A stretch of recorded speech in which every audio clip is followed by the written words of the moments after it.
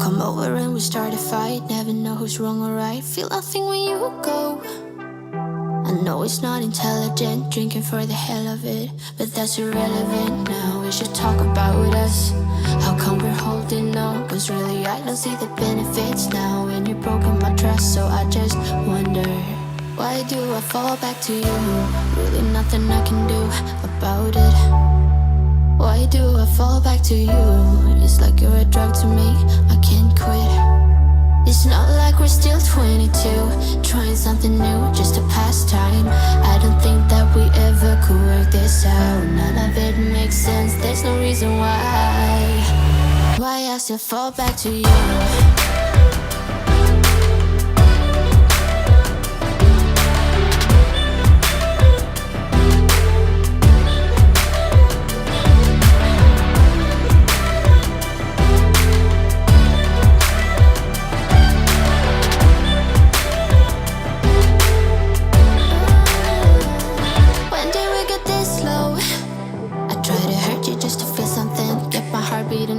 I should probably let you go. I know I can be cynical, make everything difficult, but it would take a miracle now to fix our problems. How come we're holding on? Cause really I don't see the benefits now. And you've broken my trust, so I just wonder, why do I fall back to you? Really nothing I can do about it. Why do I fall back to you?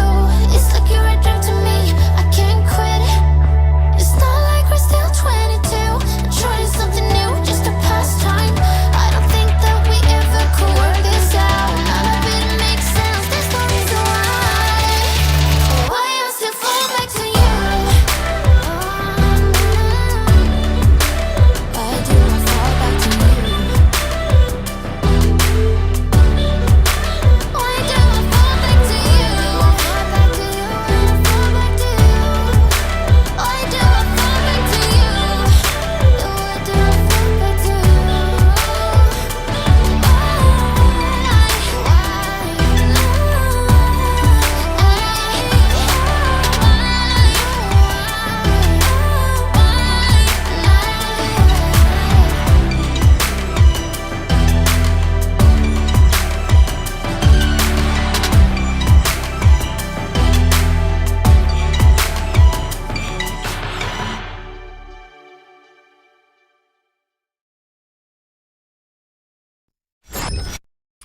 Good morning, everyone.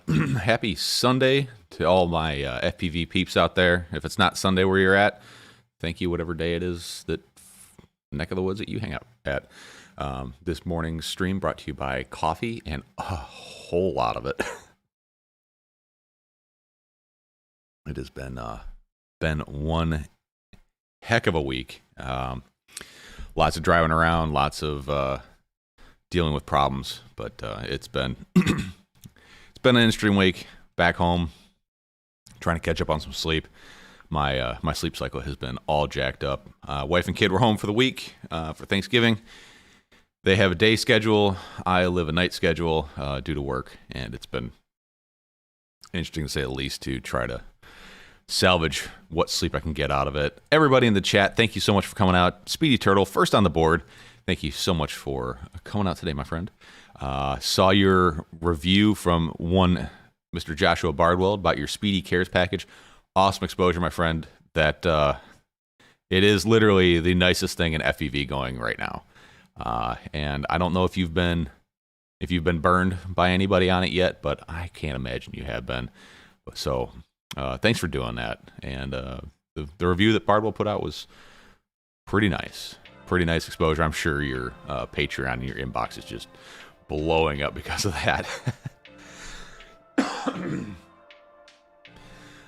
Bork, good morning. Half here, babysitting a small spool of filament that keeps on slinking. Yeah, that is one of the worst things. Typically, if I got to walk away from a spool that's been doing that, I'll pause the print, cut it, try to fix the binding issue, and redo it. But sometimes that's just not an option, unfortunately. 3D printing is a whole other animal. Got the Voron 2.4 up and running. Did some tuning, all sorts of stuff, but I was waiting to do input shaper. We're going to talk some 3D printing, as it goes hand in hand with FPV. I did input shaping without the ADXL 345 accelerometer, and I got it close. I finally got the accelerometer. I burned up 2 of them because one, I'm an idiot, and one was defective. If you haven't used the accelerometer to do your input shaping, if you have just done it manually, you got to get the accelerometer. The results are so much better. This is one of the cleanest prints I've ever seen. Single wall, very easy to have rigging on, and this thing is fan-freaking-tastic. Gotta get the accelerometer, guys. It's cheap enough. Morton Upshot, he's unfortunately here watching because his quad is broken. Sorry, buddy. Cam problems. Bitden FEV, thank you for coming out. EDOC, as usual, thank you from Canaderp. Kind FPV, how are you doing this morning? Paul McDonald, good morning. Mark, I'm gonna butcher your last name, so I'm not gonna say it. How you doing? Keith Drones from Rhode Island, I believe. That's what that says there.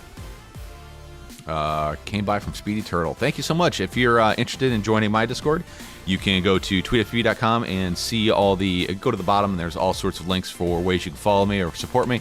Or if you just want the invite to Discord, go ahead and bang out that link there at the bottom. Family Guyver, how you doing this morning, my friend? L. Leston, long time supporter. Thank you for coming out. Any AF link to the accelerometer? Yeah, hang on one second. ADXL 345. Oh, you've purchased this one 6 times. Oh, awesome. Hate my life.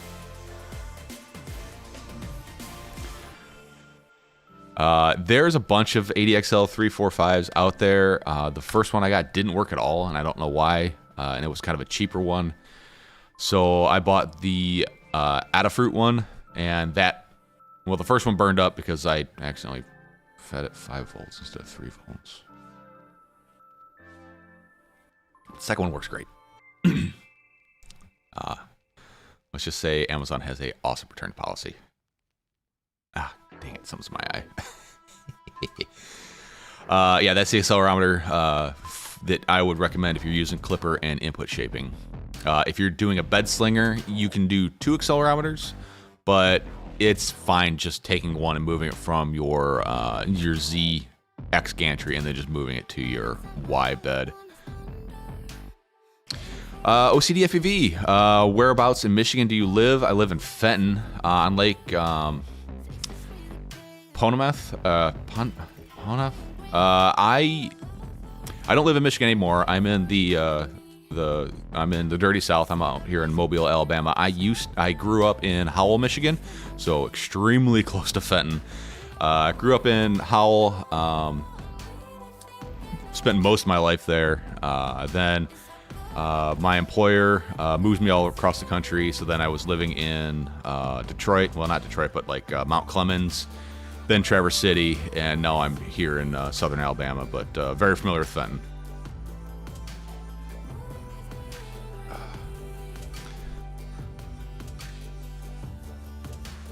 Highland House, man.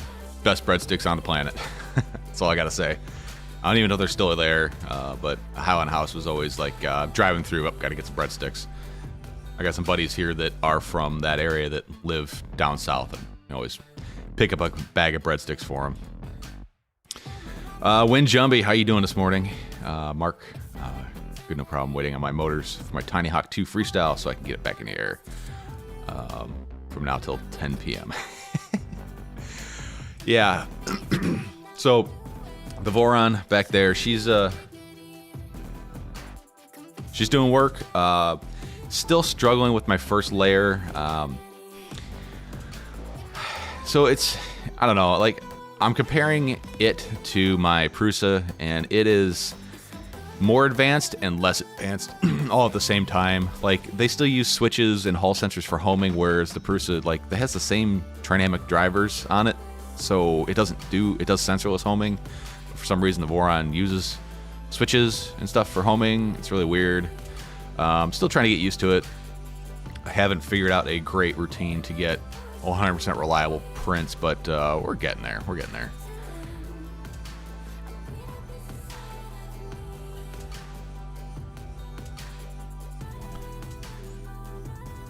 Yeah. So anyways, didn't do any flying this week, unfortunately. Been busy with family and whatnot. Wife's car broke down about 5 hours north of here. Awesome.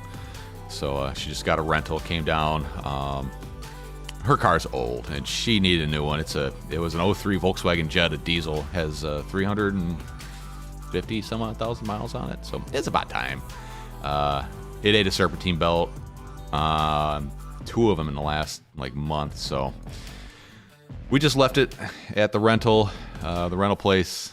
She drove down, returned her car, and then we looked for a decent used car for her. Spent most of the week looking at cars. Ended up picking up a 2011 Volkswagen Touareg TDI with 100,000 miles on it. Price was right. It's a little rough around the edges, so she won't feel too bad about it getting scratched or dinged. But pretty darn nice vehicle. I'm happy with it. I only drove it 3 miles, but whatever.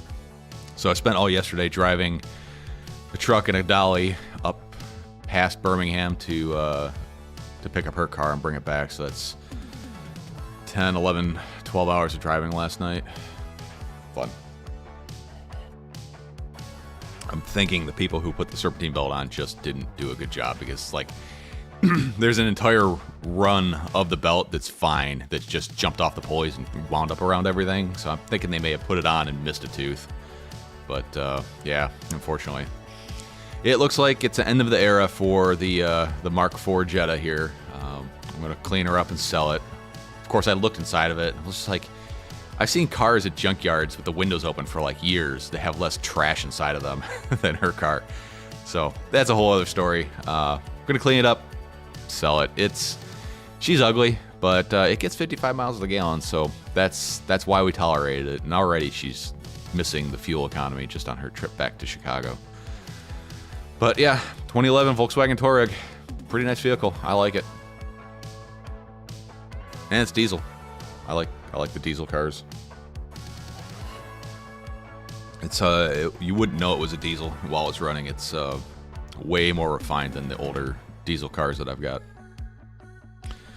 But anyways, back to the. Sorry, I'm also picking up a bit of a cold, so if I'm clearing my throat and stuff, I'll try to kind of move away from the camera. But oh, sorry, man. Sorry, guys. It is what it is. I will do my best.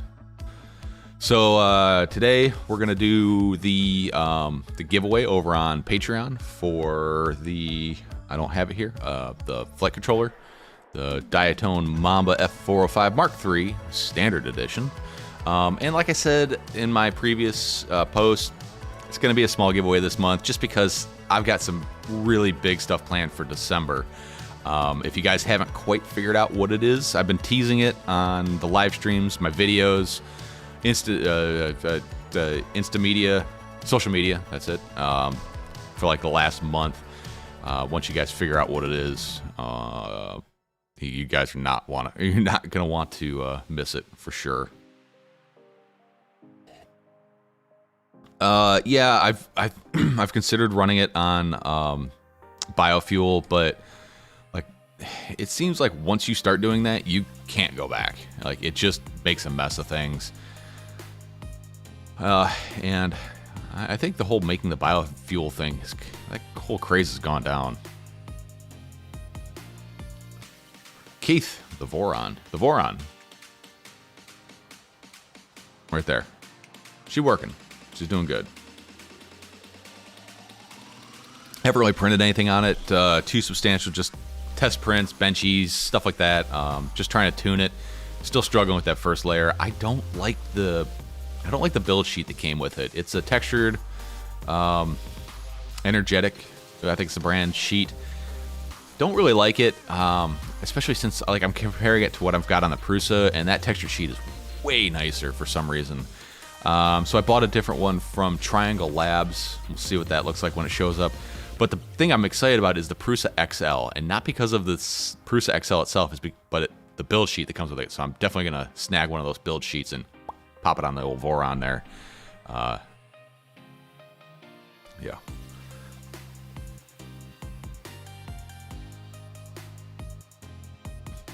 Giving away the Voron? No, not at all. Not giving away the Voron. I was thinking about trying to join the Print It Forward program and make parts for people who want Vorons. Guy I work with, he wants to get into 3D printing, but he doesn't want to buy a printer. He wants to build one, like straight up wants to build one. I think he wants to build a Voron 0.1, which that's cool.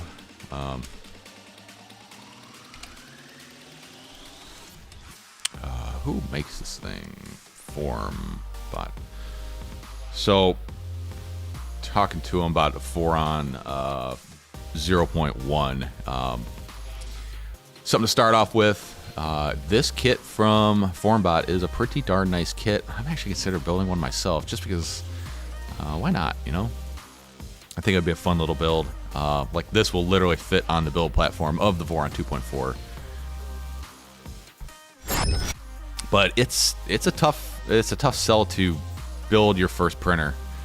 Yeah.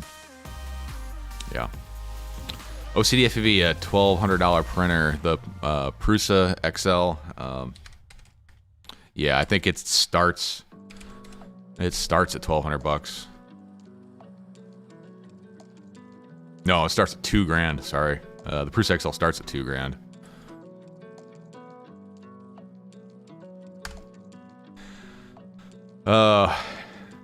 Brandon Baked Beans, how you doing this morning, my friend? How are you?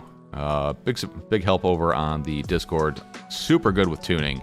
The dude's got one of those special minds where he can kind of picture the way your quad's flying just by looking at the black box. I don't know how you do it, man, but we need more people like you. Triple B. Family Guy vs. Prusa, a good starting 3D printer, looking to start without much tweaking and everything. Yeah, it is my #1 recommendation if you just want to start printing and money really isn't that much of a concern to you. It is expensive. There are other printers that will do what the Prusa will do out of the box, but the Prusa is, it just works. You know, you build it, you jam filament in it, you download Prusa Slicer, and you go. There's no dinking around. There's no printing parts to make it work better.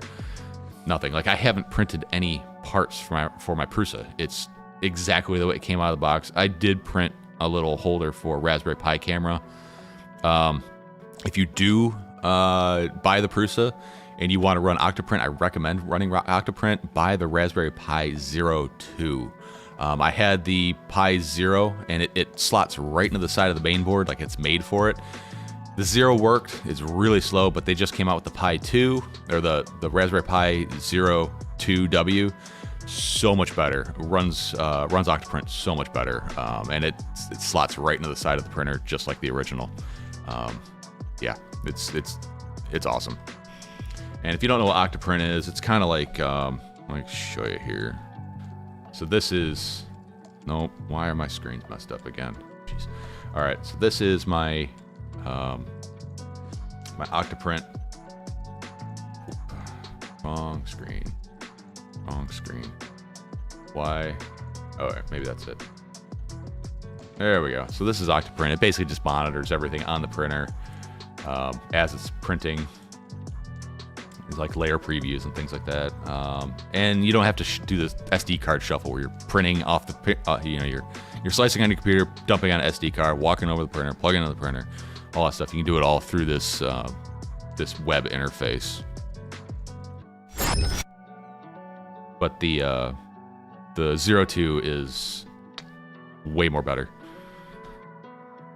Oh, let's see. I don't see black box traces anymore. It's just oh god, if you guys don't get that reference, I can't help you. I bought a built and modded Ender off of Facebook Marketplace. Yeah, like I said, there's a lot of good printers out there that, you know, they work, but I find that most people with Enders and TiVos and things like that, they have to do a lot of modifications to get them to print really well. Whereas a Prusa is going to print pretty much perfect out of the box, as long as you built it right and there's no problems with it, which it's pretty rare. Customer service is awesome with Prusa. If you have a problem, they're like next daying parts to you. So, and there's a huge support network, huge user base. I mean, there is also with like the Enders and the Sovalls and things like that. But, you know, it ticks all the boxes for me. Direct drive, flexible build sheet, 24-volt heated bed. That's pretty much all I'm looking for. It's got power loss recovery. It's got filament runout detection. It's got all the little bells and whistles that sometimes you have to add to other printers. But yeah, Prusa is my recommendation if you just want a printer that you're gonna set up and start printing with. No screwing around required. Oh yeah, the ANET A8, known for starting fires because they disabled a lot of the safety features in Marlin. Marlin's the firmware for a lot of 3D printers, but they disabled a lot of that stuff. Wind Jumbie FPV. I would love to own a printer. Yeah, I don't know, man. It's a lot of work. It's a whole other discipline. If you know a buddy with a 3D printer, that's the one you should be using. Yep. I wish I had an affiliate link to a Prusa printer. That'd be great. Oh, I got something stuck in my eye. I need a printer so bad. Tweet. My wife is literally telling me I need to buy one. Really? Why don't you build one, Brandon? I think that you probably have the aptitude to build a 3D printer. I can hook you up with the plastic parts if you want to, but I would recommend going to Formbot 3D and building yourself a Voron. Just either the 2.4 or the 0.1, just kind of depends on what your size requirements are. But I definitely think that you should build one. I think you'd enjoy dicking around with the Clipper config code and stuff like that. But all these build kits, they don't come with 3D printed parts. You can buy 3D printed parts for like $120, $140 off of Etsy and, you know, the usual scumbags overseas and stuff like that. Or, you know, try to hook up with a buddy and have them kick you out a set of parts. There's the full kit or the full parts, which is everything, and then there's just the stuff that you need to make it functional so you can start printing the rest of your parts.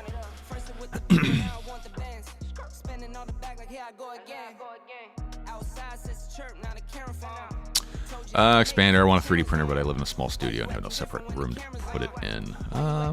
No, Voron 0.1 is pretty small. Shove it under the bed, put it in the closet.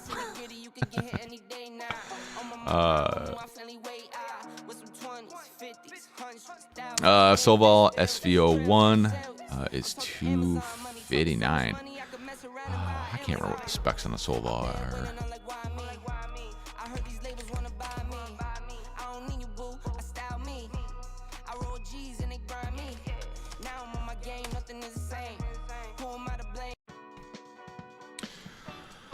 Yeah, Soval is pretty darn cheap, and that does tick most of the boxes. It has a direct drive extruder, which is great. You know, I mean, but the downside to the Soval is it's still a bed slinger design, whereas the Vorons, the bed doesn't move, so you have less resonance. They're way stiffer, so they can run a lot faster. Literally, my Voron prints at higher quality twice as fast as the Prusa, just because it's not moving that big build plate around. But I mean, for $259, that's really hard to pass up. Like really, really hard to pass up.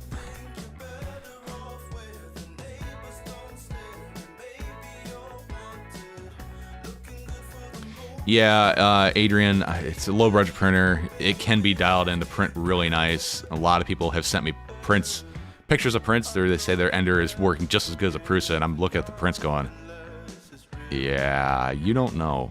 I'm not saying that's yours, but a lot of people are sending. I've had people send me print pictures saying it prints perfect, better than Prusa, and I'm just like, nah, it's not even close. Plus, mine's been printing perfect out of the box. With zero modifications, zero tweaking. I've never replaced a part on it other than a hot end nozzle, just because that's kind of a wear item. Expander, noise and smell. No, the Vorons are very quiet. They use silent steppers. The only thing you ever hear is like fan noise, and they've got an enclosure. Smell, the only filaments that really smell, at least to me, are ABSs. A lot of people don't print ABS just because they don't like the smell, and ABS is a little more difficult to print, but the Vorons are in an enclosure, so it traps a lot of the smell, and there's a charcoal filter on the back of it. Different ABS brands smell worse than others. Yeah. Speedy says, I don't know what I've ever done without a printer. Yeah, Silva SVO2. What's the difference between SVO2 and SVO1? Oh, dual extruder. The dual extruder, man, that's just a lot of extra headache. Plus, it's not a direct drive. I would take a single direct drive over a dual Bowden any day. Dual material printers are, man, they're a pain in the ass. Or they can be anyways.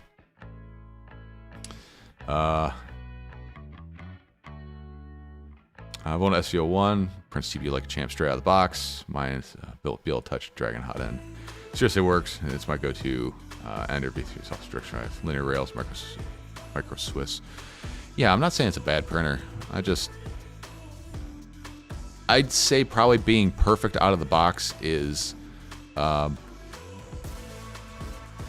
normal, probably for a lot of printers, but I mean, it's hard to tell because you hear a lot of complaints about a printer, but I think the people who are happy with them don't usually say anything. It's always the people that complain. But, you know, I mean, a lot of them are copies of the Prusa, like all the features. Look at the features, look at the price. The Prusa is going to be, it's a bit of a build process. Like, it's going to take you a day to build it. Whereas, like, all the other i3 clones, like the Enders and the Sovals, they're like super fast to put together. Let's see. If I shop for Soval right now, what stuff do I order with it? Just filament. What filament should I get? My drone. My figuring furnitures. Geez, what stuff should you get? Basically just filament. Yeah, filament. For drones, it's usually TPU. Just stick with StainSmart. I've used other TPUs. StainSmart has always been the easiest to work with. As far as for her figurines, PLA, but depending on how small her figurines are, you may struggle with an FDM printer. I don't know how small figurine furnitures are. Usually when people do like really high detail, small figurines and things like that, they're using resin, which is an entirely different animal. And wood PLA. Wood PLA is okay. Buy yourself some extra nozzles as well, just because when you plug one up, it's quick to just swap one out, put a new one in, and then later on take the old one and go burn the melted or the stuck filament out of it. The difference between the 1 and the 2, looks like the 2 is a dual extruder, which means it'll print multi-material, but it's one of the I don't know, it's one of the more half-assed ways to print dual material. I would personally stay away from the 2, especially if it's your first printer. It's also Bowden, so it's not direct drive. Potentially, the direct drive will print flexibles easier and better. They're more constrained filament path. My buddy's got SVO1. He replaced the main board, like first thing. Then he replaced the extruder with a E3D Chimera hot end. Says it prints really damn well. And then he also put clipper on it and all that stuff. So he's pretty happy with his. 3D printing is a very, very dark road to go down. So, I mean, you may be regretting all of this, to be honest with you.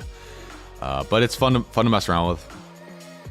Keith Jones, what's up with the Secret Santa? I am going to sit down today and give everybody their buyers. If you want to get on the Secret Santa today, like in the next hour is your last chance to do it. Go to tweetfb.com, go to my Discord, and go to the 2021 Secret Shopper section. Looks like that. Thanks, Keith. I didn't realize that that's what was going to come up. And sign up and be part of the fun. If you want to talk to me on on YouTube here, type @tweetfev and it should light up an orange here, or go over to my Discord and go to the live stream and chat section. That's what I'll be monitoring during the live stream here. We did a Secret Shopper last year. It was a lot of fun. Everybody really enjoyed it. Gonna do it again this year, and I'm branching out to not just in the U.S. There's a couple regulars on my Discord. I'm like, yep, we'll include you. We'll see how that works out this year. All the details should be over there.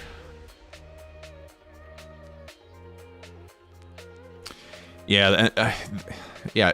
The hardware side of it is only like one component of printing, especially with TPU. But the profiles could take you forever.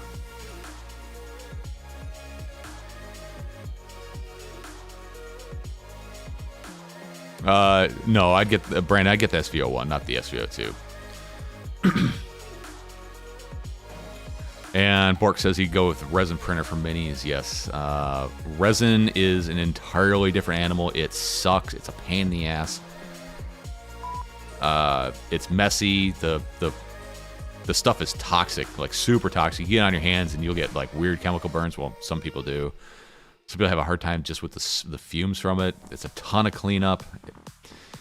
It sucks, but if you want extremely high detail, like extremely high detail, resin's the only way you're going to get it, as far as 3D printing goes.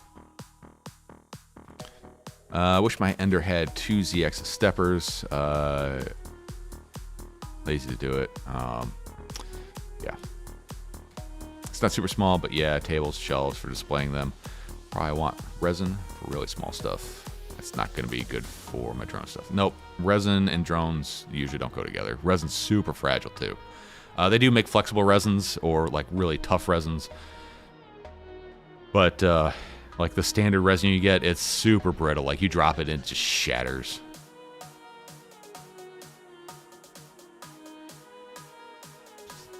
Yeah, direct drive is the way to go for TPU. My first printer was a Tivo Tarantula. That was like the first the ANET A8. Like those were the choices back in the day. Like when homeowner 3D printers became like a viable option. Things sucked. By the time I was done with it 4 years later, the only thing left was the frame and the bed. Everything else was replaced. I was printing flexible on a Bowden. It can be done. It's not great. It can be better than some. There's varying degrees of quality as far as that goes, but direct drive is always better for flexibles.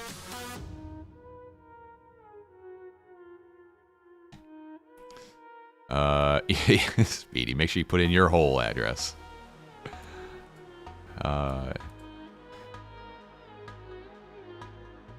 Brandon McVeins, thanks. I know it's resin SLA stuff. Super high resolution, but more brittle. Good for figuring small stuff, but not good for impacts. No, not at all. I have a resin printer. It's the Elegoo Mars. It's good. It's like the first one. It works really well. They have so there's a couple materials out there. I think it's who makes it? I don't know.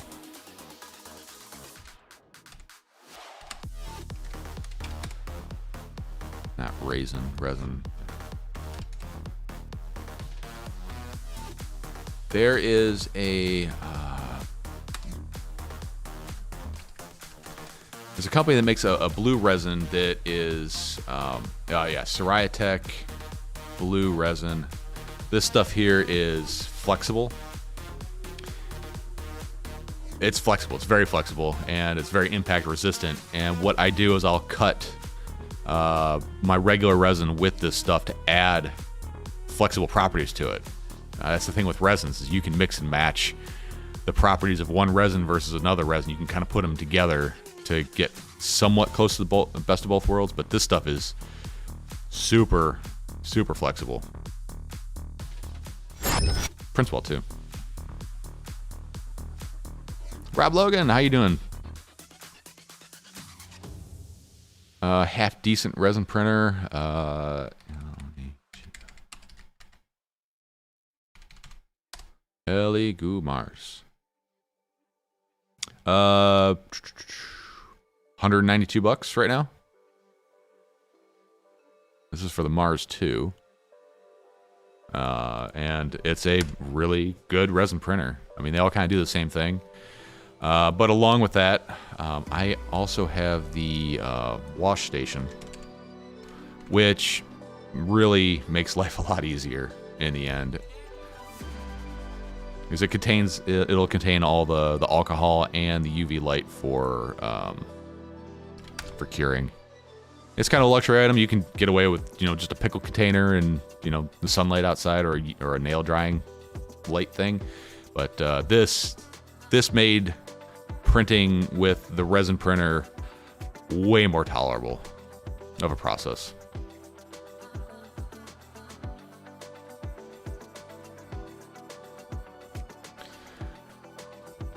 Paul McDonald says, if a Creality LH02, wouldn't recommend that one. Go with the Elgin Mars 2 Pro if you can find it. They changed some stuff in that in the 3.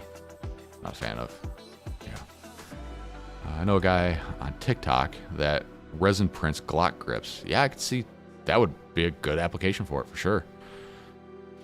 Bruce SL1 yeah, those are really expensive. Yeah, that's the problem with, the problem with direct drive versus Bowden, especially for TPUs, is the retraction is a lot higher for Bowden. So for Bowden, if you don't understand, your extruder's here and your hot end's here. This is squirting out the plastic. This is driving the plastic through a tube to the hot end.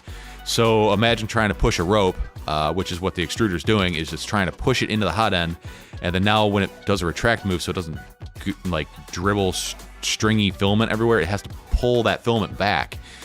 And there's a lot more slop because the filament will compress. And so you have to do really high retraction. So you either have to do it very slow so it doesn't just strip the filament. And sometimes too much retraction causes jams, and it could add quite a bit of time to your print too, because the retraction distances are a lot higher on a Bowden versus a direct drive.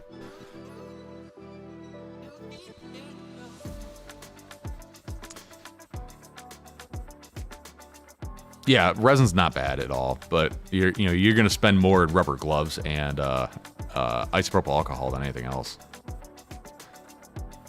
And everybody out there, if you got a 3D printer and you haven't calculated your E-steps or you don't know what I'm talking about, stop what you're doing. Go calculate them, because you're probably off. Every printer I've ever gotten, pre-built, built, whatever, the E-steps are always way off. It's like step one. Only 9 likes. What the heck? There's 30 people and 9 likes. How's that? Oh, there we go. We're up to 12. Thanks, guys. Yeah, anyway, so gotta get off 3D printers for a second. Hang on, right back.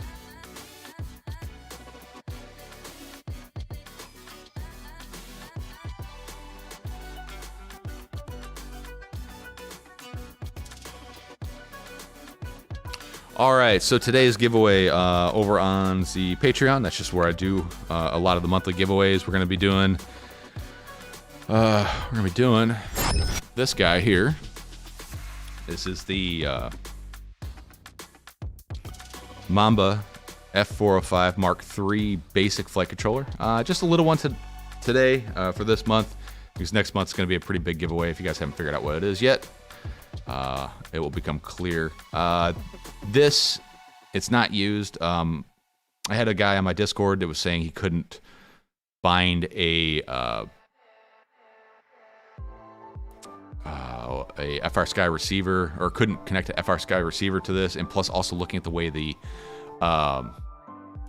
documentation looked like, it was using UART RX1 for both a standard UART connection and a inverted S-bus connection. So I bought one just to try it out, just to see if they had done something weird, and it turns out the person was just not following directions very well. So that is today's thing going away on Patreon.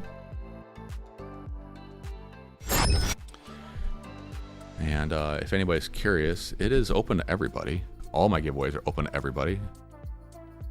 You just got to find the links. So just a simple one today.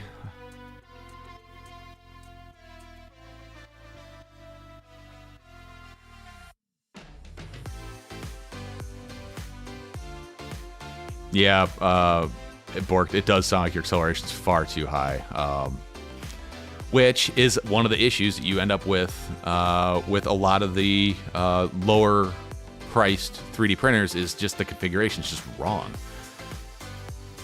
So then you got to learn how to recompile Marlin to fix your E-steps, or hopefully they have, was it the M500 command unlocks, so you can actually write your EEPROM, so you could probably do it through your display, but most of these companies lock their EEPROM so you can't make adjustments that are persistent through your display. Really sucks when they do that. Easier to clean out a clogged Bowden than direct drive.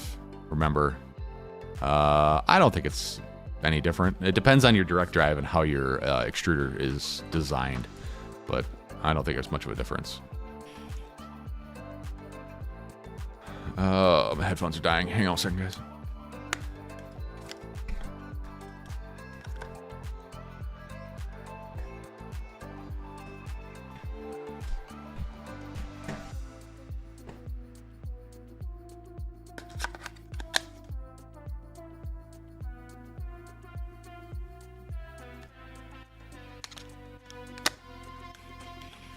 There we go. Yeah, the warning on these headphones is like beep, beep, beep, and then like 5 seconds later it just shuts off. But the interface base has a port for another battery, so there's always a battery charging in it. They're nice. I like it. Let's see. Marble can be tough. Yeah, like a lot of the silk PLAs, I have a really hard time printing on the Prusa. They tend to want to expand in the hot end, right at that transition zone. So like when you go do your first retraction, it just gets jammed up. I've always had an issue with it. I mean, Athix, it may be close, and you may have counteracted it by adjusting your extrusion multiplier at some point. So that's certainly a possibility.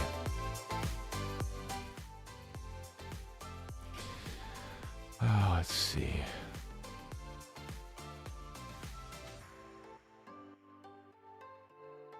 Where are we at? Man, this has really turned into a 3D printy live stream for sure. Let's see. So with the flight controller, I have 28 entries, so 1 in 28 chance to get yourself that flight controller here. I don't know if anybody has figured out what the giveaway item is for next month. I've already dropped a couple hints in this live stream. They've been in my last few videos and live streams. Family Guyver, thanks. Need to use Patreon more. There's helpful stuff there. Cool people. Hit you up once to decide. All right. Robbie, how you doing this morning? Hopefully you've gotten a chance to go out and fly a little bit. I'm always jealous. He's like, oh yeah, I flew a little bit today. I threw 23 batteries. I'm like, how? On a good day, I got like 5 in. Oh man. Speedy Turtle says, if I happen to win the flight controller, throw it in the Speedy Cares package when you get it. All right. Yeah, that's coming to me soon, from what I recall. Athix says, never mess with E-steps. Yeah, all right. It's snowing. Gross. Whenever it snows here, my neighbors are yelling at me because I came from the north. They seem to think that I can bring snow with me. Then again, they just yell roll tide randomly throughout the day outside. It's weird. I don't get it.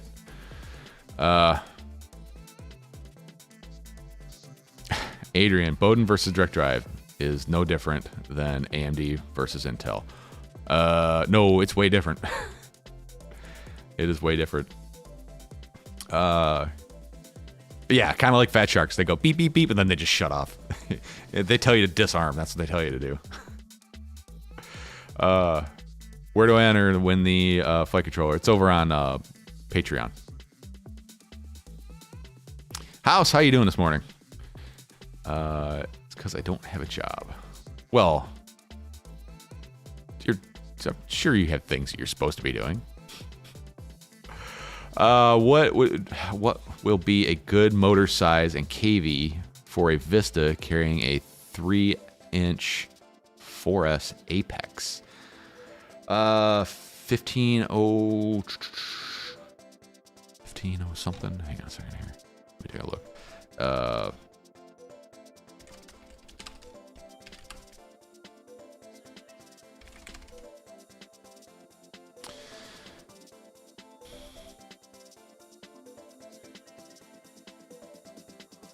So I just put some on a quad.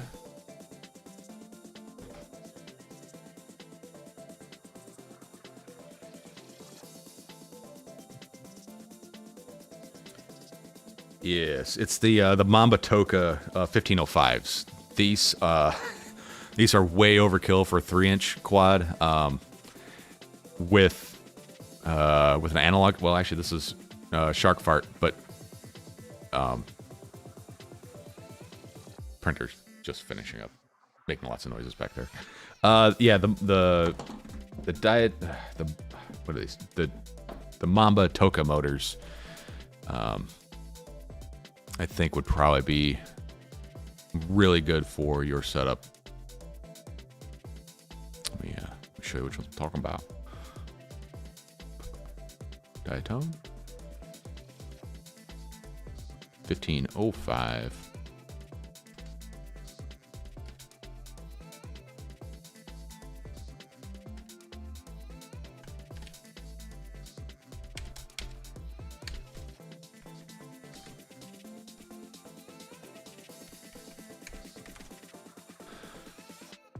I think.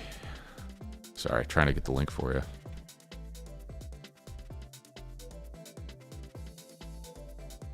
There you go. I think these would probably be the ones that you would want to go with. Where'd it go? Oh, there it is. Toka 1505s. They're a little pricey. They are incredibly smooth. These are the smoothest motors I have, especially in this size, that I've used in a very, very long time. Like, really smooth. Really nice motors. Yeah, I think these would be just fine for you. Very well built motors, so.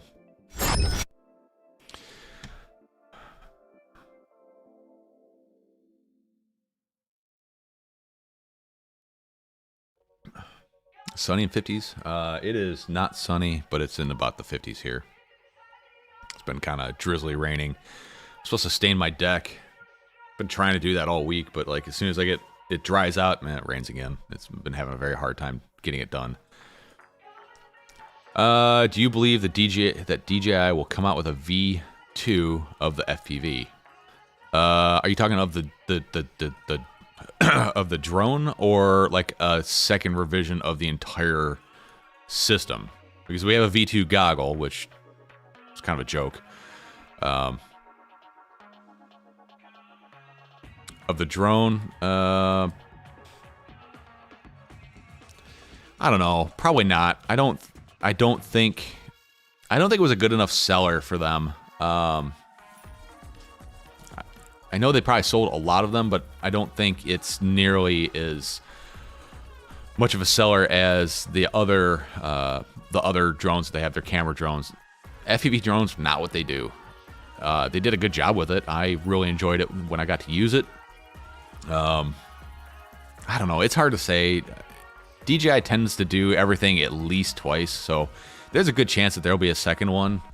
But I don't know. I'm worried that if they make a second one, they'll end up breaking the compatible, or they'll make it so like the goggles and the controller only work for the drone. You can't use them for the air units and the Vistas of the worlds and stuff like that. That's what I'm worried about if they do make a second version of it.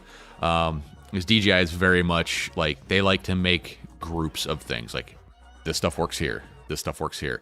And there's very little cross-pollination between products as far as like functionality goes. Yeah, did it make them money is the question. Yeah, Brandon Baked Beans, you hit it right on the nose, head, whatever euphemism or whatever it is you use. Sorry, I have not had enough coffee today, and I'm plumb out. Yeah, they'll do whatever makes them money. I don't know if they really made money on it. I don't know. I don't know.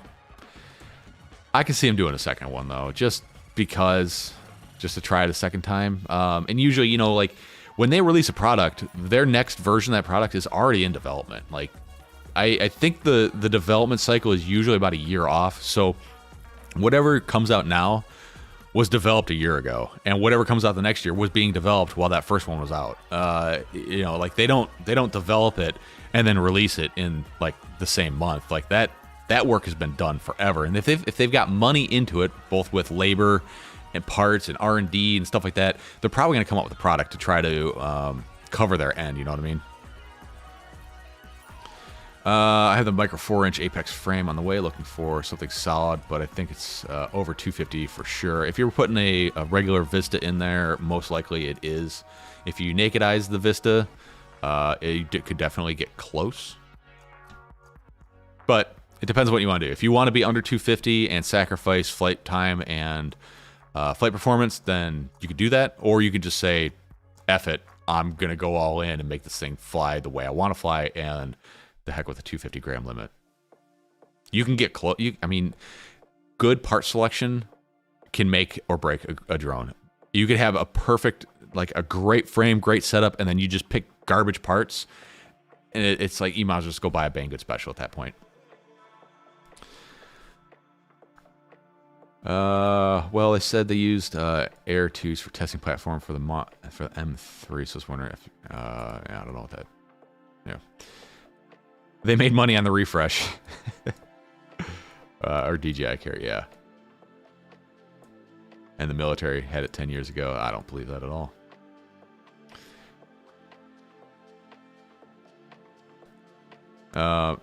Folks, just on a side note, if you see something that says military grade as the advertisement thing, sorry about pumping the mic, it means it's garbage. I'm just letting you know, that means it's garbage. It meets a mil spec, and then it gets sourced out to the lowest bidder. Military grade means junk. Cheap junk. Trust me on this one. When you see, hey, the frame is made of military grade aluminum, that means it meets a minimum spec. It's about as low end as you can get. Lowest priced contract. Borked. That's it. Dan636, how are you doing? Honestly, I don't think DJI realized the massive advantage they would have if they allowed goggles to work with production drones, right? Well, they had goggles for all their other flying tripods. They were all kind of ridiculous, and you had to have special controller, special interfaces, and all that stuff.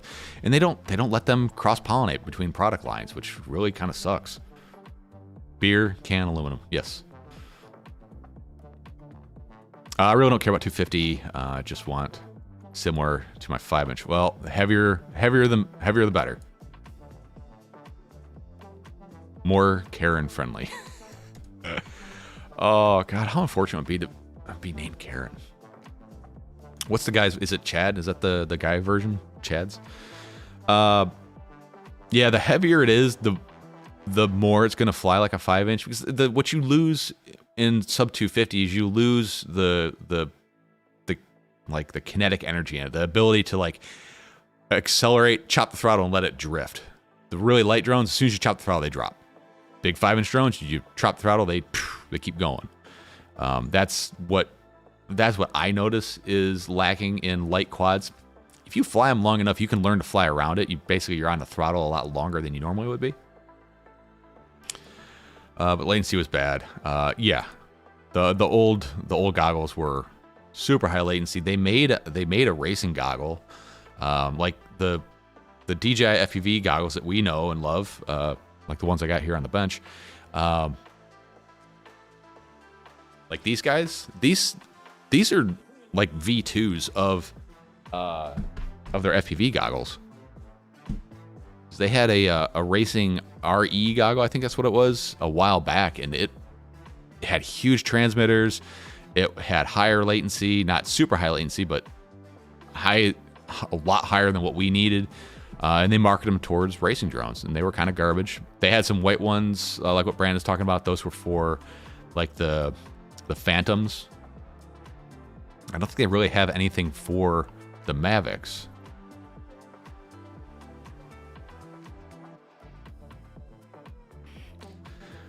Yeah, they had the white ones. I can't remember what they called those things, but they were like, they had like a band that went over your head and they clicked up and down. They were weird looking. Adrian, the goggles and the drone speak the same language. I don't understand their thought on not allowing them to connect to V2 goggles. Bunny.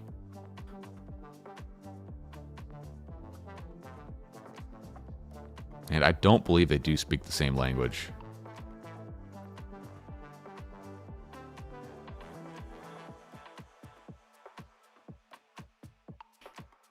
Let's see. All in on the apex frame. Want flow to 5-inch out of a 4-inch as well. Yeah, that'll get you close.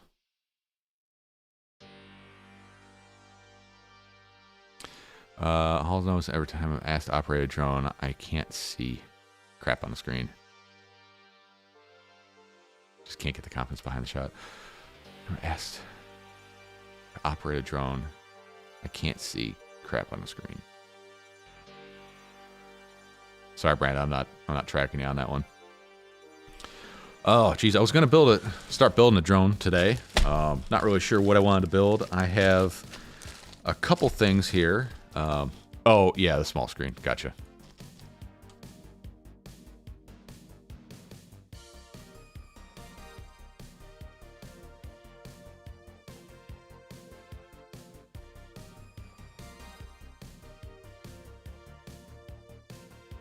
Yeah, the DJI goggles, the FPV goggles. Yeah, it's one screen. They're like a big box goggle. Really good box goggle, but box goggle.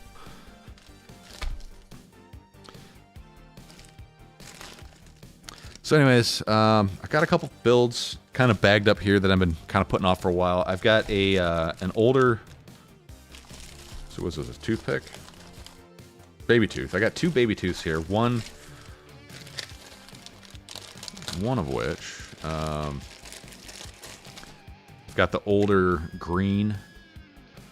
What are these? The 1303 5000 kV motors to put on it. And then I've got the same build, but with the new white motors. Haven't gotten around to putting either one of those together.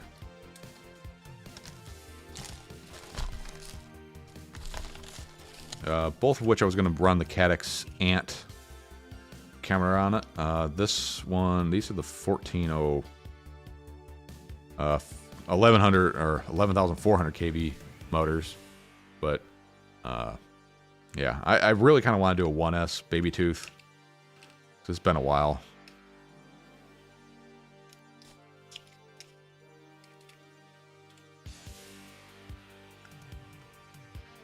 Athex, did you do a 1S or like a 2-3S build on yours?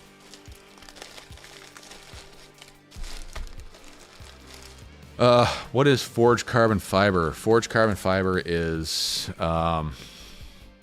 it's like a hand laid up. Let's see.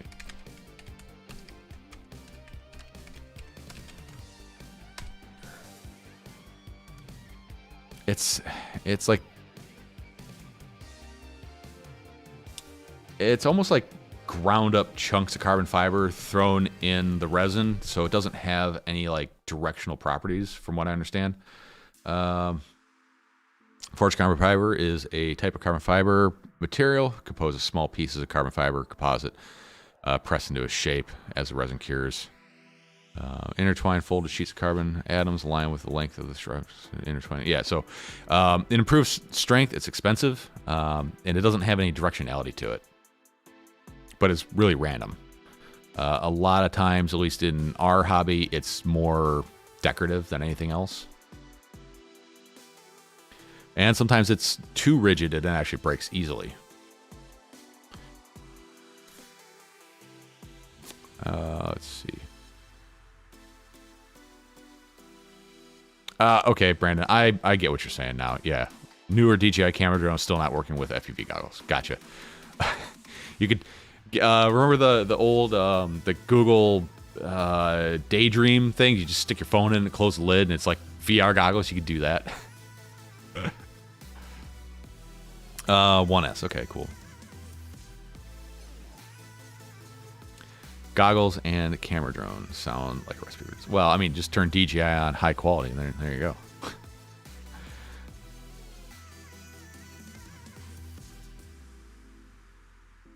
So I've got those 2 builds, and then I've also got a 533 switchback. I've had this thing for damn near 8 months. I was gonna put a TBS tracer in it. This is a good build. I got Hobby Wing 40 amp ESC, Racer 2 Nano, a Acon F722, some of the 533. At least 2207s, right? 1960 kV, 2207s. And obviously the 533 Pro frame. Except for now I'm starting to think that I might skip the Tracer 69 and go with some of this action. Just to have a HD Shark Fart quad, like a race quad, just to see how it does. And I've also got the HD0 camera to go with it. You know, the big M12 lens. So that's another option I have sitting around that I was going to build. Also, with one of those, with that 3S baby tooth, I was thinking about making that one DJI. I got this from Flywoo. It's the Naked Vista setup. It's really light. I don't know. There's too many options nowadays. I don't know what to do. What do you guys think?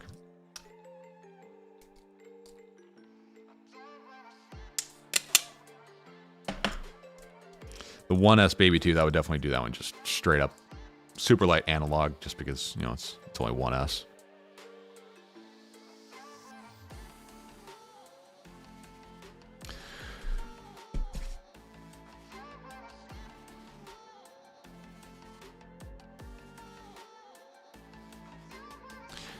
The forged carbon fiber stuff looks really good. I think Stingy's frame was supposed to have forged carbon fiber, but it never really worked out, I think.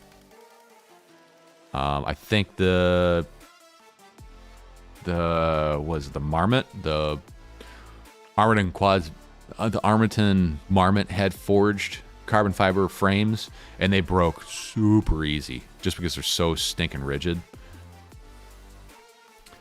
Let's see, Athix sent a picture. Athix, you mind if I show this on the stream?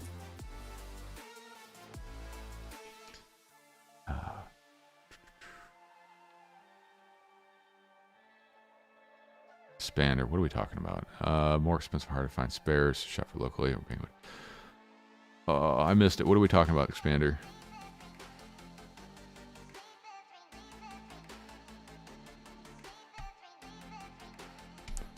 So this is the 1S baby toothish that Athix built. That's a cool looking canopy. And are you on ELRS, Tracer, or Ghost? That's a cool looking build.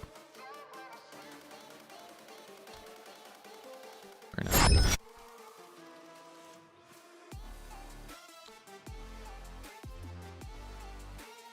Oh, fine. Then I don't want to talk to you.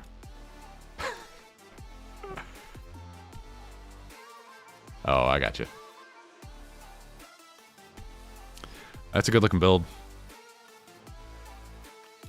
Just so small. I like the idea of taking a whoop pretty much with me everywhere, but let's face it, whoops don't fly well outside, or as well. We'll put it that way. They can fly well, but they don't typically. Not with without a lot of issues and being perfect conditions and no wind and all that kind of stuff. I kind of want a 1S baby tooth, especially if I'm traveling and I got to fly now quite a bit between here and Chicago and all that. I like to take something with me, but I don't want to take big 5-inch quads. Just easier to move around the airport and things like that.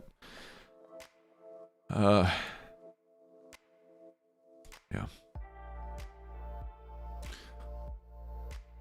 So let's see. Let's do a poll here.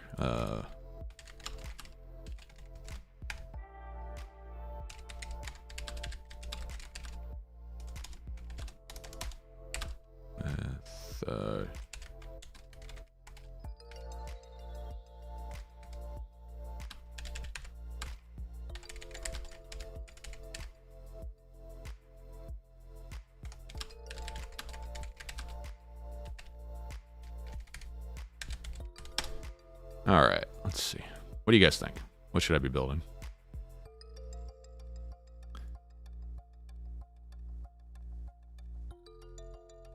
Brandon makes I can get some whoop batteries while I still can get 10% off.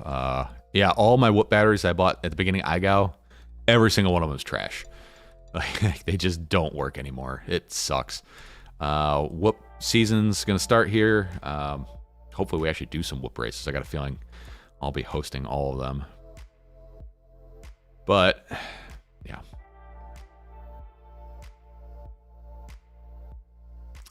Where's a good place to get whoop batteries 10% off, Brandon? I really like the tattoo 1S packs, and I like the Weebleed packs.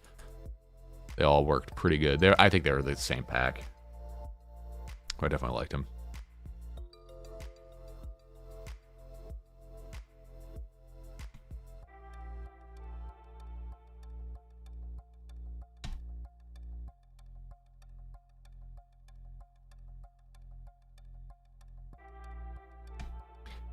Has anybody managed to figure out what next month's giveaway is?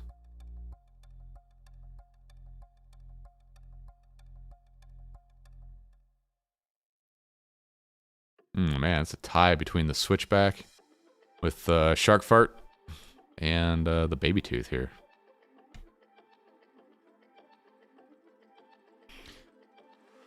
And shameless plug time. If you want to support me, head over to tweetfv.com. Go to the bottom and check out the affiliate links down here. These are easy way to support me. Race Day Quads is a big help. They've been a huge supporter, especially with the radio grip business thing I got going on. If you just want to straight up throw money at me, PayPal's cool. I do have some stuff over on Teespring, Banggood affiliates, FPV Crate. They are another. They haven't really supplied me with anything, but I really like what they're doing over there. Insta360 Go makes great cameras. I think they're running some discounts right now for Black Friday, but I think the discounts put them at the exact same price as getting them locally through Best Buy. They're one of those companies that regulates their retail price. So if there's a discount on their website, then all the retailers are doing the same thing. They may include other things like, you know, carrying cases and things like that, but honestly, I'd recommend if you can get Insta360 Go in the US at Best Buy, do it there and get the warranty. I've done Insta360 Go's warranty. It works. It's just a little more hassle, a little more headache. You got to kind of send the camera in for evaluation, things like that. Amazon, if you're buying anything through Amazon, click that link and buy. And I get a cut. Get FPV, they suck, and their affiliate link doesn't work, and they don't care about trying to fix it. Flywoo, Beta FPV, and AliExpress as well. And then you can follow me over on all the fun places like Patreon if you want to be one of the cool kids. Support me. Like, oh, dang it, this stupid window always changes. Ugh, man, OBS is so frustrating. Like, why? Why does this always happen? Stupid OBS. Every time I open OBS, this stuff changes. I just wish it would not do OBS type things. Support me over on Patreon like these cool people. Follow me on YouTube if you aren't. Facebook, Instagram, and all the other stuff. And if you want to get us of grips, you can go to Race Day Quads or my website here. I'm always adding new models as new radios come out. Really excited for that T-Pro radio. Hopefully they do the smart thing and put 2.4 ELRS in it and not 900 megahertz. I will be all over that thing for sure.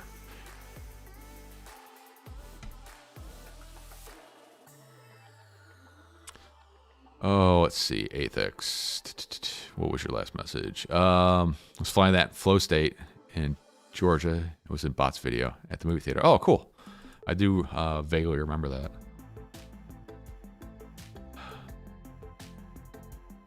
I soldered XT30 to my Mobile 7. I don't use the 1S batteries. What do you use then, Morden? 2S baby tooth with sharp fart. There's always somebody that doesn't want to play hypotheticals.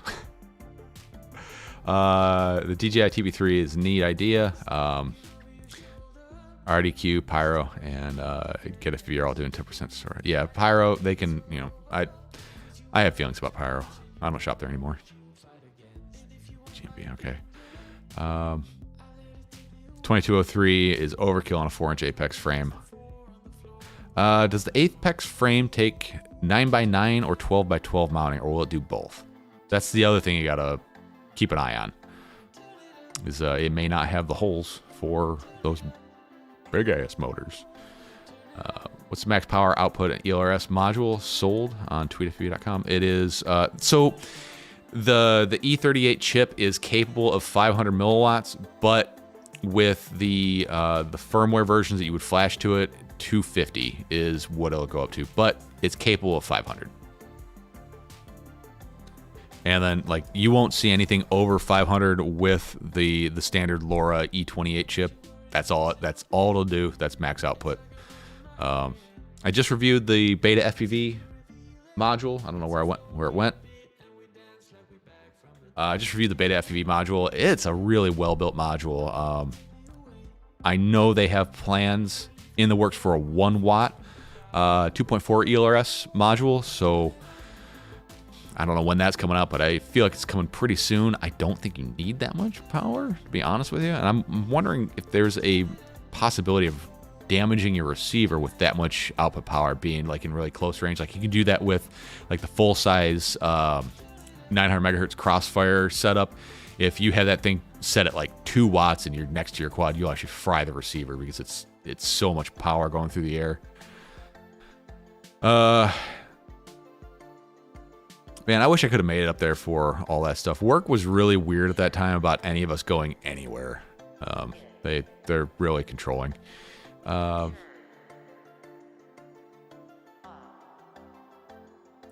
batteries. Okay, you run 2S. It'll do 12x12 and 9x9. Okay, cool. So you got options.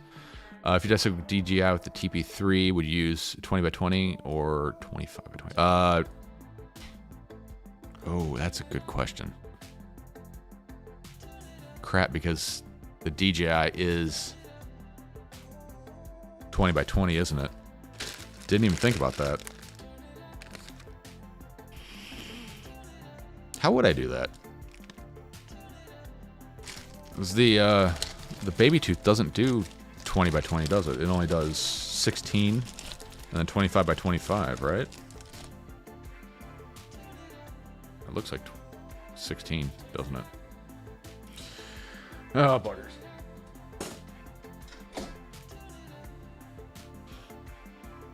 Yep, that's only 16 by 16, and then it's 25 by 25. So I'd definitely go 25 by 25, and then I'd have to make some sort of adapter to get the DJI setup on there. I'm gonna have to poke around and see what other people have done to make that work. I'm sure there's some 3D printed thing, or just stupid long standoff to make it work. I don't know. I just VHB everything to the base plate and call it a day. Or not, I don't know. Let's see. Morton, Mobile 7 lets you use 2 1S in series. Yeah, that is a mess back there with that series connector. Words. I've been really liking the 2004 series motors. They're really, really smooth, especially like low throttle, like maintaining same height, low throttle. Like they got a lot of resolution down low in the stick.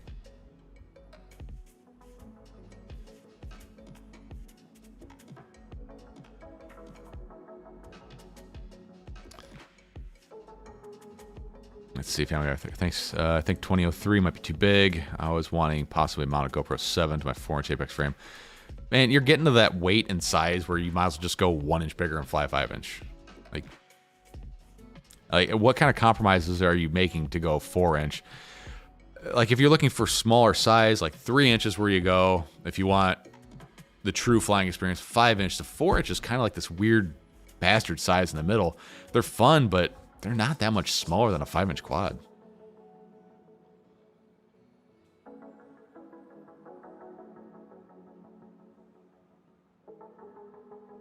Oh, didn't know you could fry. Yeah, you definitely can fry. You can definitely fry your receiver. So think of it this way: your transmitter's yelling, and your receiver is listening to it. Now imagine it's yelling at the top of its lungs, and you're yelling right in its ear hole. It can fry up. It can fry it. That's why a lot of people recommend using what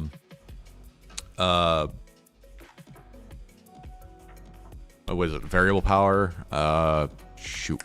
Automatic gain. There's an option in there where it'll automatically scale more or less power depending on how far away or how weak the signal is. The farther you go out, it'll automatically start bumping up the power on your transmitter.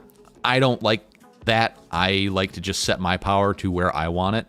I found that at least in the early days of Crossfire, when I was having issues with failsafing, it seemed to be that automatic power. Dynamic power. Thanks, Speedy, or Expander. Dynamic power. I found that dynamic power was too slow to keep up with how quickly the receiver would run out of range and run out of signal, and I would failsafe. So dynamic power was a no-go. I don't like dynamic power.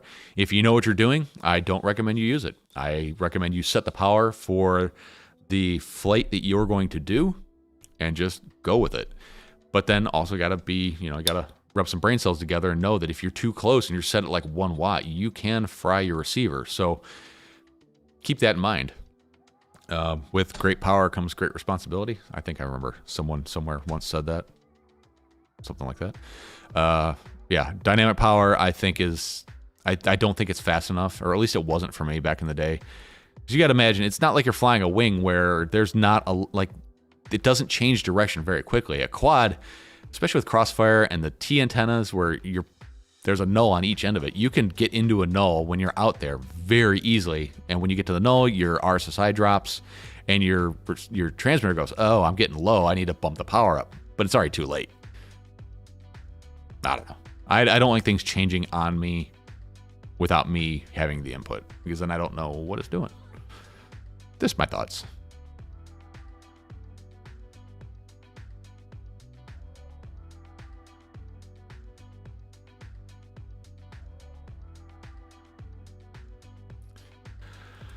Oh, let's see. They have canopies for DJI Visters. Okay. I'll have to take a look, see if I can find a link to one of those. Unless you got one, then let me know. Should be okay to get control you want on the prop. If you cycle 23 milliliters are designed for anything 4-inch, weighs 30 grams. Well, hell, your side should be okay. 5-inch makes too much noise for neighbors. Well, it may be the prop. Run bi-blades.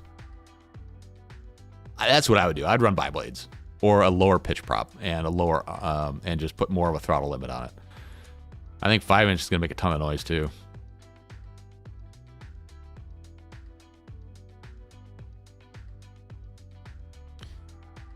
Let's see, Athix. Even the cable company has RF standards for modems. What are we talking about? I'm sorry, I forgot. What are we talking about?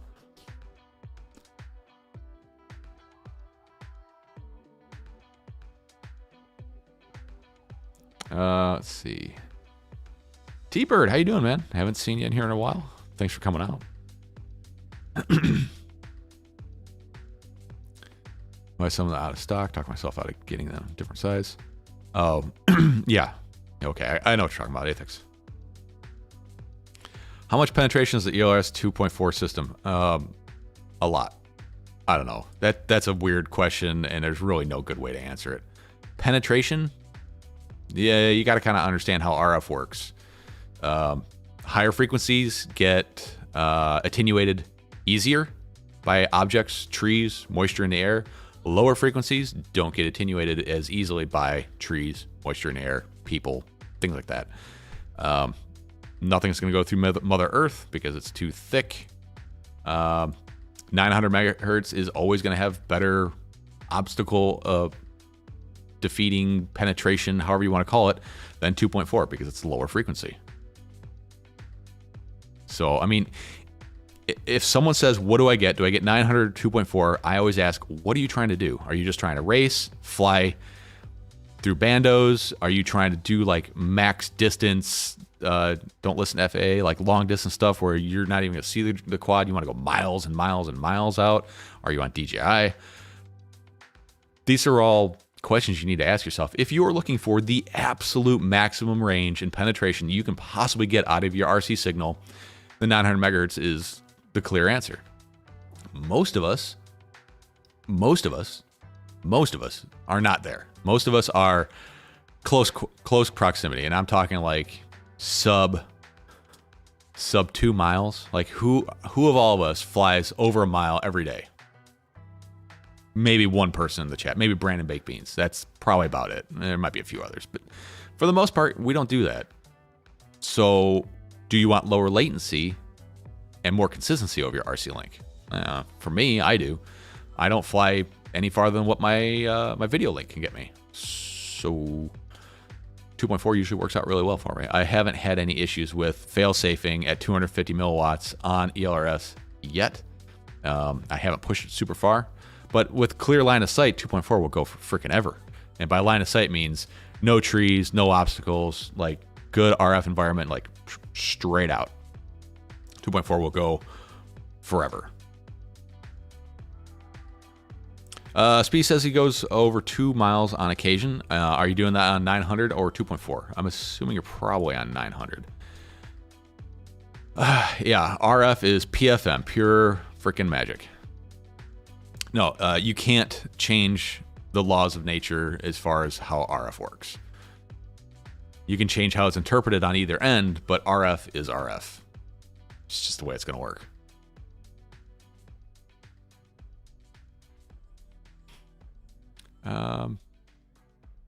Blizzard 3-inch giveaway coming up. Stay tuned. I don't know what I'm up. Let's see.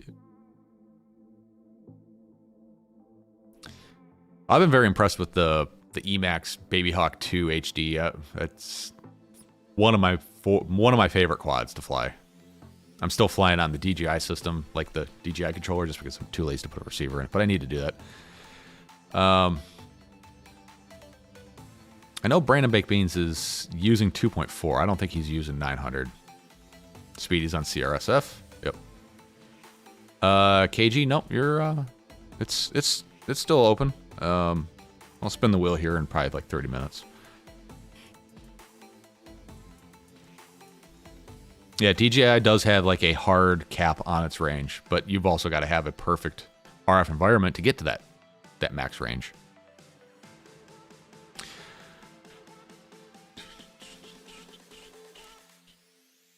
Yeah, for me, 2.4 ELRS is kind of the way to go. I've been doing Tracer in my race quads just because I want that VTX integration in the receiver.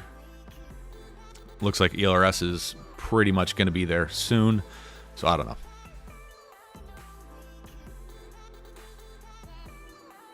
know. So you can have an internet connection over ham radio. Now it would be so doable. Yeah. There was a guy, I think Dustin Dunhill. I think he's out in Hawaii or something like that. He does a lot of drone and wing reviews, and there was one he had I saw. It was probably a couple years ago, but it used 4G cellular for your RC signal. Like it'll do 2.4, but once it loses the 2.4, it would switch to cellular. Obviously, there's a lot of latency to it, but the range is damn near infinite depending on your where you're at. That was kind of cool. First ELRS build in the air yesterday, 2.4. Love it. Yeah, ELRS is good stuff. Yeah, I think if you're, Zanakis, how you doing today? I think if you're getting into this, I wouldn't recommend anybody go Crossfire. Crossfire has a great, if you want just like stupid reliability and just simple, like dumb simple, Crossfire's fine. But there's so much newer, better stuff coming out right now that I would say if you're just starting to accumulate stuff, or if maybe you have a Crossfire receiver but don't have the transmitter yet, count that as a loss. Sell the receiver, maybe sell it on FPV Exchange. Look at that, see what I did there? And go with ELRS 2.4. If you get to the point in your flying career, you want to call it that, where you're finding you're running out of RC range and not out of video range, then go to 900 megahertz. I doubt most people flying ELRS on 2.4 are running out of, are fail-safing before they run out of video. There's always going to be a weak link in the system. It's always been video for me. DJI makes it a lot easier because you can just crank that thing up to 12 and fly forever.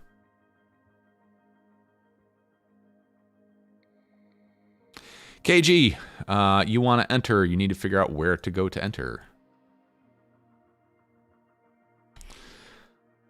2x4 is much further than Crossfire, people want to believe. Right, yeah, there's a lot of really shitty brand loyalty going on still. Like, be careful of who you believe. If the person is dripping in TBS gear and all they talk about is Crossfire, but they've never actually tried anything else, don't really listen to them. Ask people who have used both systems. I get a lot of people that say, oh, this sucks. I'm like, oh, have you tried both? Well, no. Well, then shut the hell up.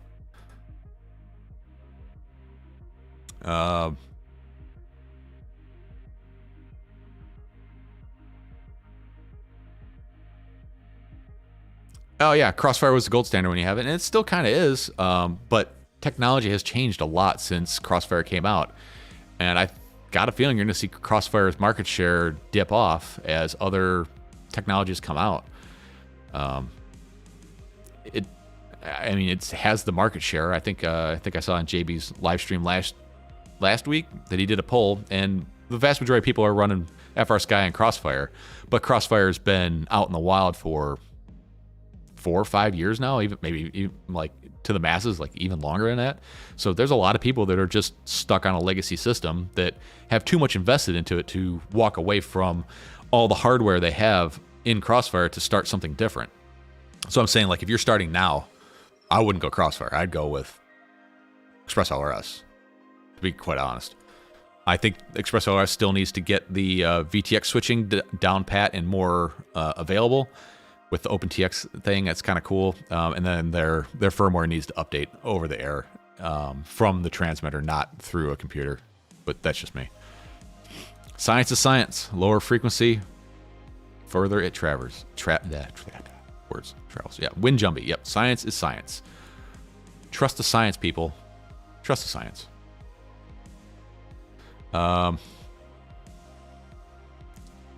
The link's already there. Market Zero. It's already over there.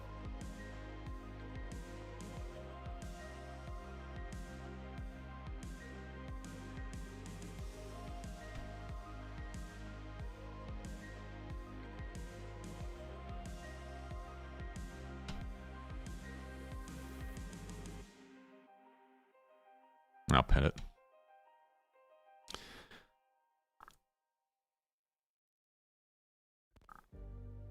Use the hack to get 1,000 milliwatts. Oh,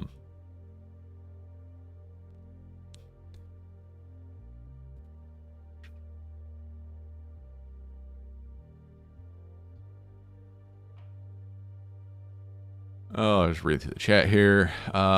Issue is people are treating the LoRa-based 2.4 systems as if they were the same range as FR Sky 2.4. It's not even close. It's completely different technology.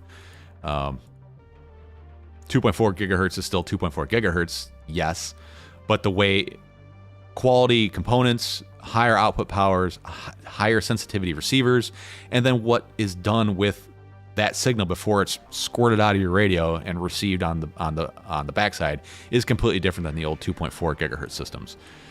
The 2.4 gigahertz systems of the past, like the FR Sky, that technology has been around for decades and it hasn't evolved. So remember that. Like 2.4, just because FR Sky used it, doesn't mean that ExpressOS is the same thing. That technology has been around for a very long time, and it hasn't progressed till just recently. I've also heard that TBS has said that they're going to unlock LoRa modulation. I think that's what it is for Tracer. So I don't know. Maybe Tracer will climb back in the lead. I'm not really sure. I'd still like the open source nature of ExpressOS. I wish ExpressOS released firmware for Crossfire hardware. Oh man, if they did that, that would be interesting. I just want to be a fly on the wall for that conversation. ExpressOS, stupid easy to set up. Yeah, it's easy. Crossfire is easier, but EOS is still pretty easy. Now that the configurator is getting a little bit better, the problem I think people run into is I get comments all the time like, "Hey, I flashed the wrong firmware to my ExpressOS stuff and it's bricked. How do I fix it?" It can be fixed, but that's kind of the problem with the ExpressOS configurator is it allows you to flash the wrong stuff to your hardware. They need to make it a little more idiot friendly. Not idiot friendly, but idiot proof. That's what I mean. Idiot proof. But I think TBS screwed up by not integrating their product into ready to flies earlier. And I think ExpressOS, because it's cheaper, the reason why XM Plus is in everything you can buy is because XM Plus is stupid cheap. If ExpressOS is stupid cheap, that's going to start getting integrated into ready to flies, which is great.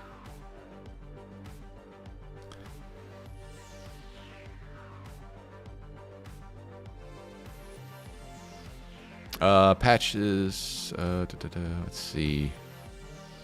Patch should be installed on the top prongs or the bottoms. Patch should be on the bottoms. Patch on the bottoms and Omnis on the top for your DJI goggles.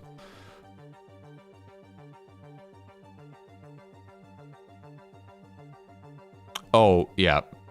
Well, because Maytech can't make Crossfire stuff. Only TBS can make Crossfire stuff. That's why nobody else has jumped on the Crossfire bandwagon, because it's not open source and TBS holds the rights and the technology and the patents to everything. TBS is the only one that can produce gear. ExpressOS, anybody can make it. All the specs are out there. They just have to not screw it up, and they can make a good product. And that's why Maytech's on it, because A, there's money in it, and they're doing something different than a lot of other people. They're doing diversity, and they're also doing receivers that have servo outputs, which that's awesome for the wing people.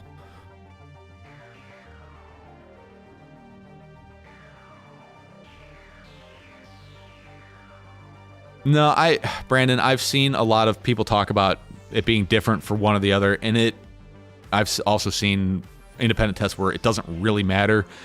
The advantage of putting the Omnis on the top is because they won't be down here pointing towards the ground. If they're on the top, it's better radiation pattern, is really what it comes down to. D8 for good for micros and whoops. Even then, it still sucks. If you have an SPI receiver on a whoop and you're able to enable Red Pine because you have a multi-protocol module in your radio, go with Red Pine. Trust me, flat color packs, go back to D8 and you'll realize how bad D8 is.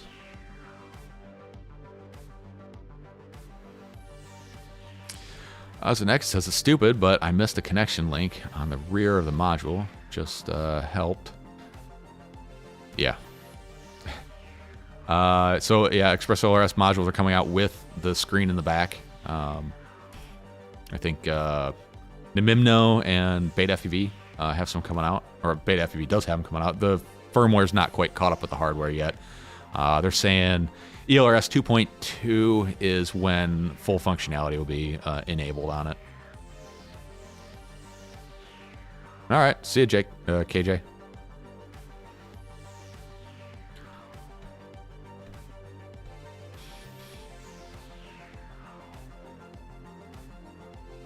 I'm pretty sure if they wanted to collaborate, they would have. Probably not.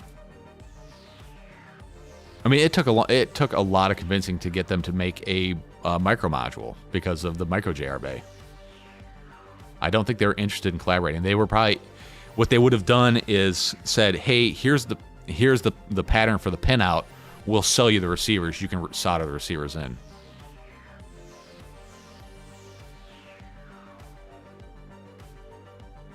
Right, Athix. Isn't it safer to be far away from 2.4 frequency? So in theory, yes, but the 2.4 gigahertz spectrum is so vast that there's plenty of room for it. If you're at a race with like 10 people on Crossfire, you have to be at like 10 milliwatts, telemetry off. Otherwise, you'll end up fail-safing each other, especially over in the EU. Like 4 people in the same area flying Crossfire is dangerous. Like you'll fail-safe each other because there's not a lot of bandwidth on the 900 megahertz spectrum. 2.4, tons of bandwidth.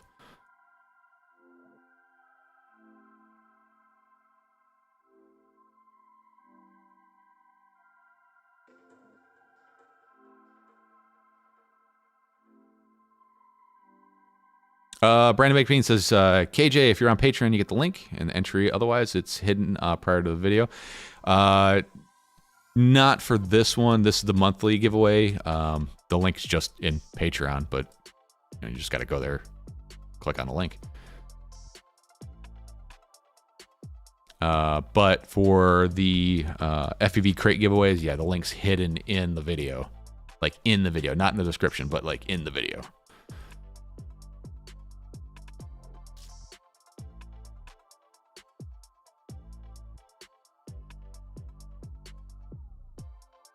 Yeah, there's like 300 megahertz video links and stuff like that. The latency gets really high on them, but like you can go forever. But then you also have to worry about harmonic frequencies with your other gear. So I think a big thing was running 300 megahertz or 600 megahertz for video. I can't remember, but you also had to run a notch filter on your receiver antenna because the two would interfere with each other. There's like the super long range people, like they're doing things they're not supposed to be doing, flying super long range. There's a lot of other gear. Plus, like the patch antennas are like, they're huge. They're like dish plates.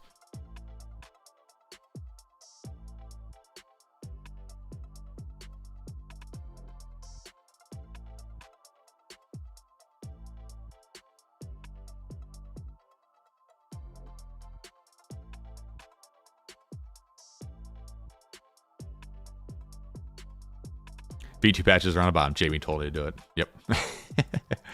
Brian Huff, how you doing this morning? You're going to test the shark fart fox ear cam. I don't know. I've got all the shark fart shark bite stuff. Just I don't know. I haven't really gotten into it. It's hard when analog is good and DJI is really good and shark bite's somewhere in the middle. I kind of want to build this race quad with SharkBite, see how it works with the timing system and with racing in general, and maybe go from there. We'll see.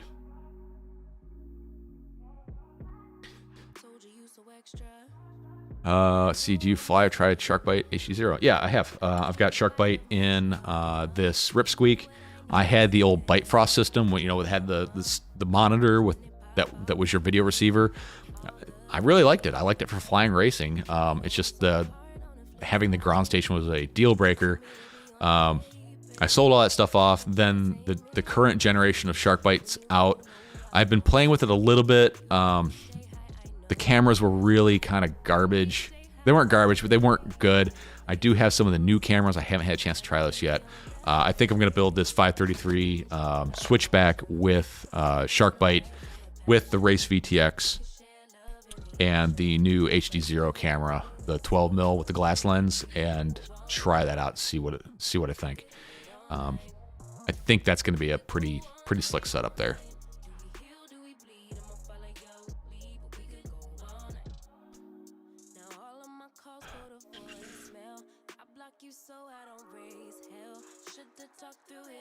Let's see.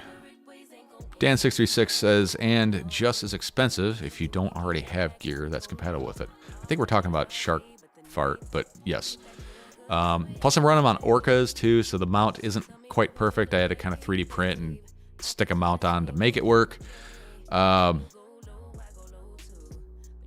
far flying the older Runcam camera and the Whoop VTX. This is pretty nice. It doesn't have the range that I would like it to have.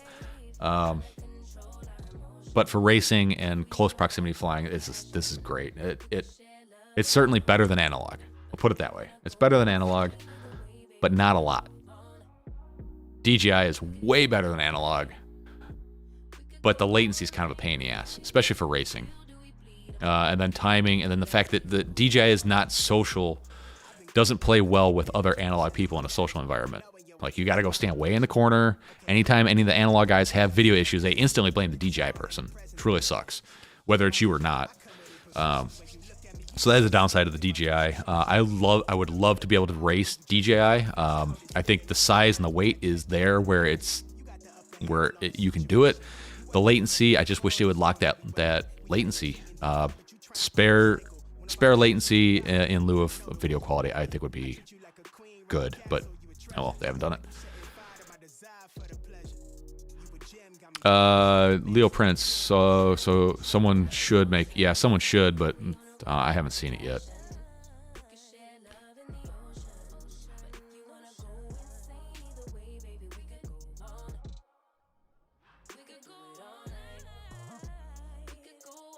Yeah, I think people wanting 1 watt is ridiculous. Like, you don't need that. You don't need 1 watt. If you need 1 watt, then you're not asking questions. Like, if you truly need that kind of output power, you're not in this stuff asking questions. You already know what it is you need to do. It's kind of a litmus test. Like, when someone says, hey, can I desolder this chip and replace it? I'm like, the fact that you're asking that question means you probably don't have the ability to do it.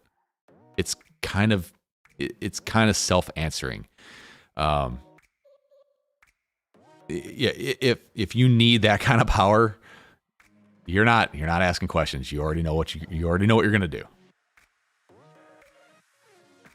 Finish the diatone Roma 3.5. Don't realize I have a 3.5 inch phone. And put some 3s on it. It's expensive to jump into a new ecosystem. It is, but sometimes it's worth it. If it's like you could be driving the same old car for 380,000 miles. You can keep putting money into it, or you can eventually just say, you know what, it's time to walk away. There's always a used market for this stuff too. Like, I sold off all my R9 stuff. I liked R9. R9 was fine. It worked great for me. I liked it. But I sold it all off for $10 a receiver. Why $10 a receiver? Because TBS would give me $10 a receiver if I sent it to them. So, there's always a market for stuff. Facebook Marketplace, sell your stuff there, sell it on Discord, or go to fevexchange.com and sell your stuff there.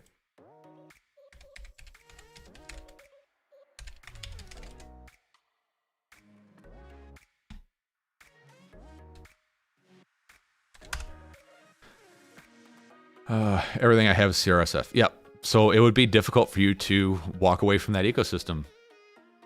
But it depends on what you're doing. Like, if you're racing and you're on Crossfire, you need to get off Crossfire, like, today. Go to Ghost, go to ExpressOS, go to Tracer, go to something other than 900 megahertz. If you're happy, and clap your hands. Oh, wait, sorry. If you're happy with Crossfire, ignorance is bliss. Just keep flying it. Don't worry about it. Just keep flying it. Maybe buy a module and then, or a 2.4 module, and then, like, your next build, put 2.4 in it. See if you like it. If you don't like it, sell it. Rotor Riot has Shartfart modules for sale. Rotor Riot. And I completely screwed that up. Okay. Let's see. Shark Bite system. $99. Nice. Let's see if, let's see.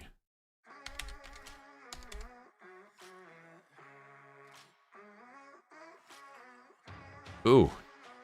Race Day quads. Still selling it for $249. Rotor Riot. $99. If there was ever a time to get into Shark Bite, now it is. They do these sales every once in a while. Oh, they're out of stock. Never mind. Sorry. I don't think you can back order either. My bad.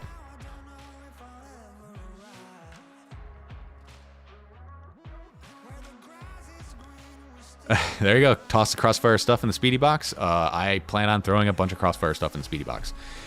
As my Crossfire stuff, as I phase things out, I'm not putting Crossfire back into things. I may put it in like a super long range quad, but honestly, I don't need it. So, I'll keep my transmitter, but as far as receivers go, they're coming off quads. They're going in, you know, I'm selling them. I'm giving away. I think I sold somebody some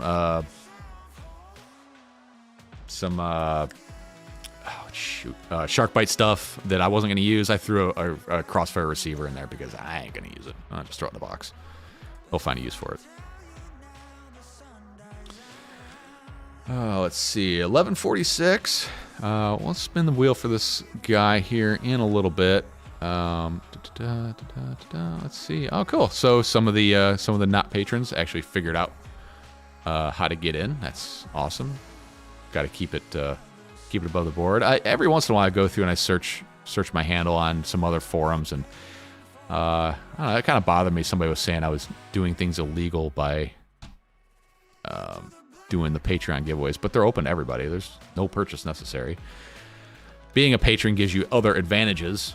It doesn't increase your odds or anything like that. It just makes it easier to get in. And I'm doing what everybody else does. Well, not everybody else, but some other place. Rotorize kept at $99 since the initial sale. Sold out very soon, and they haven't updated it. There we go. Well, that would be why. That's kind of what I was figuring was going on.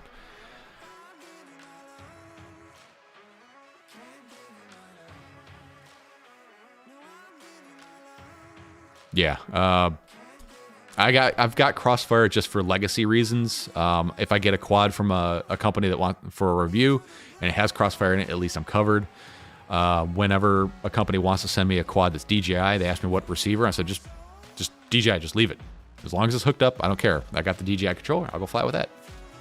Makes life very easy. I was sent a frame. Sent a frame by Ronin UAV. I think this is their... What is this? This is their... Ronin Mark II frame. A really good looking frame. I'm going to be doing a review on it. The owner contacted me. He's like, hey man, you want to take a look at this? Yeah, of course. He says it's not super fancy. It doesn't have chamfered edges or pockets cut in it like the Diatone stuff, but it's made with a lot of love, sweat, and tears. And the guy's very passionate about his design. I took a quick look at it. It does look like a pretty good design. It's very similar from initial look as the Ripsqueak, but with a little bit of difference, a little bit of his flair on it. It looks like a good frame though.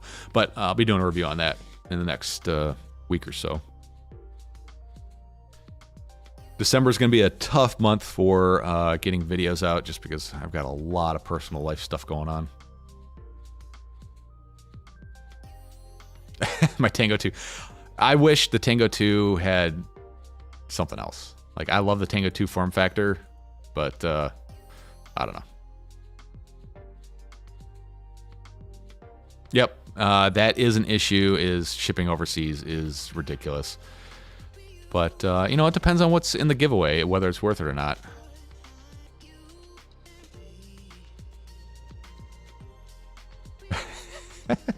Keith. Sorry, man. Yeah, there was a guy on Rick Zepeda's Discord that said he was building his first quad. He doesn't have his Crossfire transmitter yet, but he's got a receiver. He's got all soldered up. And I'm like, look, man, this is going to sound shitty, and I'm sorry, but I think you should count that receiver as a loss and take it out, sell it, and put Express LRS in there. I don't think anybody should be starting off with Crossfire in this, like, right now. Crossfire does not bring enough to the table compared to what's available now. Crossfire has a huge user base and a lot of people because it's been out for freaking ever. But I think I would probably just, yeah. Yeah, my buddy down the street, his DJI, has the the big DJI FPV controller. Just remembered, I don't like the switches, and you can't program it. You can program what the switches do. You program it through the air unit. It's like I got a quad out the other day. I went to go fly it, and for some reason, arming was down instead of up. You just go into the menu in your goggles, and you can flip the switch in the goggles. It's super convenient. Athix says if the T Pro is sold in both ELRS 2.4 and 900, yeah, I'd be down like a clown. I really like the look of that controller. I like the buttons. I like the layout. The sticks look like they're going to be hot garbage on it. Unfortunately, they look like they're going to be almost toy grade, but you never know till you open it out. Huge shout out to Zenekas FPV. Definitely the guy for anything FPV. Yeah, no kidding. Winning free stuff is worth it. Yeah, I mean, I don't fly 30 by 30 anything anymore, and neither should you guys. If you're building a quad and you can run 20 by 20, get 20 by 20. Stop with the 30 by 30 stuff. I hear people say, oh, it's unreliable. Every racer does 20 by 20. There's a reason, because it's lighter, smaller, and it works. But no voice calls. Oh yeah, okay, I got you. Yeah, it doesn't do any of that stuff. But I never really do that. I do timers though. Yeah. Leo Potts. So what module would you recommend for ELRS 2.4 and what receiver? Okay, so for whoops, I recommend the EP2. Those have the little SMD style antennas. They look a lot like this. For everything else, an EP1 or something with a that comes with a T antenna. Pretty much for everything else. The SMD antennas are great, but they don't have a ton of range, and the orientation for the radiation pattern isn't ideal. It's great for whoops. It's great for micros that you're not going to fly very far away. They can go pretty far, but the T style antennas are definitely more consistent, more reliable, and plus you can orient them wherever you want. They do get better range for sure. As far as a transmitter goes, take your pick. They're all pretty much the same. Beta FPV makes some pretty decent ones. The Mimno, Happy Model, I don't really trust anything from Happy Model. There's a lot of people making hand-built ones. Fatboy FPV, I've got some for sale on my website. They're hand-built. They're all pretty much the same. They're all running the E38 chip. They all kind of do the same thing. So, you know, whatever one you like the look of. If you got a hard on for Iron Man, there are a ton of options out there. I don't understand what's with the Iron Man thing, but everybody has an Iron Man transmitter. I really like the Beta FPV one I just looked at. It has RGB on it. It has a fan. A really good looking case. It has a OLED screen on the back of it, which doesn't really work well right now, but they're waiting for a newer version of ExpressOS to come out for it. That would be my recommendation.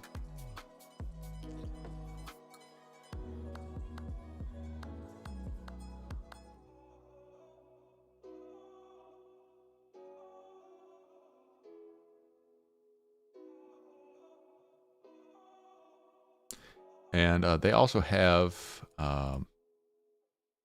everybody's making receivers because it's all open source and it all should be very close to the same. Just depends on what kind of layout you want.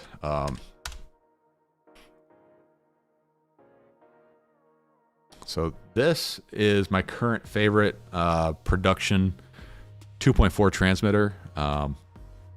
There's some quirks to it. The case is really nice on it. It does come with like a Moxon style antenna as well as a standard linear type antenna. So it comes with this nice little Moxon antenna. It also comes with a standard, stick style antenna. I do like this one. The Mimno makes a really good one as well. I don't know what the price difference is on them.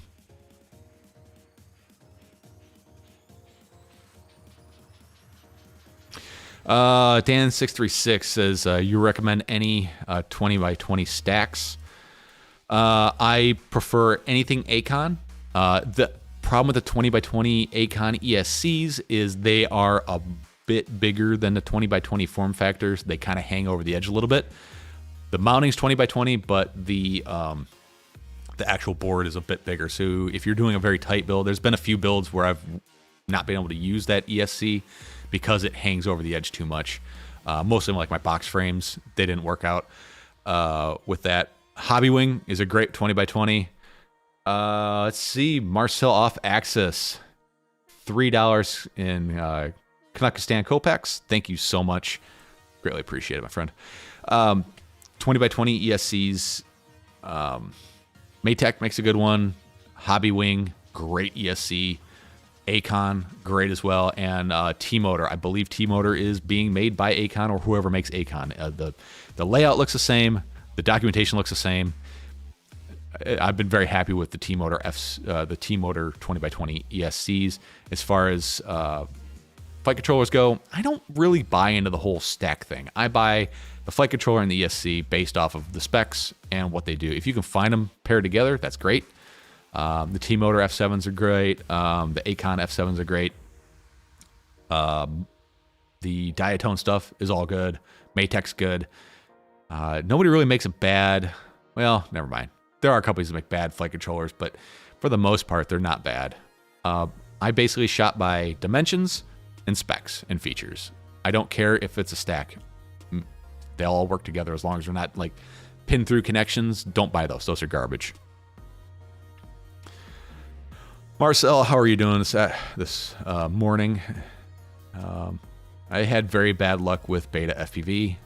Their first run of the micro TX modules had some issues, for sure.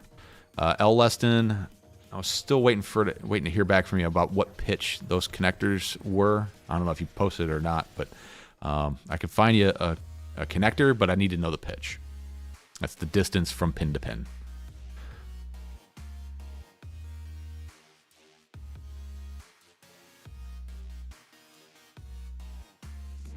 I don't know. We'll see what actually comes out in the wash with the T Pro. It looks like a fusion between the TBS Tango and the DJI FPV drone controller.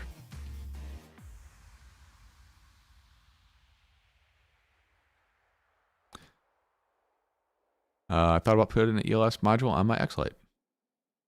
Have iPlay been reliable for you? Yes, they have. They have been. They've worked very well. I've had a few that were like pin-through connections. Those sucked. But nobody really does that anymore. And what I mean by pin-through connections is like the ESC and the flight controller, they mate down on top of each other, and there's a row of pins in between a pin and a socket that connect everything. Those don't work well, or they work well, but they wear out and then they have problems. So I don't recommend anything like that. If you can find those, I would avoid them. I don't think anybody does it anymore. The Twin G, they've been great. They've been really good flight controllers and ESC combos. And iFlight, so my X-Class build back here, I had a lot of issues with, it's all iFlight everything. Parts bought through iFlight, through Banggood, through Race Day Quads. I had issues where it was chewing up ESC number 3 every time I'd arm it, and as soon as I throttle it, it would kill that ESC. I went through like 4 or 5 ESCs. Finally traced it down to either the flight controller or the PDB. Still don't really know which one it is. I swapped both out. I talked to iFlight, and they refunded me for every ESC I put into that quad, even the ones I didn't buy from them. So, and I wasn't doing it as Tweet FPV. I was doing it as Dan, on the side. They took care of me, which was freaking incredible. I couldn't believe they actually refunded money from parts I didn't even buy through them. I had to show proof of receipt, obviously. I mean, they gotta be smart about it. But yeah. Valhalla. I just want to join hobby, but was thinking like if I need a TX16 or smaller and cheaper radio would be better for me. And only one quad. I'm also on a budget. Same time, everybody's on a budget. Yeah, so your goggles and your radio are where you want to spend the bulk of your money. Those are the things that you're going to carry for years. Quads, cameras, things like that. That stuff, that's like toilet paper. Those are consumables. Your goggles and your radio are what you want to spend your money on. If you have smaller hands, the TX16 is pretty big. I would go with like the TX12 or a FR Sky X9 Lite S radio. TBS Mambo is actually kind of like a good between the two. I think the TX12 is kind of small for big hands.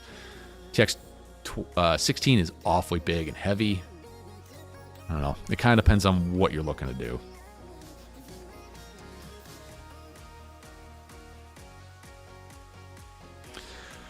Brandon Baker says, I barely use iFly stuff, but the iFly Albatross long range antenna works great in my Hexplorer. Good to know. A lot of people are using the Happy Model receivers that come, the 2.4 gigahertz ELRS that come with the T antenna. That T antenna sucks. Buy a Ghost antenna or a tracer antenna. Those work really well. And then I guess this Albatross long range antenna.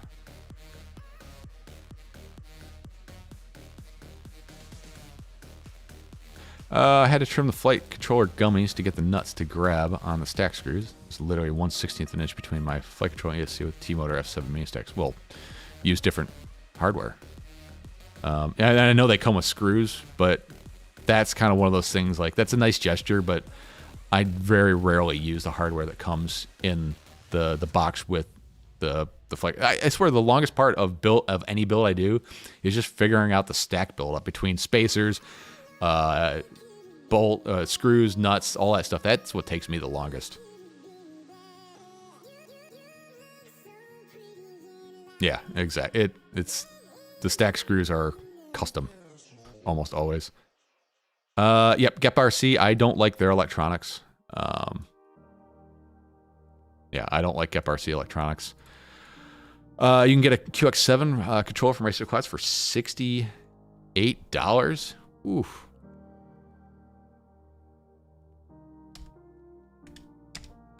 QX7 is a extremely popular, great radio. Really, you can. Where is that at? Where'd you say? You can get a QX7 controller at Race Day Quads for like $69. I don't see it on Race Day Quads, but maybe it's one of those things you add it to your cart. And it gets cheaper. I don't know. Oh yeah, look at that. Holy shit. That is cheap. Here's a link.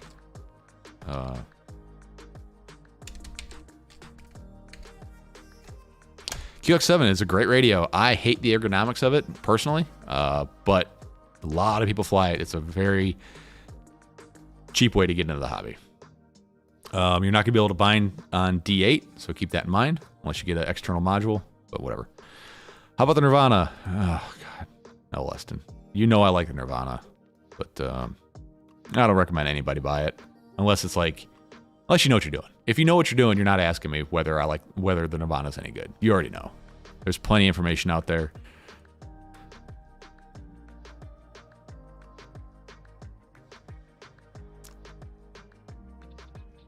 Oh, the Hexplorer stack uses pins? Really? Oh, geez, I didn't know that.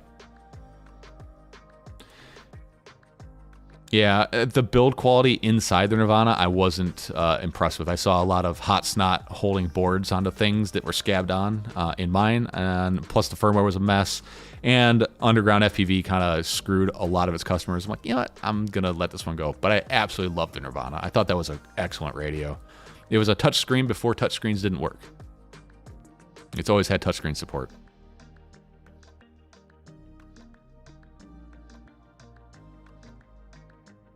Yeah, GEP-RC. Yeah, I agree, Brandon. Oh shoot, it's 12:04. All right, I'm gonna close down the giveaway. If you haven't got in there, 5, 4, 3, 2, 1. Sorry, 37 people. Let's. Dang it! Come on. Wow. Let's see. Let's go. Wheel O names. Someone give me a time between 10 and 50. Yeah, discounts on the cart. Gotcha. He makes a nice Radio Master clone, and it's a bit better. I would stay away from that, to be honest. No matter what the price difference was, I would stay away from it. I don't think it's fully supported. by OpenTX, I think. I could be wrong about that. TX12 is a great entry point radio. Very good.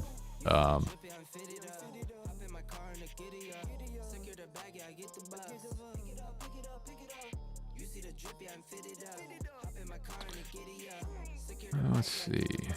Market 0, 16. 16. 16. There we go. All right, guys. I'm going to shuffle this up. Hopefully you see your name on there. I'll scroll down through here real slow like. Not that I'm going to change anything. But that's everybody. And as always, I do a monthly giveaway over on Patreon. Let's sign up over there and you can get in on it. Let's see. Pins on Emacs Tiny 2 Freestyle, but it's light. It's been okay. Yeah, but the pins are for the VTX, not ESC to flight controller connection. All right, guys, here we go. 5, 4, 3, 2, 1, and thank you all for the continued support, especially the cool kids up here. You guys are what keep this thing rolling. Trust me, sign up, become a patron as low as $2 a month. You want to get on next month's giveaway for sure. Looks like it's going to be Mark Jorgensen. Congratulations. I have your information. You can either reach out to me on Discord or hit me up on tweetfb@gmail.com, or I'll send you an email later on today at some point. All of my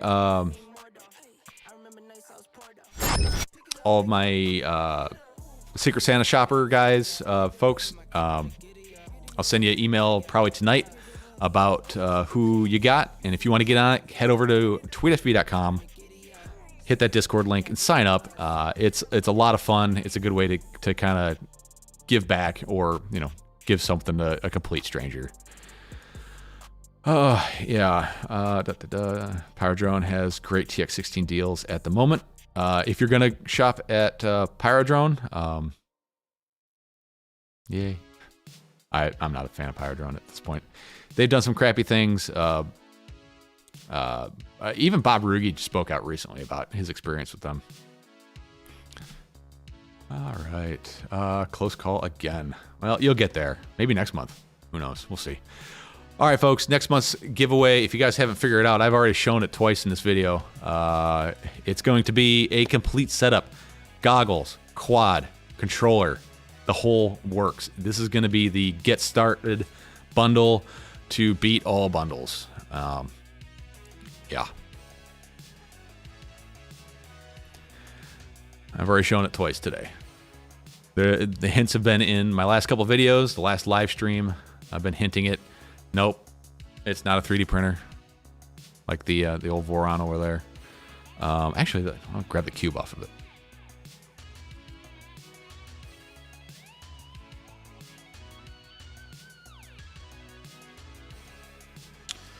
All right, so this is after tuning input shaper and pressure advance.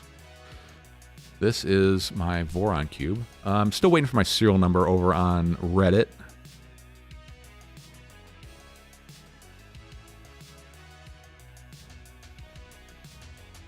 My base layer still needs some work. Like, I think I need to get even lower.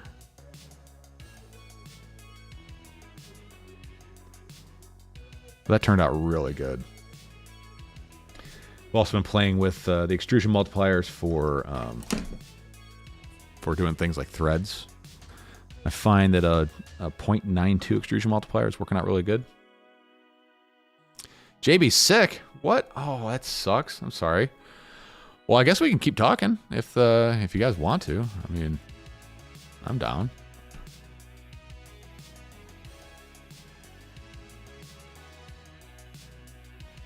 Really? Oh, well, that's a bummer. Let's see.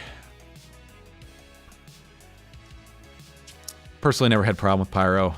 Good customer service support. Yeah, I don't know. I've had both business dealings, trying to do the grip business with them, and then also just their customer service. I don't know. It's just, I understand. I understand. I just didn't like it. We'll put it that way.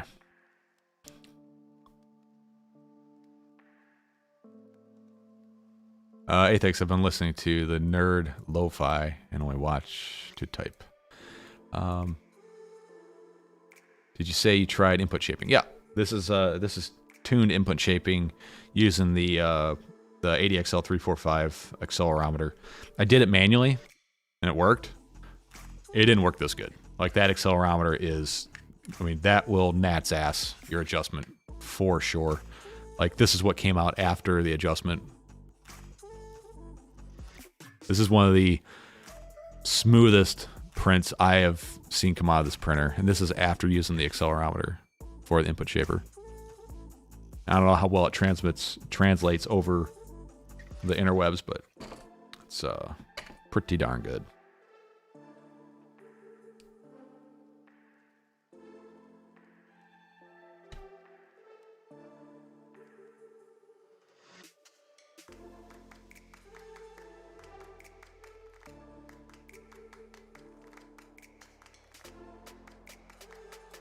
Andy Taylor got the analog Parvo 30. Pavo?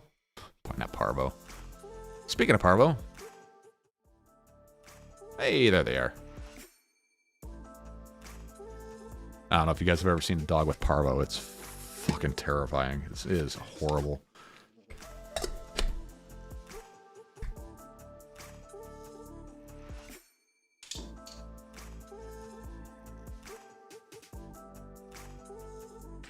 It's treat time.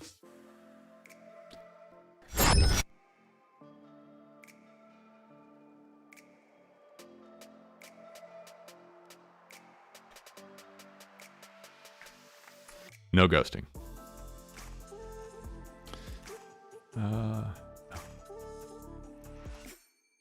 Athex. What are we talking about? Let's see. Athex. Oh, okay, I got you. Yeah. F722 35 amp. I really want to put one of the Beast AIOs in like a 5-inch race quad and just see how well it survives.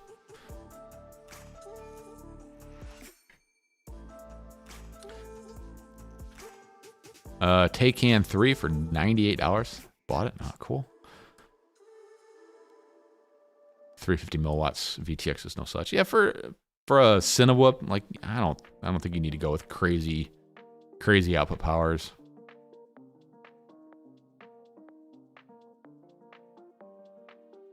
Mahale says you're doing that with the H7. So have you already done it? Put in a 5-inch race quad, and has it survived?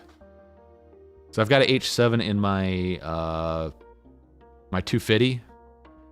And I think I've actually got another one sitting around here somewhere. I got so much parts, I don't even know where to start. I want to put that in a race quad. We'll see if it survives. But it would be nice if I knew if it survived.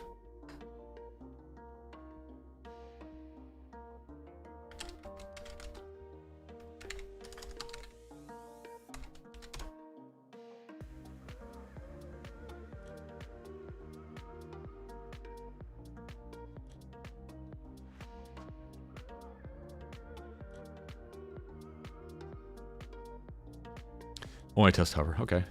Yeah. The D-shot problems are real with the V1 of the H7. Have they come out with a V2? iFlight. Let's see. Do they have the V2 of the H7? I know they were talking about it. Basically, their workaround was to go with like a BL Heli 32 ESC in the AIO.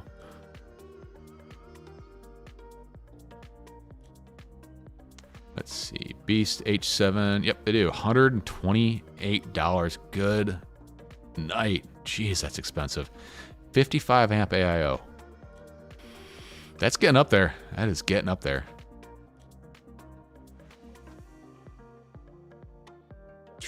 Jeez.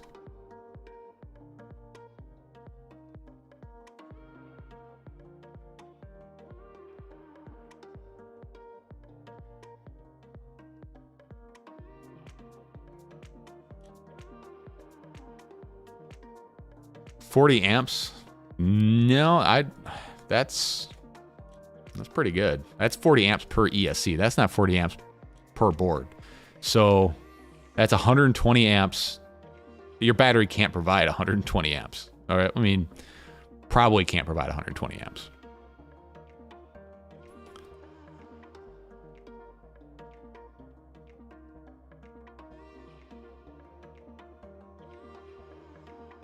Nice. At a local racer running 8S on a wow. It's crazy.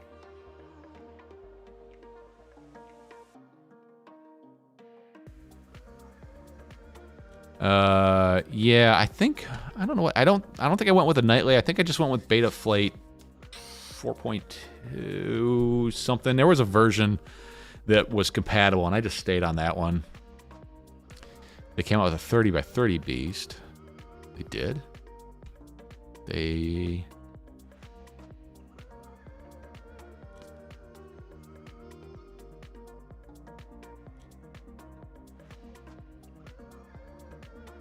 Yeah, all the one. Oh, yep, I see it. Okay, 30 by 30 beast AIO. Interesting.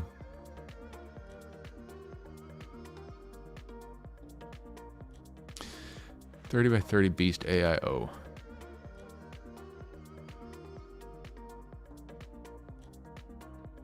What does this go up to?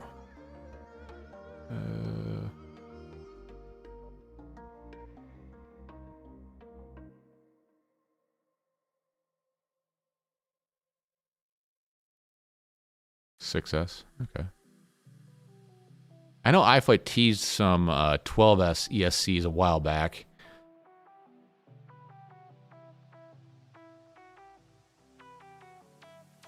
And I still haven't seen them materialize yet. They still have their 8S ones. This is what's in my X class. They did advertise, or they had them at like a, I don't know, they teased them. They were 12S ESCs for like half the price of what the APD ones were. I was kind of waiting for those. My X class definitely needs to be on 12S. It's on 8 right now, and it works, but 12S is, well, 2 more S. 4 more S, and it'll be better. Mark says sent me the email. All right, cool. Thanks. That saves me the hassle of trying to dig your name.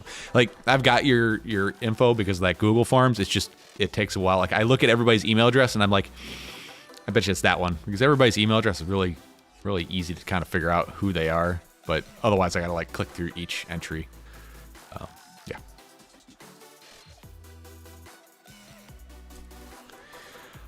Let's see. Kearns JW, still waiting on my replacement AOS 5R frames to build my 5-inch racer. Nice. Vahalis, guys, how far can I go with 800mm VTX? I understand there's many factors. Jeez. Yeah, you understand there are general answer. Nah, I can't give you an answer on that one. There are so many factors. Like, you could put an 800mm VTX on your quad, a linear antenna and crap antennas on your goggles, and you might go 200 yards and you'll get breakup. You may be getting breakup the entire time and it could go 2 miles, but you'll be fighting through breakup. It really depends on so many factors. How good is the receiver module? Like, are you running a Fat Shark? Not a Fat Shark, but a Rapid Fire? Are you running a Fusion? Are you running some EV100s that have like the world's worst receiver in them? Are you running the antennas that came with that receiver? Are they garbage antennas? Are you the guy that flies with all their patches pointed at the ground? You know, like you see those guys in the videos where they're flying around, all their patches are pointing down towards the ground and they're doing absolutely nothing for you. How good is the antenna that's on the quad? Is there a battery between the antenna and the quad? Or is there a battery between your antenna, your transmitting antenna, and your receiving antenna? Are there trees, rocks, bando? Are you in a high 5.8 gigahertz area, like where there's a lot of router or like Wi-Fi interference? There are so many factors. I can't give you a general range. I would say you're going to at least get 100 yards. At least 100 yards. You may get miles, but it's so hard to say. If you're concerned about range, just get a high power output VTX. 800 milliwatts is pretty good. 1 watt is even better, but it's not like 800 milliwatts is twice the range of 400 milliwatts. It doesn't work that way. The milliwatts are a marketing thing. You know, it's a bigger number. If you want to go twice as far than a 200 milliwatt VTX, you need 4 times the power. I believe that's how it works out. So if you want to go twice as far on a 400 milliwatts, you need 4 times the power of a 400 milliwatt VTX to go twice the distance. roughly.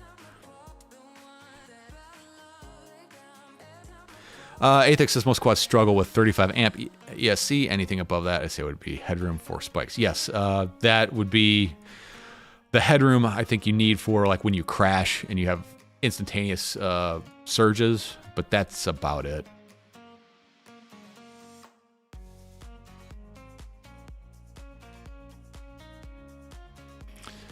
Is it worth trying to fix cracked, bent, delaminated 5/6 inch carbon with epoxy?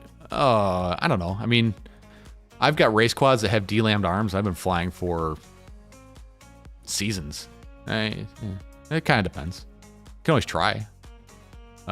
Super glue and baking soda. Jam it in there and stick it in a vise.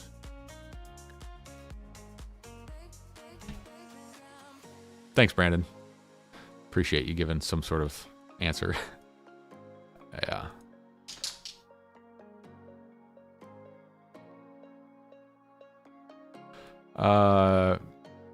Yeah, and it's all going to depend on your antennas. If you're using the crappy stick antennas that come with your receiver module, your goggles or whatever, those things are hot garbage. Throw them right in the trash. Fat MacGyver headed out that way. Summer's family. Cool. Athex Super Chat giveaway. I don't know. There's... How many people are here? 37? You guys want to do a Super Chat giveaway? I wasn't planning on doing one today, but we can. You guys want to?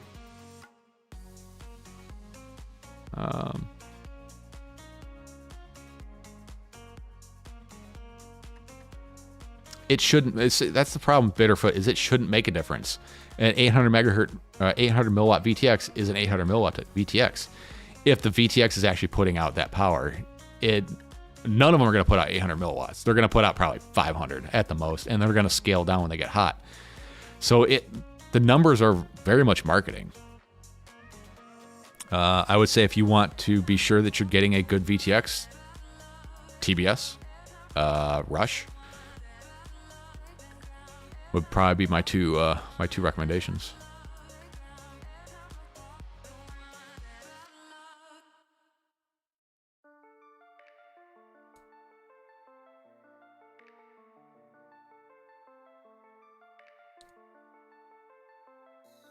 Has anyone measured latency of analog on DJI goggles? How much does it actually add? I know it adds some, but like when I fly my DJI goggles with the analog module, I don't feel like it's really adding any latency. I'm sure there is, but Brian Huff, yes, let's do a super check giveaway. All right, let me grab my box of stuff and see what I got.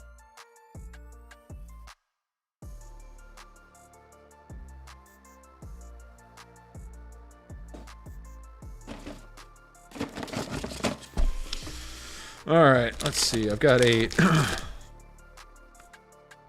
PyroCube frame, 533 Tiny Trainer frame,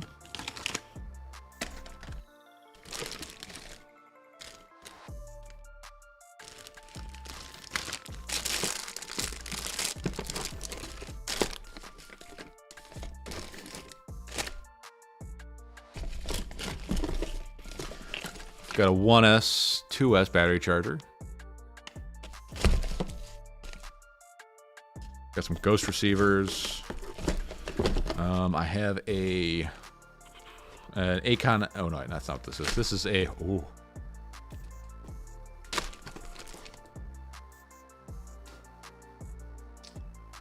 This is a freaking unicorn. Good luck trying to find one of these. This is the Wild Willie iFlight, or no, Flight 1 H7 Lightning flight controller.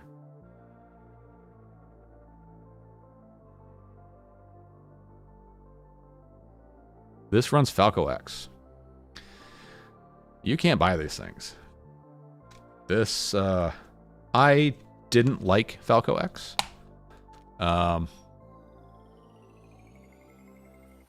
So I took it off and put I don't know, like an Acon or a Betaflight type flight controller on.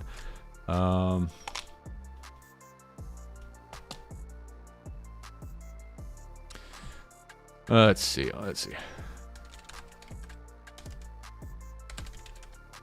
what you want.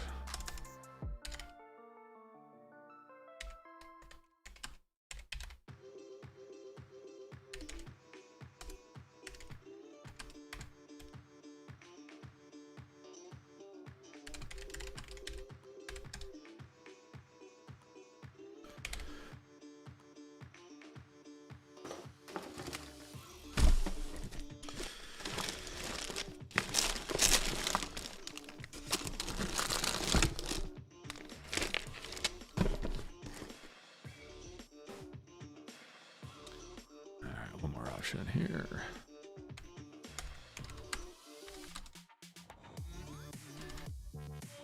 All right, here we go. There's a poll. Make your voices known. Yeah, someone sent me a link to 533. They were doing a tiny trainer kit for Black Friday. God dang, it was cheap.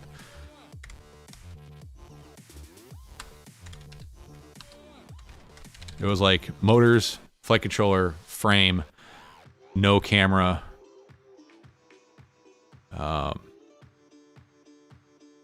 Where was that? That was...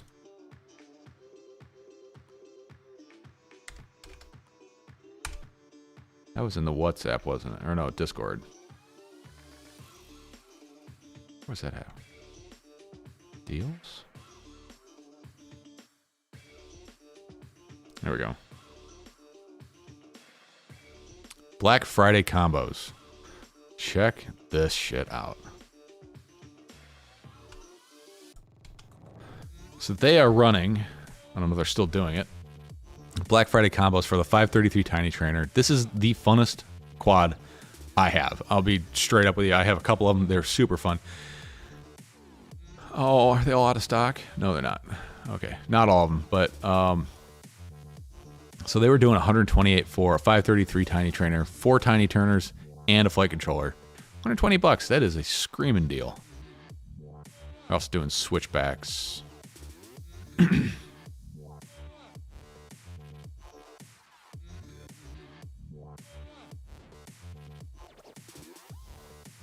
I might actually do that. I might actually pick one of these switchback pros with motors.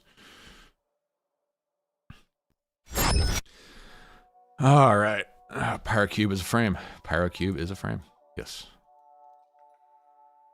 It was a frame designed by the Heart of America team guys. I think they call it the Legero. And then Pyro bought the design. What website is that?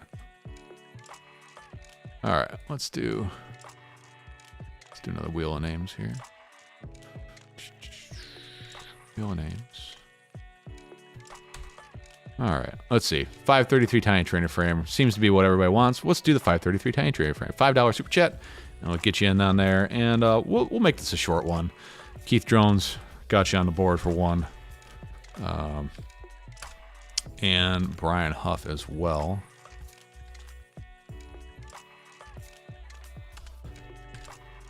Oh, I did that wrong.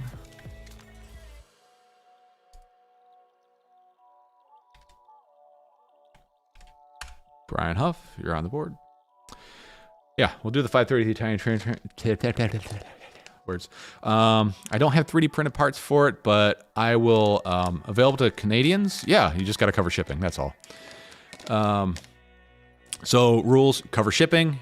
And I will shuffle through the names. So if you put in like 2 entries, 3 entries, I'm going to shuffle them. So you won't have like a block of names. It's just the way I do it.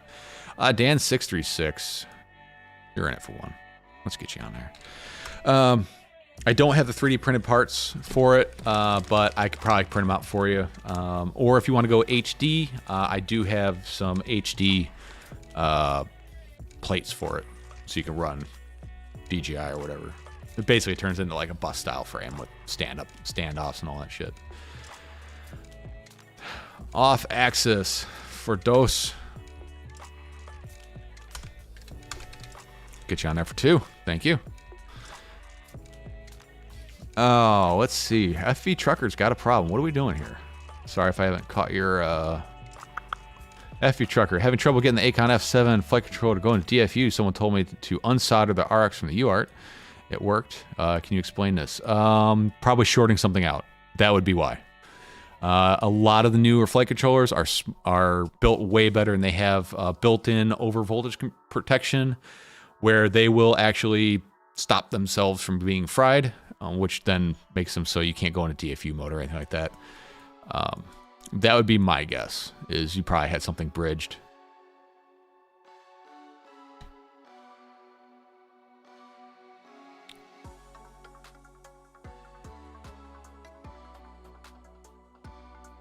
Market Zero. I got you on there for one. For the TTs.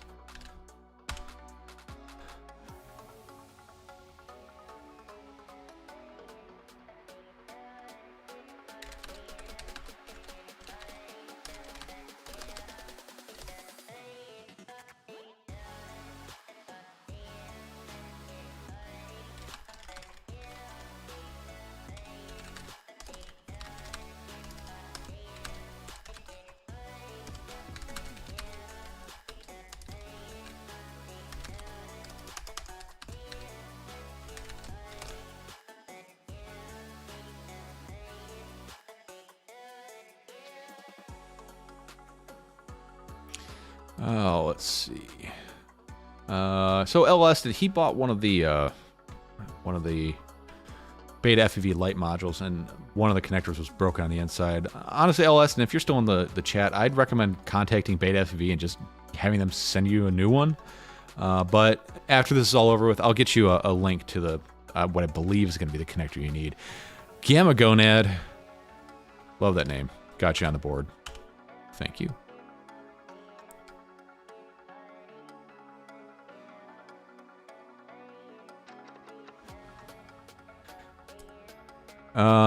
Yeah, Brandon, it is weird that that's what somebody else came up with. Maybe there is an issue with that board.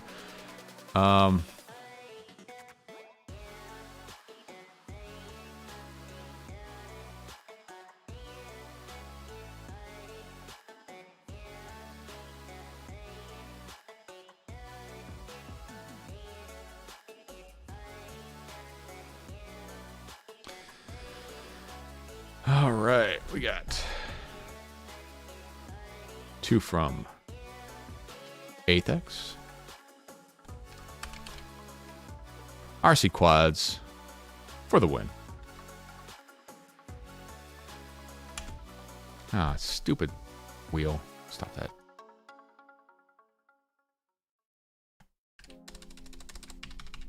All right. I had the same SCN2 from quads, same problem with them, but nothing was bridged. Huh, maybe there must be something weird with the way that that board was laid out. Maybe there's an issue with it. But I know that, like, there's a lot of boards out there, especially AAOs, like, people plug them in and nothing works. Tell them to desolder, like, the VTX, and they'll start working. It's because they're going into, like, overcurrent protection. A lot of new boards are doing it, instead of just frying themselves. But yeah, that must be a known issue then with that flight controller.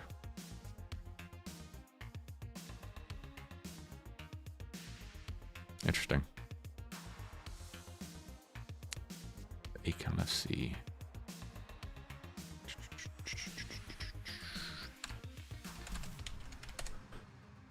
Oh, let's see.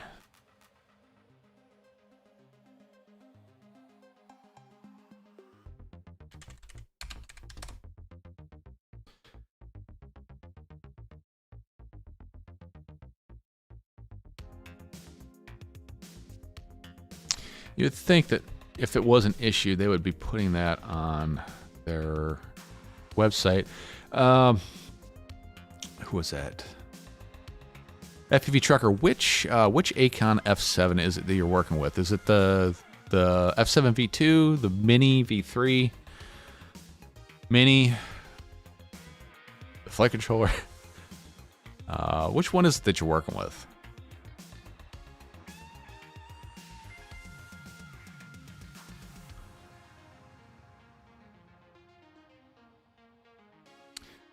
Yeah, that's really weird. That's a weird issue, for sure.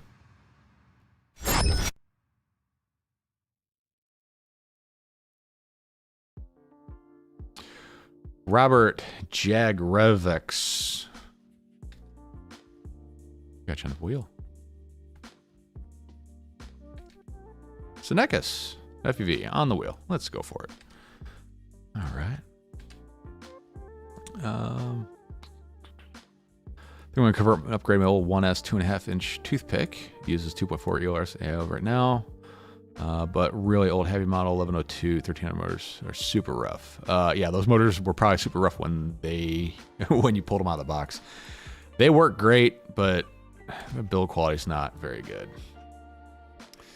I'm gonna put the 1202 1150s. That'd probably be a good upgrade for sure. Athix. Yes, I believe I did. Yep, I got it.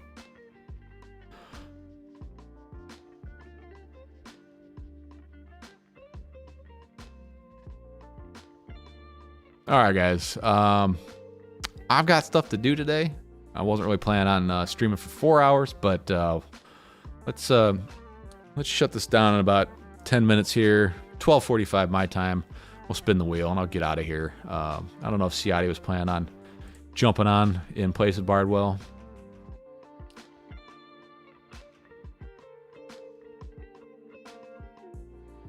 Stream all day. So I want to just put like a camera on the printer and just like have a print cam going. It's a 30 by 30 V2. The other was the red board. Oh, really? It's both of them, huh? Must be an F7 thing. Yeah, someone said he was sick and he's not streaming today. I don't see him streaming. Nope. No, he's usually streaming by now. He starts at noon my time. It's 12:30 now. And my viewership usually drops off to about 3 people at that point. That's not the case. I mean, I guess I can keep streaming. I really need to start working on this build. Too sick to stream? Wow. Yeah, that's what I say when I just don't feel like streaming. I'm like, I'm sick. No, I don't know. Yeah, it's probably a combination between it might be his voice is screwed up or a sore throat type thing where talking for extended periods hurts. The other thing might be just between that or maybe he just doesn't feel like it and he's not feeling well.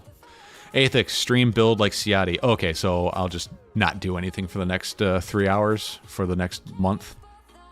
I love Ciati, but his build streams are a joke because he just never gets around to it. It's always a rant or constantly talking. Paul McDonald, I'll get you on there. Family Guyver, got you on there. Paul McDonald. All right, got you on there. Right into the bathroom. All right, let's spin it. Oh. Stomach bug. Okay, yeah, that's no good. All right, well, yep, maybe we'll just start building. Why not? I don't know how far I'll get. But we can come over to here. So I gotta move all my screens around so I can see what's being said, what's going on. I'll get that out of the way.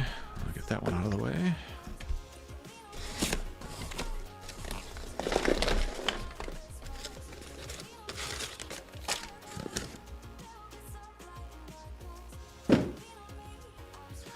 Yeah, I've had this 533 switchback build for, god dang, nearly 8 months probably. I just never gotten around to it. I've been flying the Aventador frame. That's another box frame. I really like box frames. I've been flying the crap out of that one. I really like it.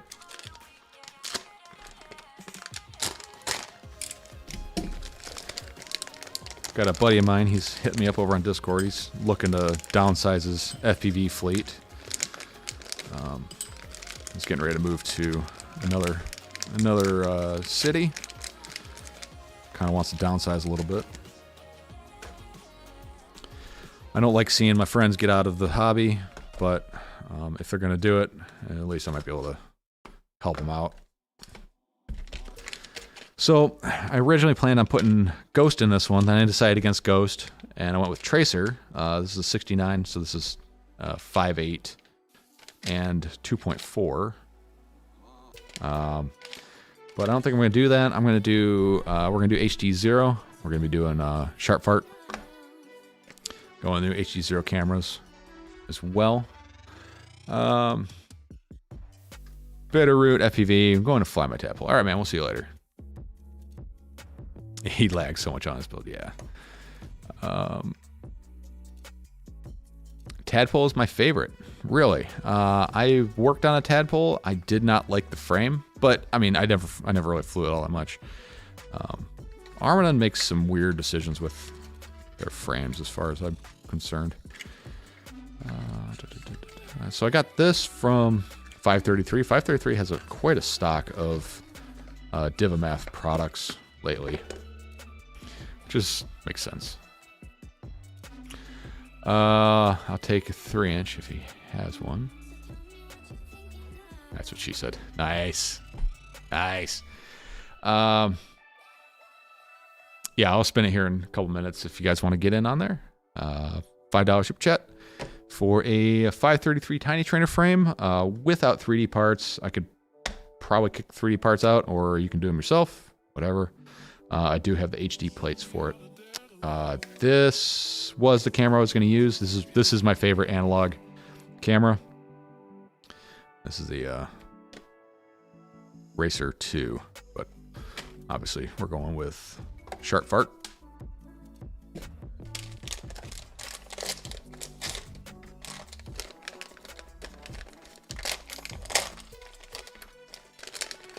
I'm always curious who cuts other companies' carbon.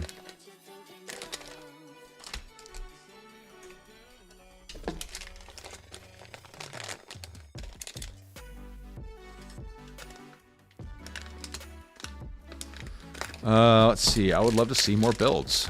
I can certainly do that. I used to do builds and build reviews, and honestly, the watch count is pretty abysmal. It wasn't really worth my time putting into it. I mean, I'll be honest. Everything about Facebook or YouTube isn't worth my time. I hardly make enough on YouTube to cover my Adobe Premiere subscription, to be quite frank with you guys. I did some live streams. Nobody really seemed to tune in for those. I don't know. I mean, I'm sure it helps out the few people that do tune in for them and they enjoy it.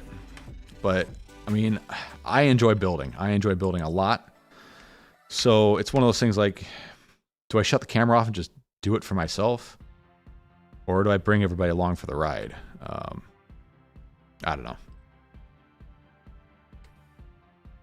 I like the fact that they have the press nuts already in it. That is super nice.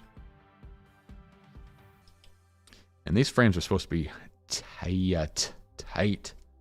That's why they give you the file, so you can file them all down to make them fit.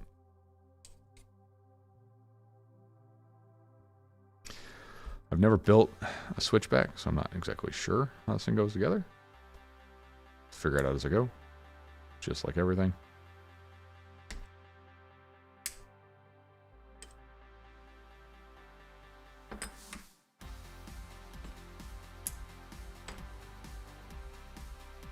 Assuming it goes together like that. Something like that.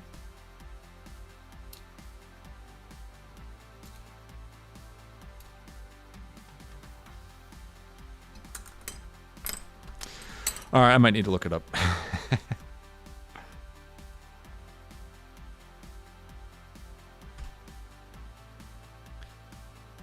Let's see. How's this thing supposed to go together?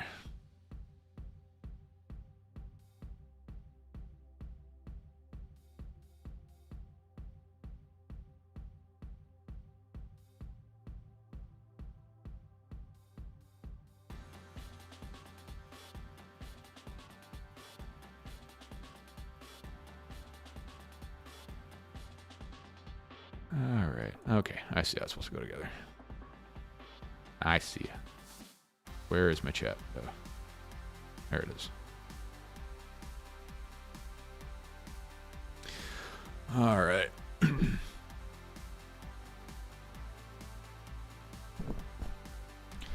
Tapple frames annoying in several ways. Tight unibody, living risers, no room. Yep.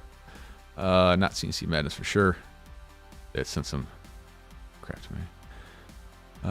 Video on Kalman filtering. Consulted with me on the implementation of it in Emu Flight last week. Said he found a bug in our implementation, so I'm worried to watch.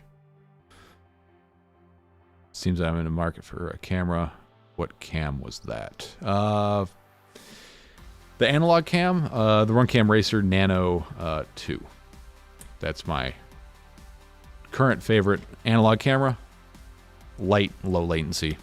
Those are really my criteria for just about everything. So it looks like it goes like that, like that, like that. All right. I should probably have some screws out for this.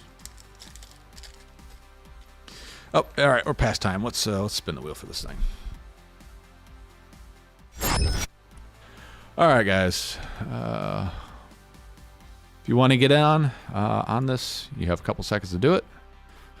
Otherwise, here is the current wheel. Take a look. If you got your name on there, we got Keith Jones, Brian Huff, Dan636, Marcel, off-axis FUV twice. Market Zero, Game of Gonad, Athex for 2, Race RC Quads for the win, Senekis, Robert Arvik, something, Family Guyver, and Paul McDonald. All right, guys. If you don't see your name in there, please say something, because I may have missed something. It happens.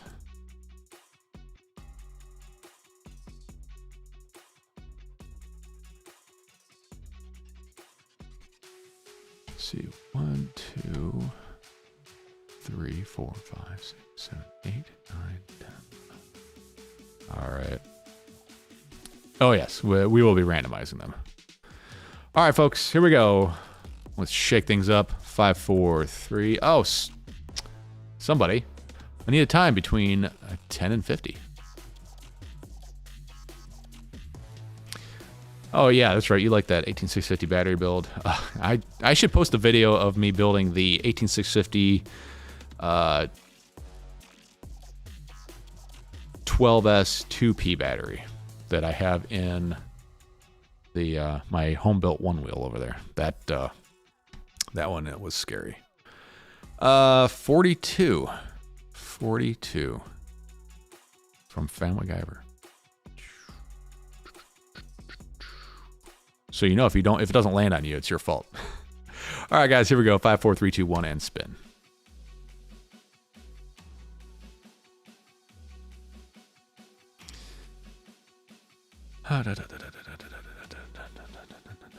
Oh boy, this is gonna take forever. Like 42 seconds forever. It just turned 40. Congratulations.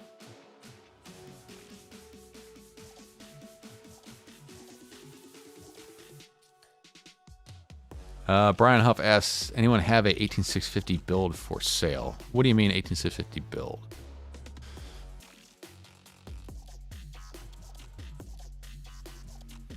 Looks like it's going to be Athex. Athex FPV, congratulations.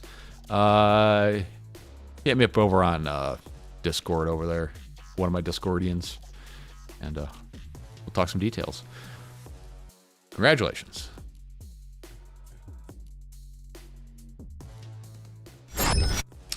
Brandon McBean says, if you want to talk about camera latency, I have a story. Crashed tadpole with a Baby Ratel Starlight V1. I reviewed the frames on my DVR.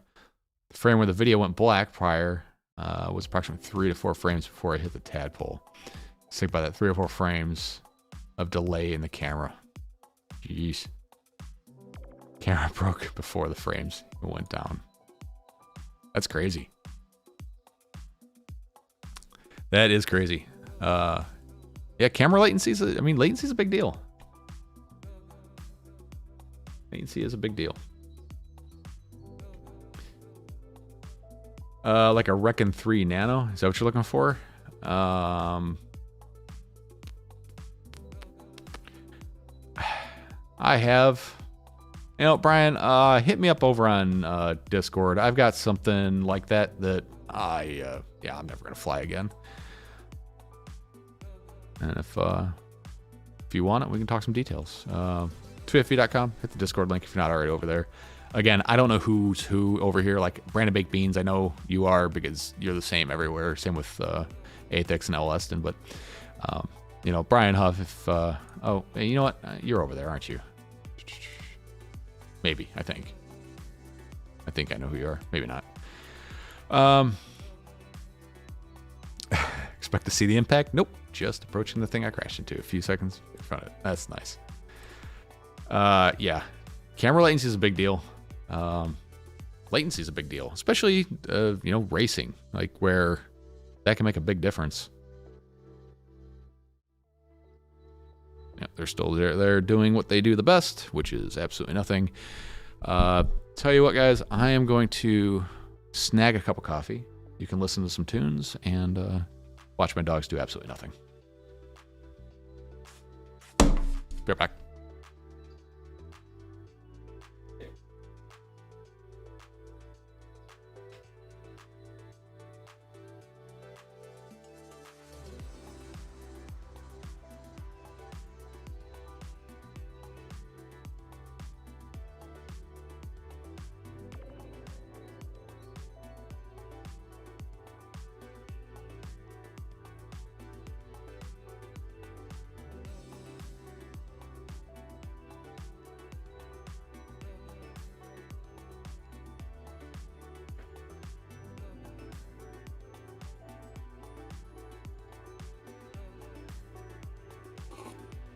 Lazy ass mutts.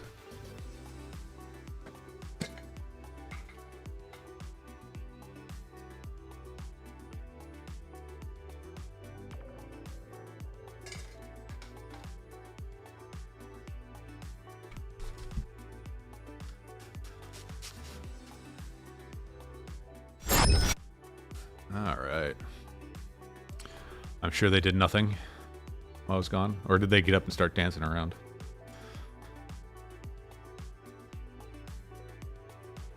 Bring the chat window back over here. All right.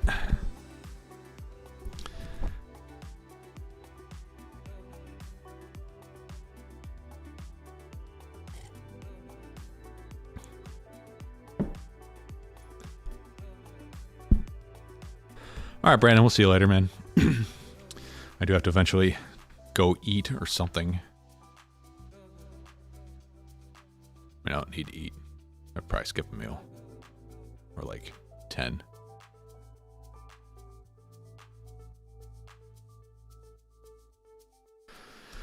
All right, let's continue on with this. I don't think I'm going to do the whole thing today. I'll probably just break this up over a couple days. I would at least get the frame together tonight. Or today. And like with a lot of my other builds, I'll just I'll probably just work on it here and there.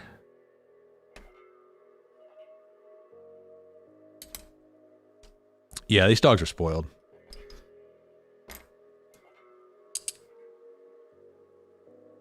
All they have to do is sit around and not do bad things, and they get praise for it.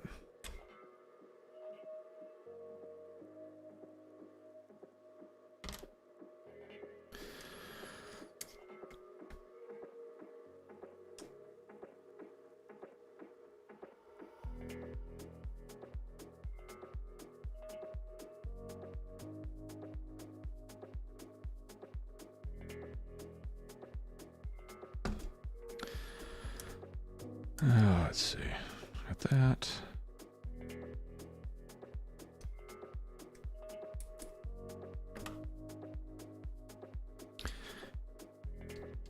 You guys are looking for a good set of hex drivers.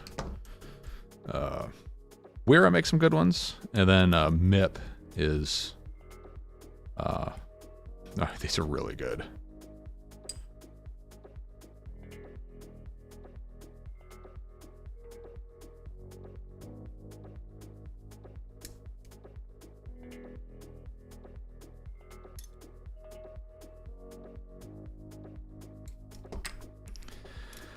Well, this is a pretty fiddly little frame to put together.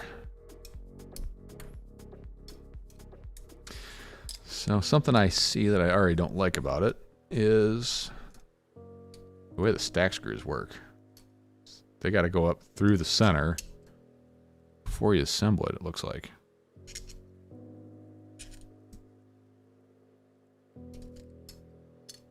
Like that. Because the plates cover it up.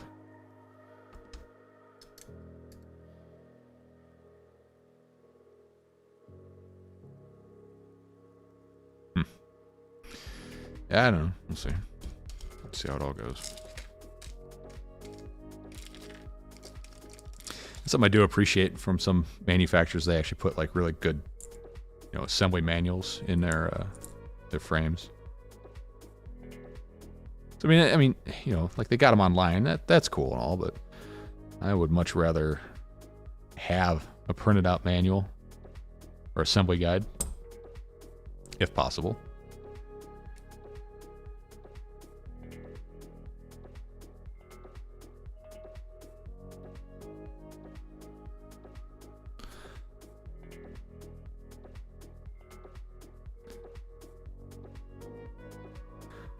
Let's see. I got a charged battery. Gonna listen as I fly. Hopefully not upset my neighbors. Yeah.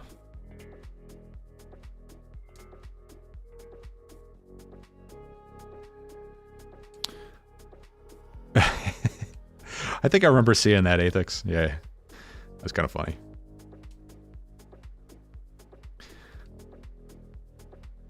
Yeah, Ciati's super knowledgeable, but damn, he's like a squirrel. Just shiny. What? But you know, he answers all the questions that you guys ask because well, that's just what we do.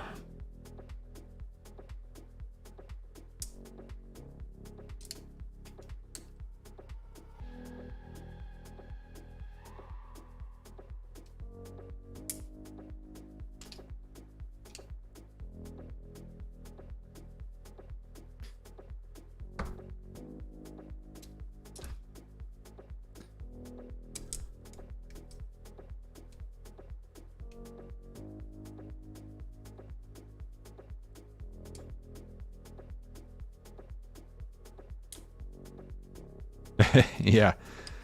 Yeah, these guys talked me into it. I keep going with it. This is a unbelievably tight fitting frame.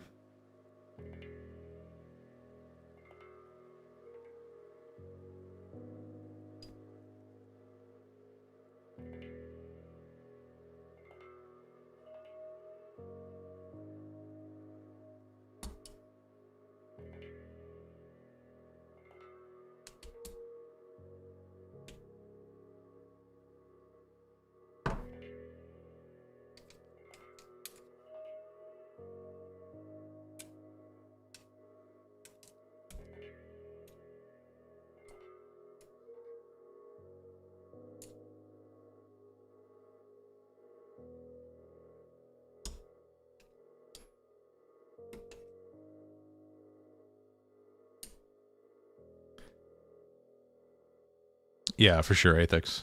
Everybody does things different. It was nice to see JB switch some things up in his last couple live streams. He actually started, like, you know, he got out of his, like, he's been doing the same layout and format for, I think, since he started streaming. It was nice to see him, you know, put some soft boxes on his lights and move around his workspace a little bit. I think people were calling him out for having kind of a stagnant setup for, you know, on one of his live streams. I think he decided to move some things around because of it. I forgot the wrong screws in there.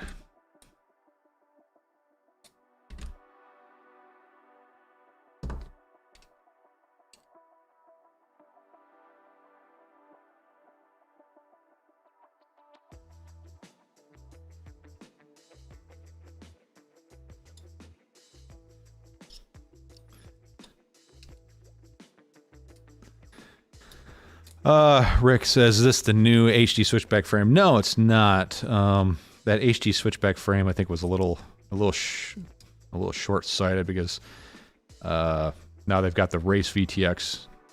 You don't need the. I don't think you need the HD frame. The Race HD frame was because of the Race VTX had some weird like extra long dimensions on it. Actually, I haven't even looked at the...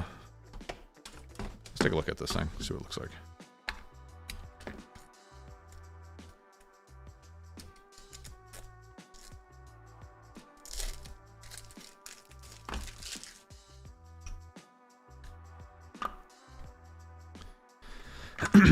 Yeah, so it's a 20 by 20 mount, and I'm hoping it fits in here.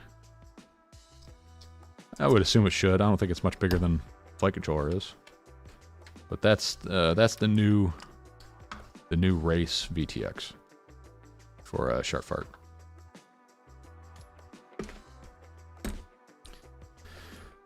Well, so far that's a pretty darn simple frame, which is nice. Appreciate that.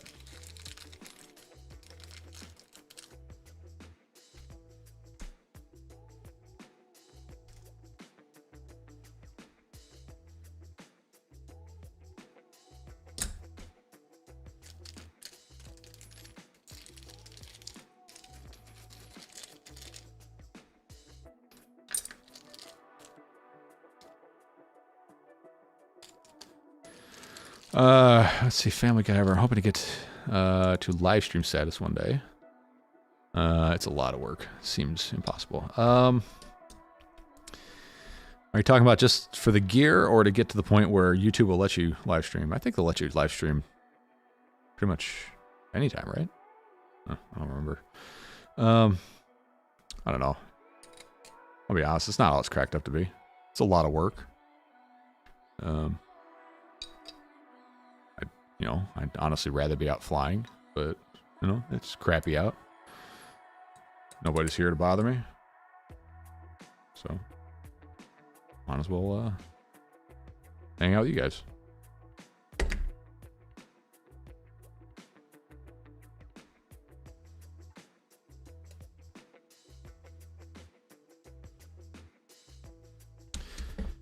Let's see, did I already print TPU parts for this? I think I already did.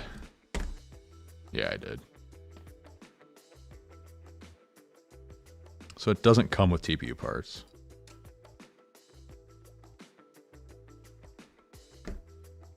As far as like the live streaming setup, embarrassingly, I've gotten an awful lot of money invested into it. I probably shouldn't have, but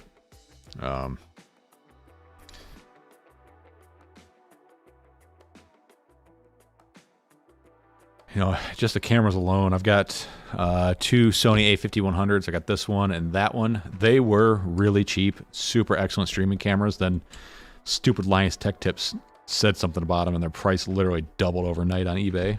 And then my main camera, the one I'm not at right now, that's a Sony A6400. I kind of like the Sony ecosystem.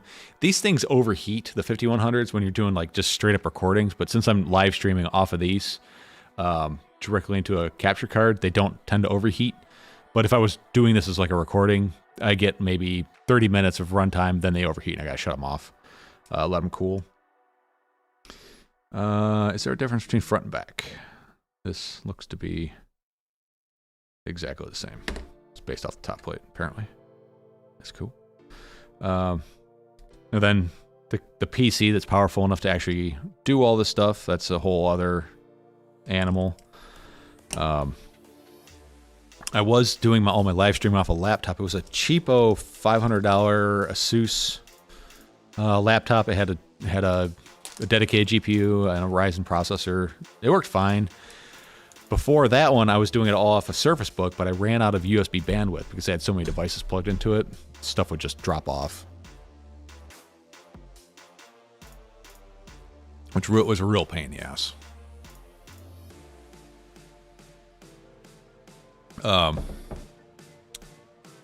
So, like the PC that I'm streaming this from, it's a Ryzen 9 5950 50X, I think. 32 gigs of RAM. I've got a RTX 2070 in there. I'd like to find a new RTX 3080, but we know how those are. And I'm using an Elgato Pro capture card. So it's 4 of these little cam links basically in a PCI card.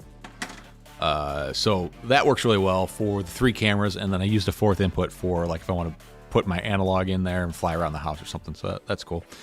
I've got a Logitech Brio over here. That's the dog cam. And I've got another Logitech Brio on top of my monitor that I don't use for streaming, but it uses Windows Hello facial recognition for logging into my computer, which is just a luxury item. I've got three monitors. Definitely don't need it. 2 is really nice. 3 is kind of overkill. For my audio, it's a Shure SM7B. I think that's what it is. Yeah, and then a blue arm. Let's see, a Go XLR Mini, and then a Stream Deck for controlling all the stuff. I got 3 I got a Keylight Air, that's this one right here, and then 2 Elgato key lights for the rest of the light.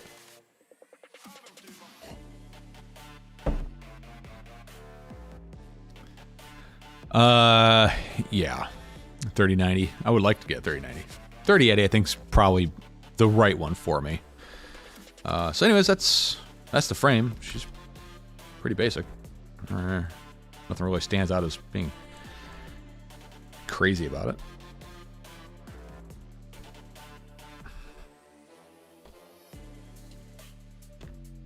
It's a nice, tight, compact little package here for sure. All right. Moving on. Yeah, see, I just run a 13-year-old Mac. Yeah, that thing is at its end for sure. I'll be honest, my Surface Book worked fine. If I was just going to do like a 1-camera live stream, that's great. But I started adding more and more and more stuff to it to make my stream setup more and more elaborate, and it just ran out of USB bandwidth. I mean, you can only hook so many USB things up to a computer before it can't have any more. Expander, thanks, man. Appreciate it. So we're gonna run the Hobby Wing, 40 amp, 4-in-1 ESC.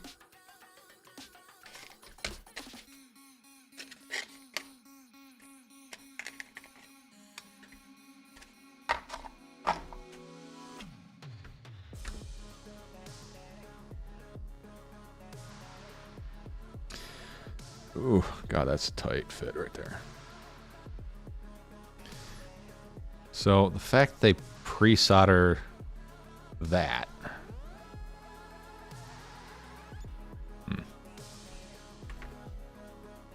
Interesting.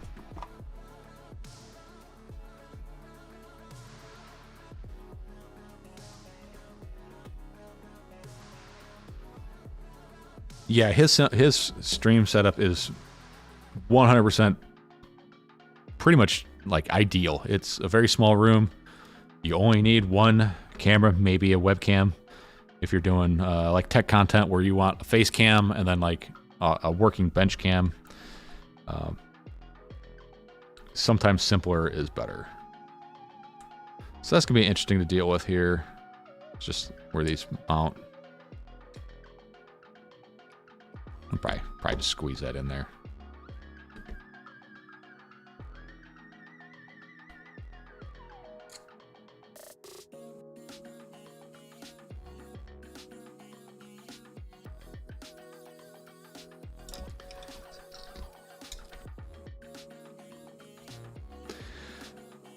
You know, live streaming doesn't have to be difficult. You just gotta have something to do. There's a bunch of people out there that all they're doing is just restreaming other people's uploads from YouTube, and like, okay, that's cool. That's your thing. Honestly, I would be a little worried about doing that because all it takes is, so every time someone uploads something of yours on YouTube, YouTube automatically detects it and brings it up as a copyright notice. Like, hey, someone else is using your content. Oh, cool. And there's a button that says notify copyright. And you hit that button and it basically just destroys their channel, just kills their channel instantly. That's what I would worry about doing, like restreaming of other people's content. You would hope that, especially in this hobby, that nobody would really give two shits, but yeah, you never know.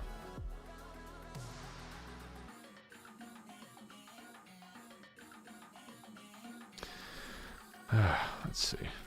So you see what I'm dealing with here, guys, is there's not a lot of space. Well, there's not enough space between the pre-soldered leads and these rear standoff holes. I'm trying to see if I can just manipulate this to make it fit.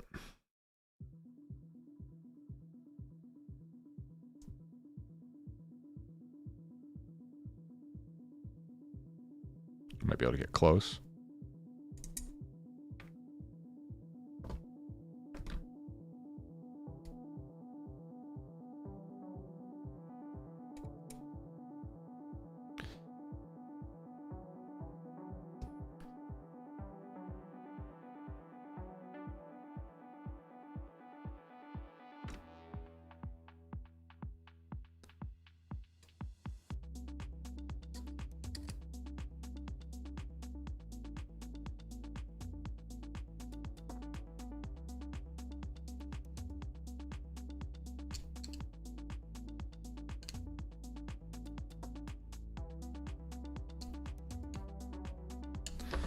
Well, she's tight. She's in there. Kind of had to shoehorn it in. But that'll work. It's not exactly what I would like to do, but we won't address that until it becomes a problem. Hard to find a good working bench cam. I tried the GoPro thing with the close-up lens, and it looks like shit, unfortunately.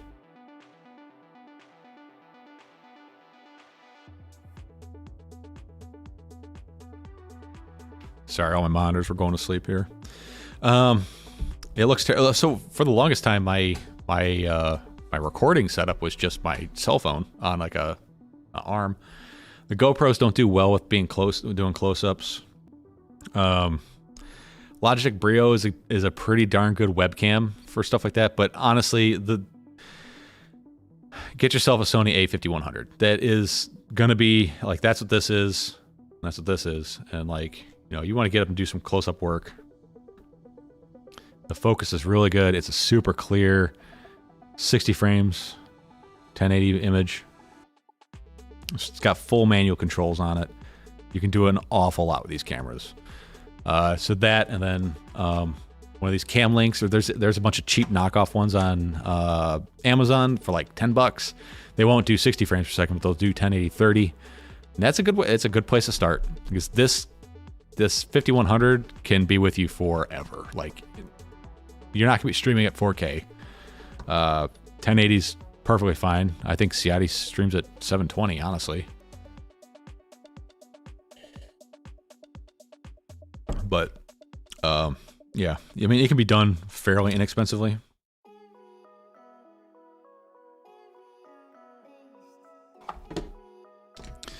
So there is that. That I don't like at all. So I always have to check to see where does my ESC land as far as the setup goes. I kind of got sidetracked with this XT60 power lead stuff here. Let's go back to where we're supposed to be. And then if you're planning on doing live streaming, focus on audio. Audio is the absolute most important thing about your stream. Because people don't always watch it, but they're always listening to it. You're always being immersed in the audio. Good audio is better than good video with bad audio. Bad video with good audio is tolerable. A good wireless lavalier microphone is nice. The Comica Boom XD's about one of the most affordable wireless lavalier microphones, and it works really well. All right, so I think I screwed up, and I'm gonna have to backtrack a bunch. These Nylock nuts were supposed to go on There. So we're going backwards. Because I'm an idiot. That's fine. Really get to know the switchback.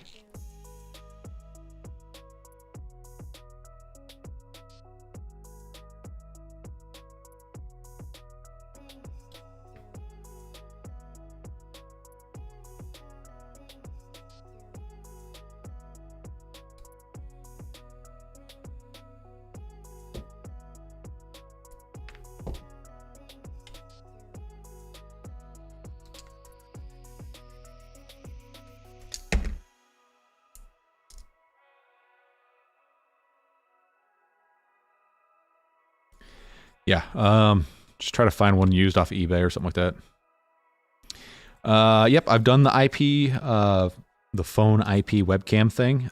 It works. There's a lot of latency in it.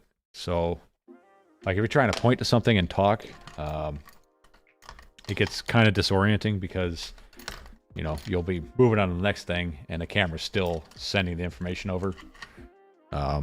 I've done the IP webcam thing when I'm like walking around the house doing mobile-ish type shots, and it works. You just have to realize that when you talk about something, the audio is going to come through quicker than the video usually, unless you do audio through the camera as well, which I haven't really found a good way to do that.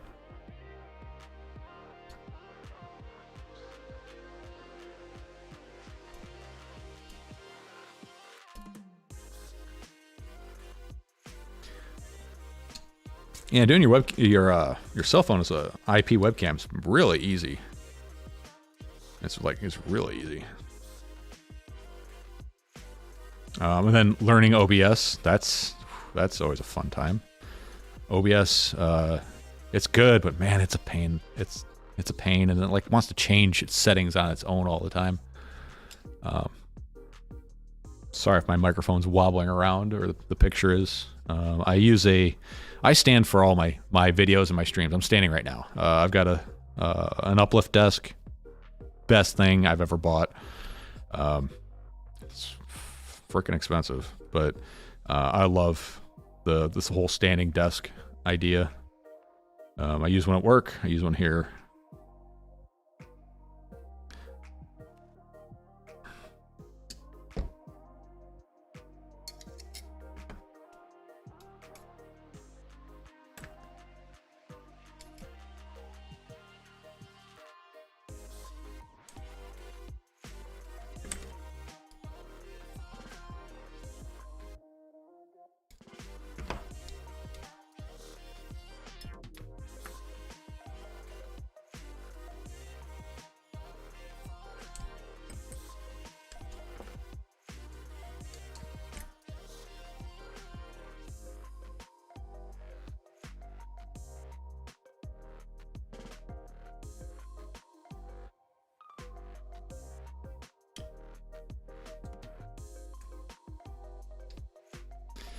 So we are just going right back to square one with this.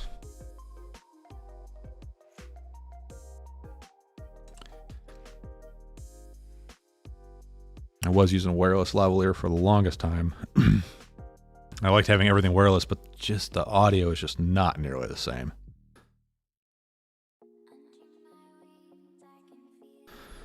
Stream Deck is very nice to have, but if you're at least the least bit technically minded, you can make a Stream Deck for a couple bucks. As a matter of fact, hang on.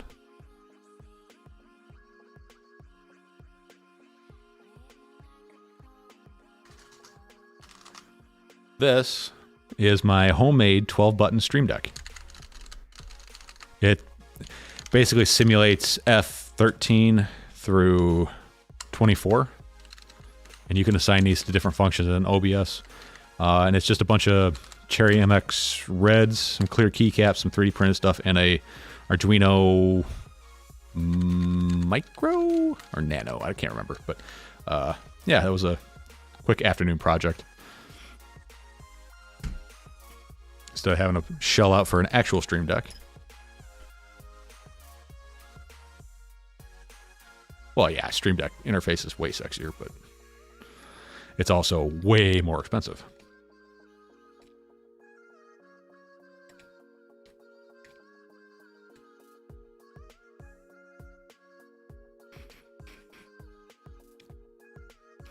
I love working on little Arduino projects. I wish I would do it more. Like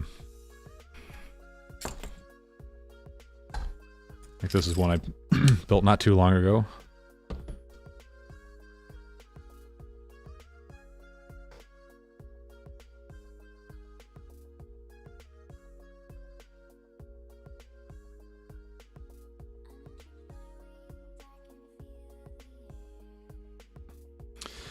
Ugh, darn it. I got a different Wi-Fi network running. But anyways, it connects to Wi-Fi, tells you your subs on YouTube and Instagram. If I don't know. It was just a silly, fun project.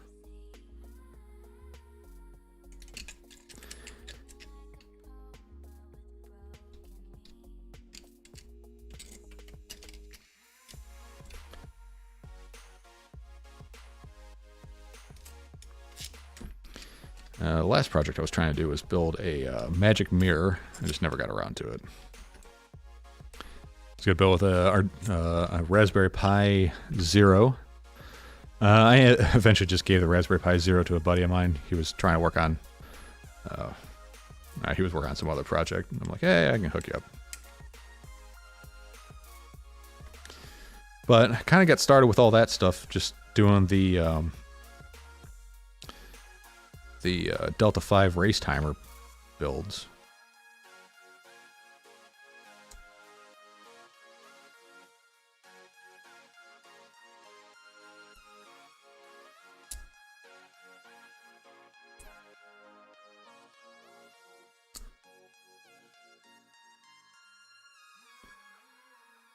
Good brand of microphone that isn't expensive.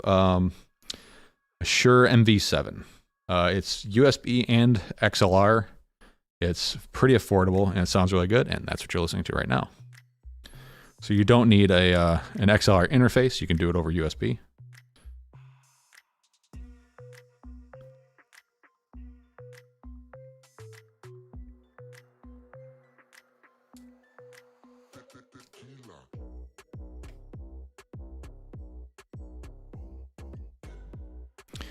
Yeah, very happy with MV7.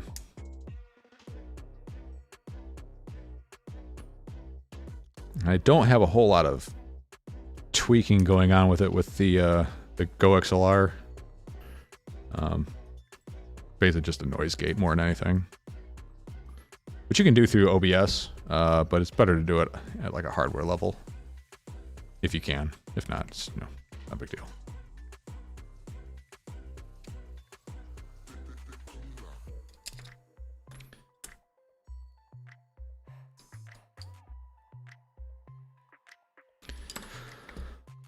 Yep, Stream Deck is definitely the best option.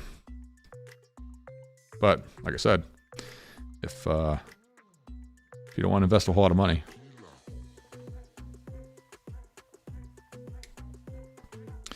let's see. Rick says, "Are you running both the printer and the webcam from that new Pi 2W?" Yes, I am.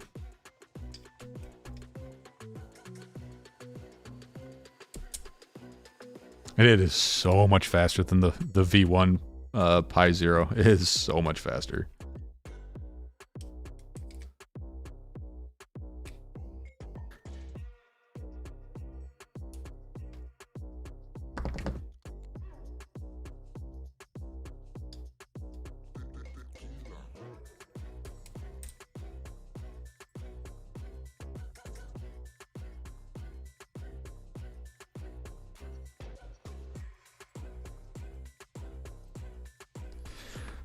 I think the other reason why I built the homemade Stream Deck is I couldn't get a hold of one, honestly, back like mid 2020. You know, there was some stuff going on, couldn't really get a hold of things like that, so that's why I built my own.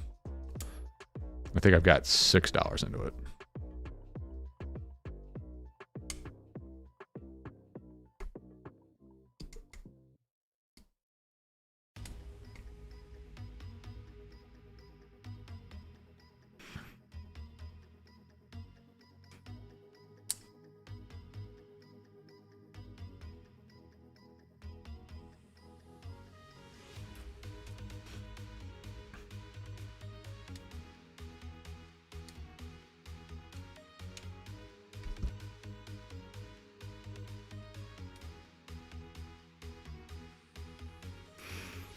Don't put screws on them. They're a lot faster without the screws.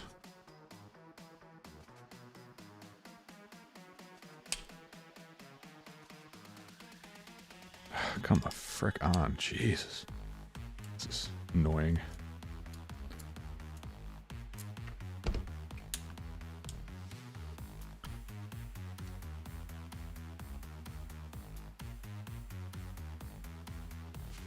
There we go. It's such a tight build. Yeah, Family Guyver. Most of the quads I have with T-mount props, I don't run prop screws. Depends on how well they fit on the motor shafts, though, obviously.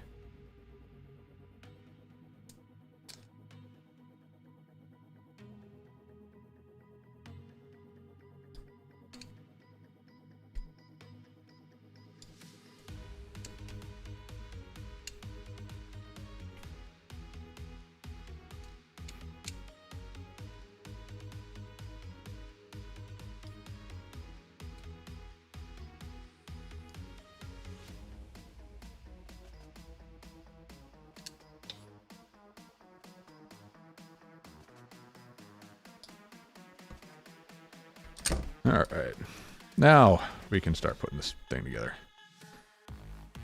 And all right, so first thing with the electronics, I always check to see what my gap is between the lowest SMD component and the base plate. Honestly, these nylock nuts are a bit on the tall side. I actually try to get a little bit closer than that, maybe half that distance. But, you know, they're there as part of the design of the frame, so I'm just not gonna worry about that. This is what takes me the absolute longest to build anything, is just do the stack up. Flight controller is going to be the Acon F7. LSN, switch to HTX. It is working so fine so far. What radio are you doing that on?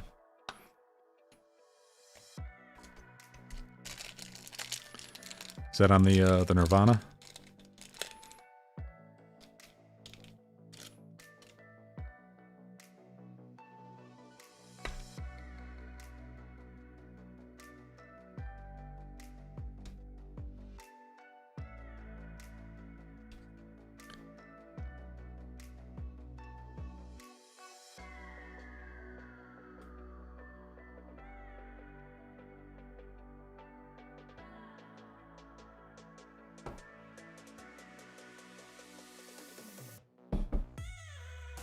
Are you having issues with OpenTX?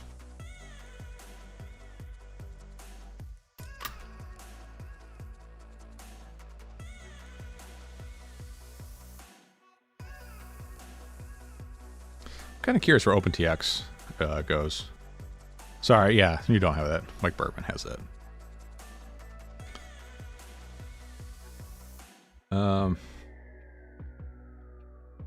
Kind of curious where OpenTX ends up with now that there's an actual competing radio firmware out there. I haven't played with EdgeTX just because I don't have a reason. OpenTX isn't broken. I've got a TX16S, but I don't really care about having touchscreen functionality. I don't ever use the radio. I honestly don't like the radio. I think it's a terrible radio. I have it for demonstration purposes and troubleshooting, but I don't like it. It's too heavy, it's too big. It's not the radio for me.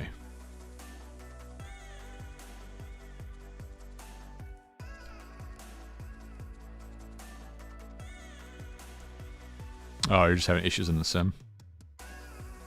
You notice this difference yet?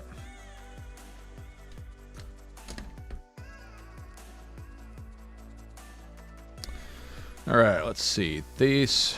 So next thing, I build my stack up to see kind of where everything lays out.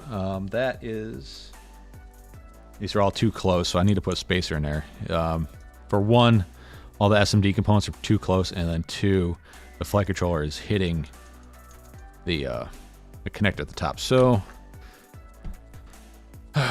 spacers. Let's find some spacers. Let me grab some parts real quick. Yeah, TX16 is far too big.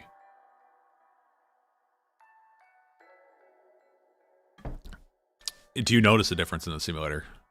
I'm curious. All right, I grab some parts. Be right back.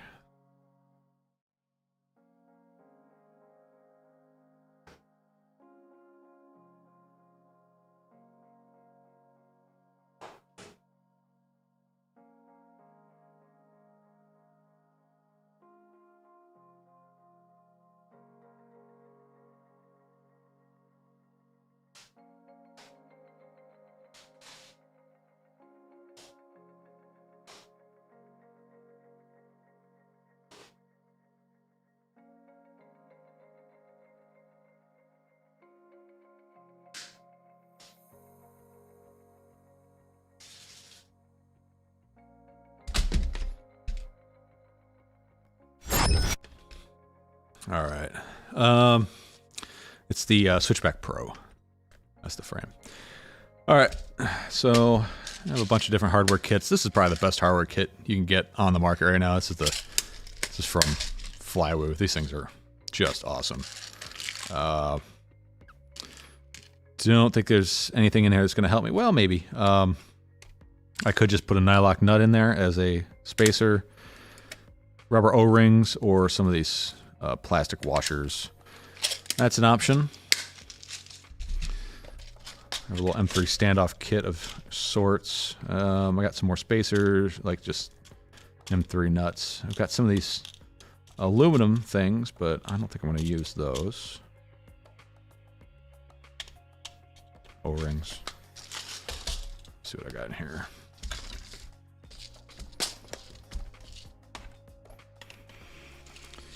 I got some more nylon spacers. I do have 3D printed TPU spacers. I'm thinking of a search for TweetFV, and I have spacer packs that you can print out for both M2 and M3. I usually print those before I start a build. Didn't this time.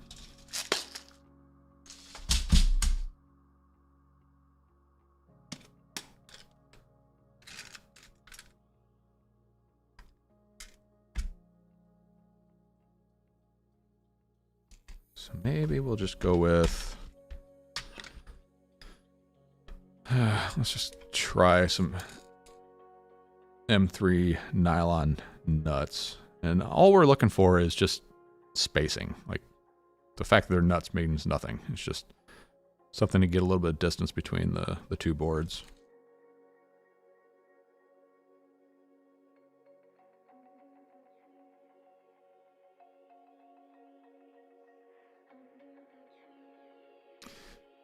Or alternatively, I could put different rubber standoffs on that board. Ones with like a bit of a foot to them, like this.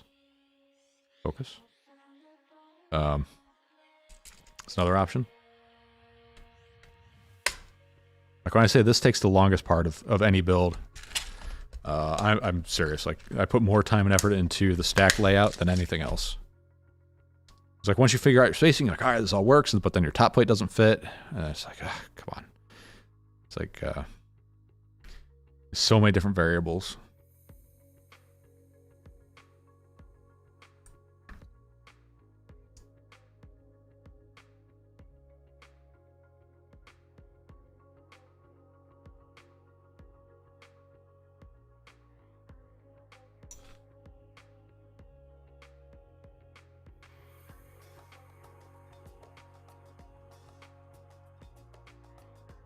That's what he said. Does it work that way?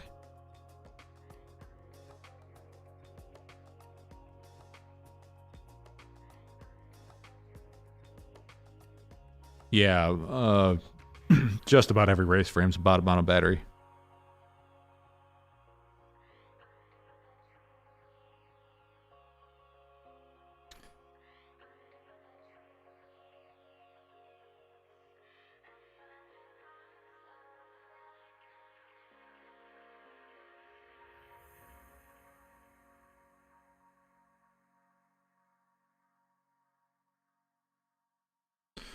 All right, let's see how this fits up now.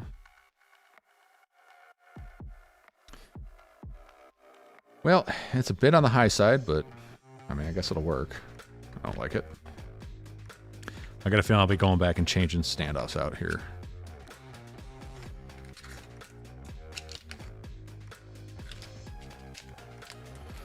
Probably should have went with just some rubber O-rings or something. We'll see. See where we end up.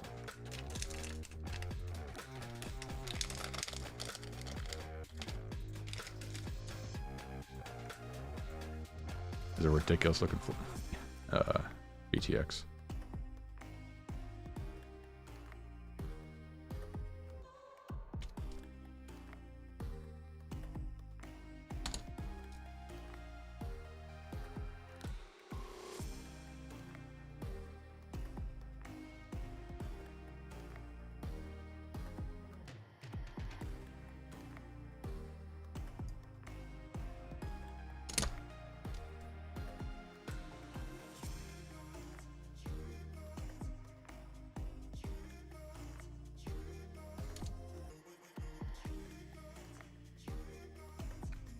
These standoffs have dimensionality to them, so we should put the taller part on the bottom.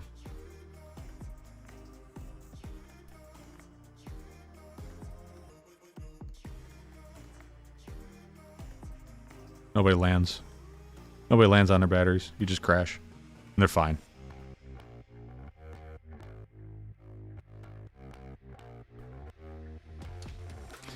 It's better than slamming your battery, your quad battery first into a gate.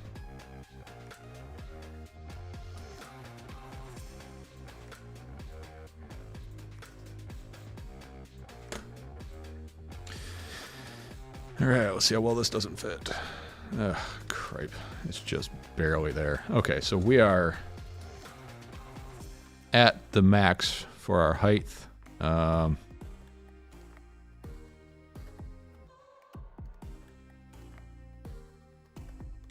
Even with that, I think I'm teetering on a connector here. Ugh, Christ. So I need more space here. Yeah, this ain't gonna work out.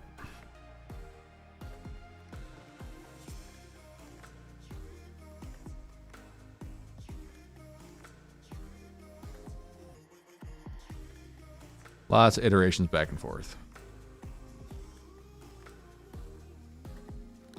Wish those nylock nuts at the bottom weren't so thick. Sure, like half the height. I would replace them with nylon nuts, but since you can't get to the hardware while tightening your stack down, I'm gonna stick with the nylock. Or I could build the center section and then put the arms on. Not ideal, but might be what I have to do.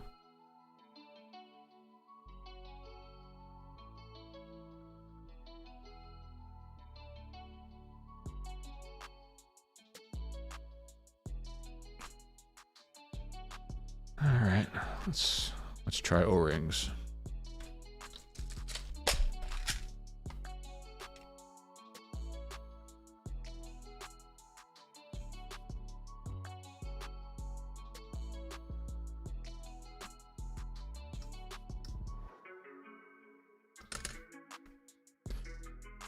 Brian Huff, are you putting bi-blades or tri-blades on it? Tri-blades. It's a race squad.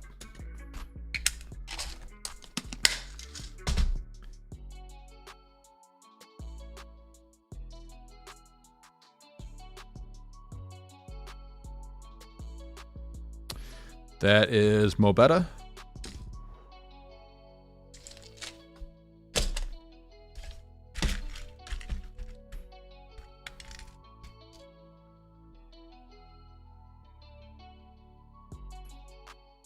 Some more O-rings. I got a feeling we're gonna chew up our extra space pretty quick here.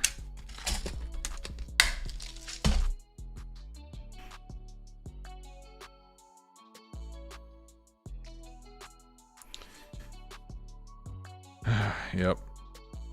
I mean, it'll work, but I feel like I'm compressing the flight controller a little bit too much.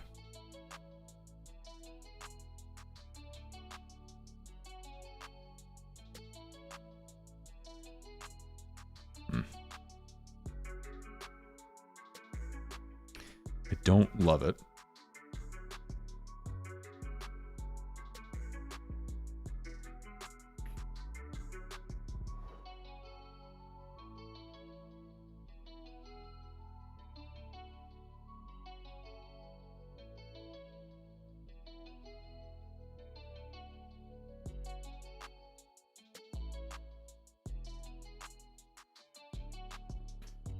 I still got to jam a receiver in here somewhere.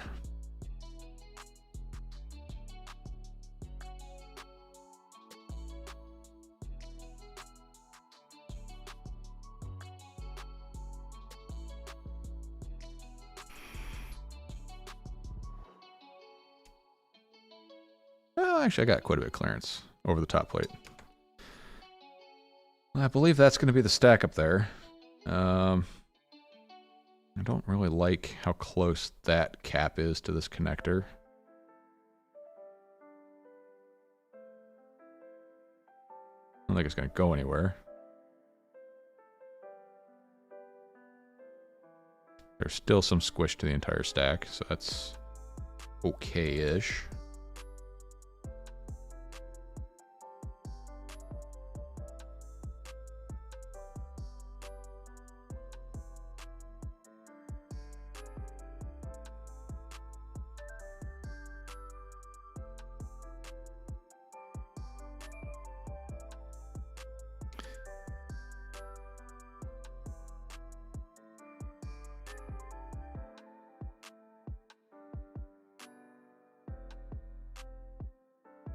Probably got to ease up on these a little bit. They're pushing a little too hard.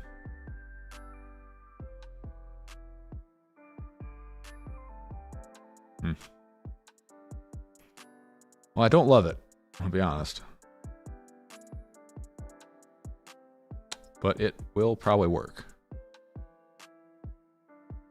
Brian House says, I can't tell a difference in bi-blade and tri-blade on my whoops.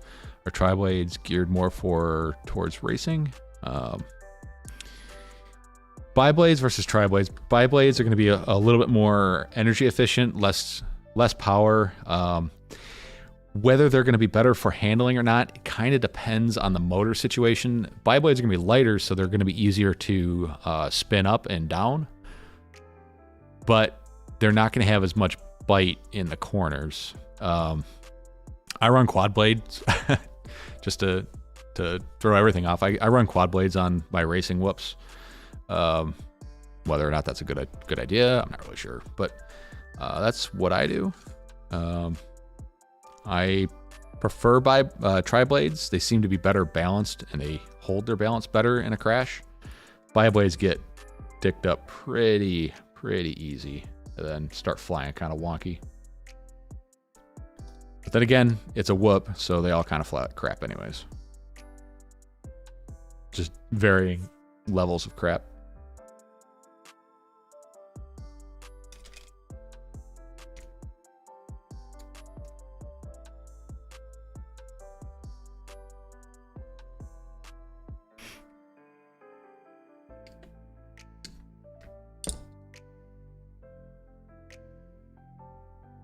Make sure we got all our clearances for our stuff.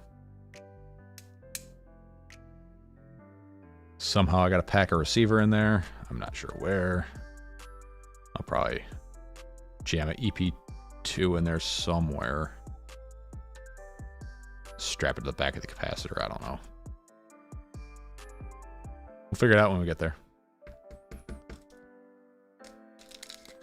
Is this aluminum hardware? Ugh. Okay. I wouldn't recommend using these. They are... aluminum hardware is just garbage. It's light. But I give you like 1 or 2 installations and then they're stripped.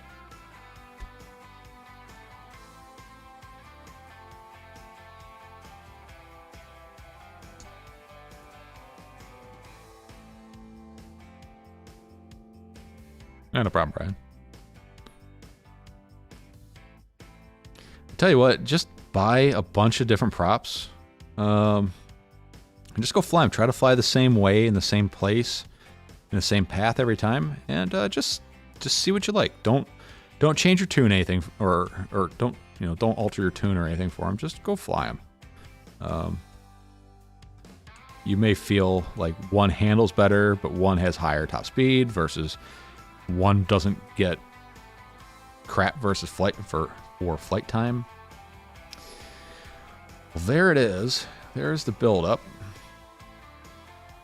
I didn't stick the camera in there yet, or the antenna, We'll cross that bridge when we get there. Those are things that you can usually work around pretty easy mid-build. But as far as the stack goes, that's something that I like to get hammered out before I start attaching any other, parts permanently, like soldered wise.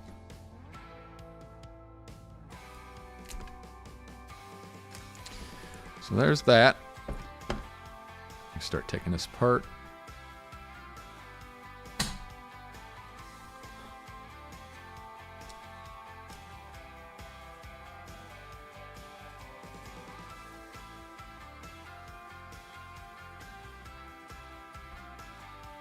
Can't believe there's still 32 people watching.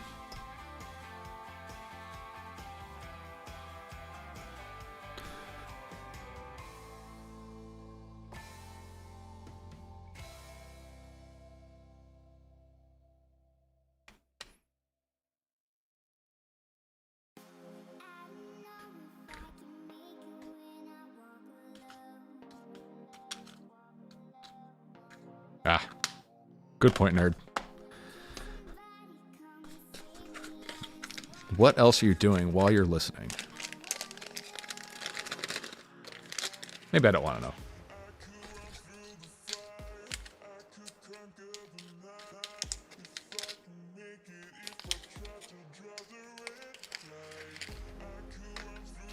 I assume these are the right length screws. I guess it's for their motors, for their frame. Let's see. Circlip. That's interesting. Didn't realize I'd be using a circlip.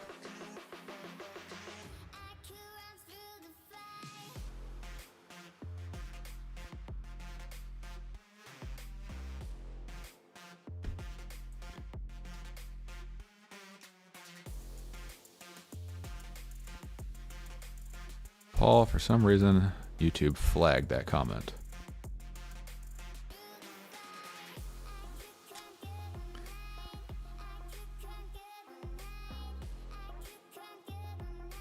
So I always build from the outside in.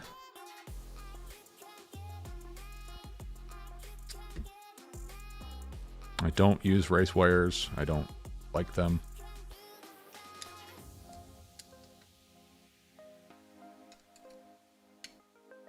I opted not to get the ones with the MR30 connectors on them just because, I don't know. I thought, like when I started racing, I thought, oh yeah, I'm going to have time between heats to make repairs. I'll bring parts. In all reality, there is not enough time in between heats. You just grab another quad and go. Like I have enough time to swap props and batteries. Maybe put one pack on a charge and that's it. Yeah, I got flagged for the word squirt, most likely.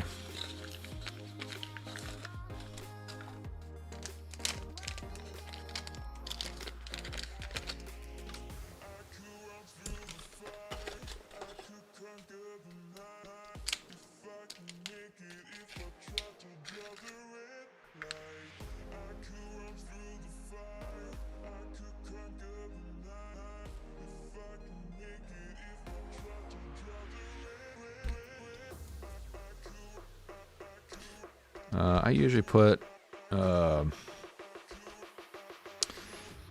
Vibratite on my motor bolts. My Vibratite's out in the garage, and I don't feel like going out to get it. So we're not going to do it. If I find these loosen up a lot while I'm flying, then maybe I'll go back and do it later.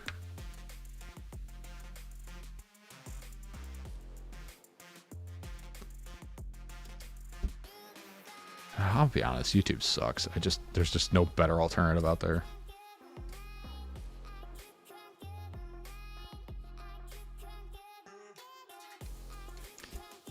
A couple guys do streams over on just their own Discord servers, which I like that idea. Just like I like that you guys are chatting back and forth with the keyboard, but it'd be a lot nicer if you guys could just like voice chat. I think in the beginning, Bardwell tried doing his live streams were over they were on YouTube, but while also using his Discord server at the same time. The problem happens is if somebody's playing some music in the background, you'll get a copyright strike. And it may just be one of those ones where you don't get paid for the stream, but it may be also one of the ones where they take the whole stream down. So you've really got to like vet who's going to be on the live stream. And, you know, I think the average person who doesn't run a YouTube channel doesn't really think about all the copyright crap that goes into it. Like all the music I'm playing, this is not what I would want to play for music. But the music I would want to play, if I did it, I would A, either be demonetized or B, have the video taken down.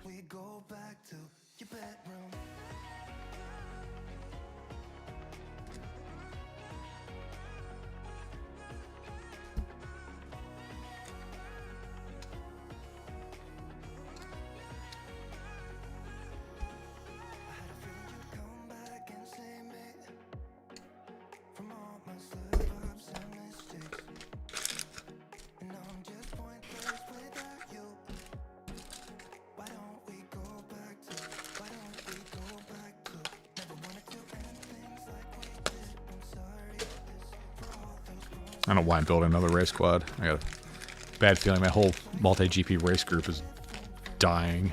Nobody flies anymore. Having a hard time trying to bring new people into the hobby. At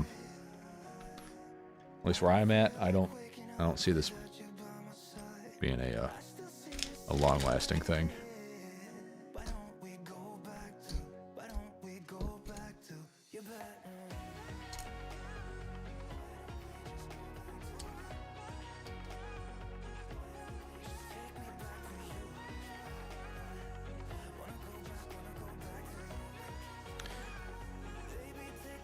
Do you know if FR Sky retired from OpenTX support?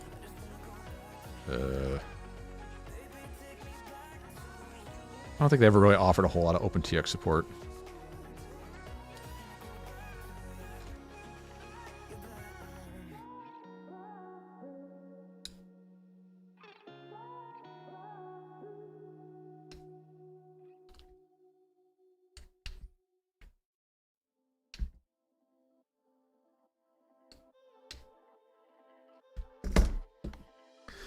All right, so there we go. We got the bones of it. We got our stack figured out. We got our motors installed. Nothing's fired up yet. But it's coming around 2 o'clock. I'm hungry. And I got stuff to do today. I would assume Ciati streaming. Let's see.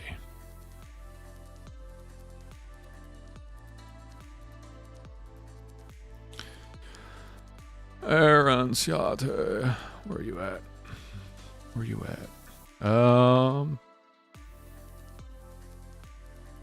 Yep, he's streaming today in a couple minutes.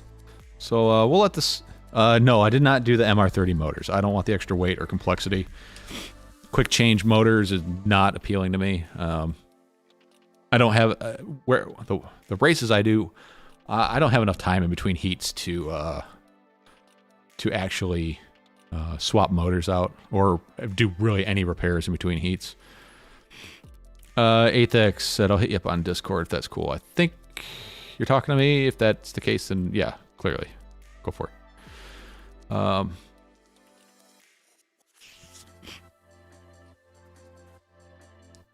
Oh, supporting the OpenTX project? Oh, I'm sure they are. They've had a couple new things implemented in the last year. They have race mode for their Archer line of receivers. That's getting them down to 6 milliseconds. So, they're still working with OpenTX.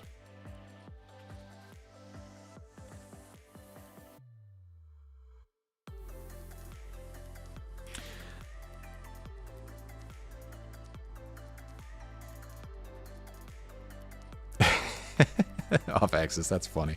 I just looked at the YouTube stream or the Discord stream thing.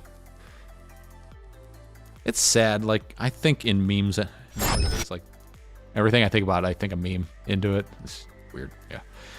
All right. Let's see. Is Aaron streaming yet? 2 o'clock. Mentioned FPV and people mentioned back they aren't going to do that remote ID thing.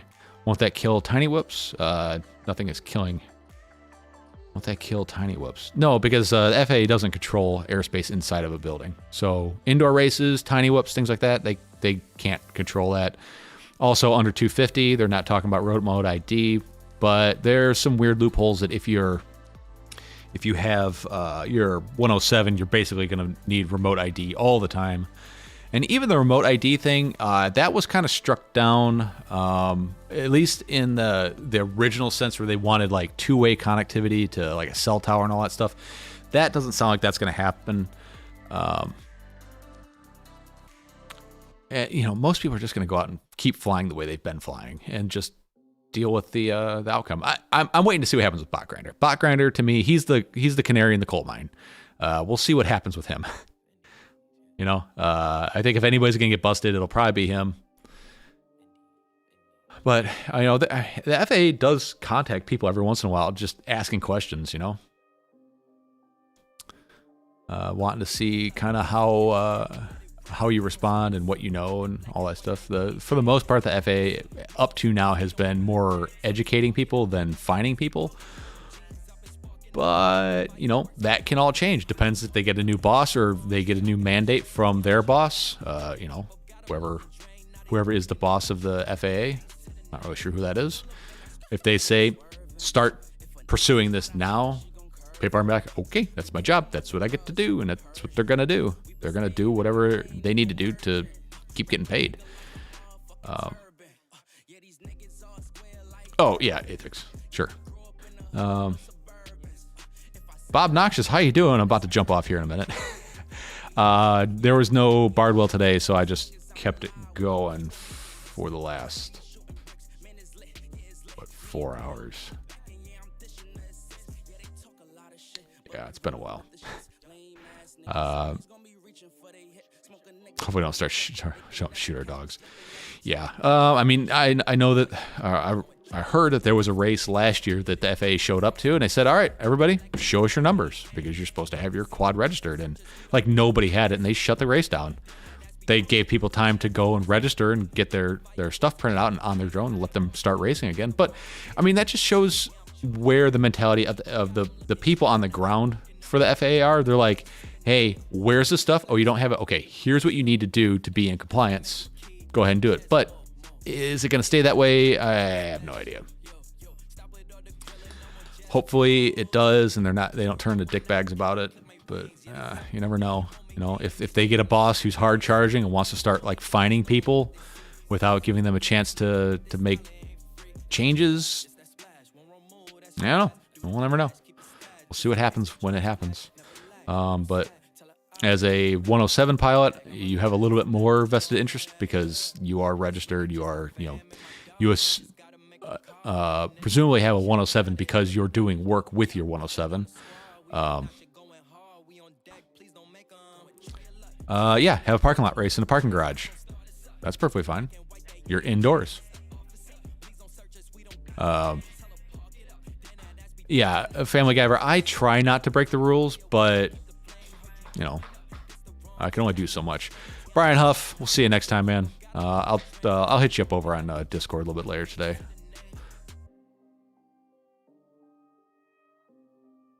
Like whoop races, they can't regulate that stuff. Indoor races are not going to be able to regulate that stuff because it's outside of their jurisdiction. As soon as you pop out of that parking garage, well, that's a whole different story. But, you may get, if you do have an agent pop up, they may not know exactly what it is that they're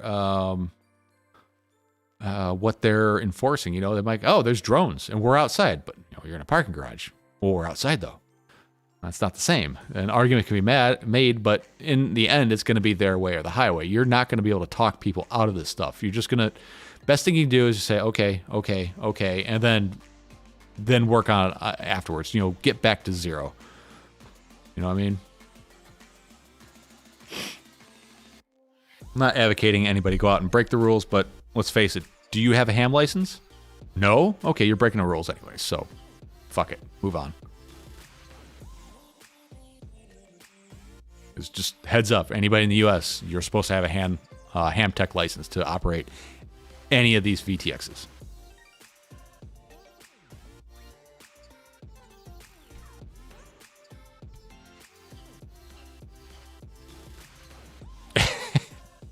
Yeah, the trust test is garbage just so people can go buy their DJI Mavic.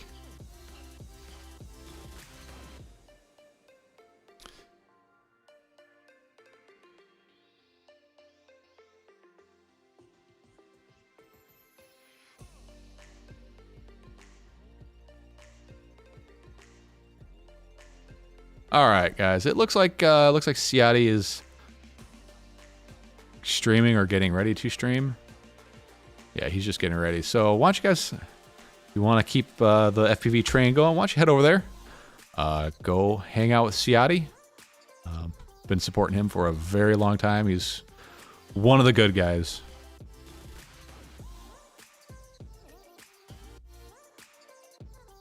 Oh yes, correct. Sorry. DJI is FCC certified, but all this analog gear isn't. But then again, the DJI stuff goes out the window as soon as you change the antennas or do the power output mod. It's no longer FCC certified.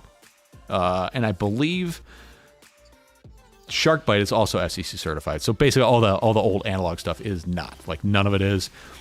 Companies have put in for FCC certification. That doesn't mean they've gotten it back. So if you go to like TBS and you see, oh look, they have their certification. They've submitted it, but whether it was approved, you'd have to dig through the FCC stuff. Can we put GPS on the FAAF official cars? Yeah, wouldn't that be nice? All right, guys, I'm gonna get out of here. My stomach's hungry, and the dogs, they're just super busy. They want to get moving. Look at those guys. They're, they can't contain themselves. Yeah, I want to know how fast they're going to concern citizen. And if they start educating local police departments, I don't know how that's going to work out.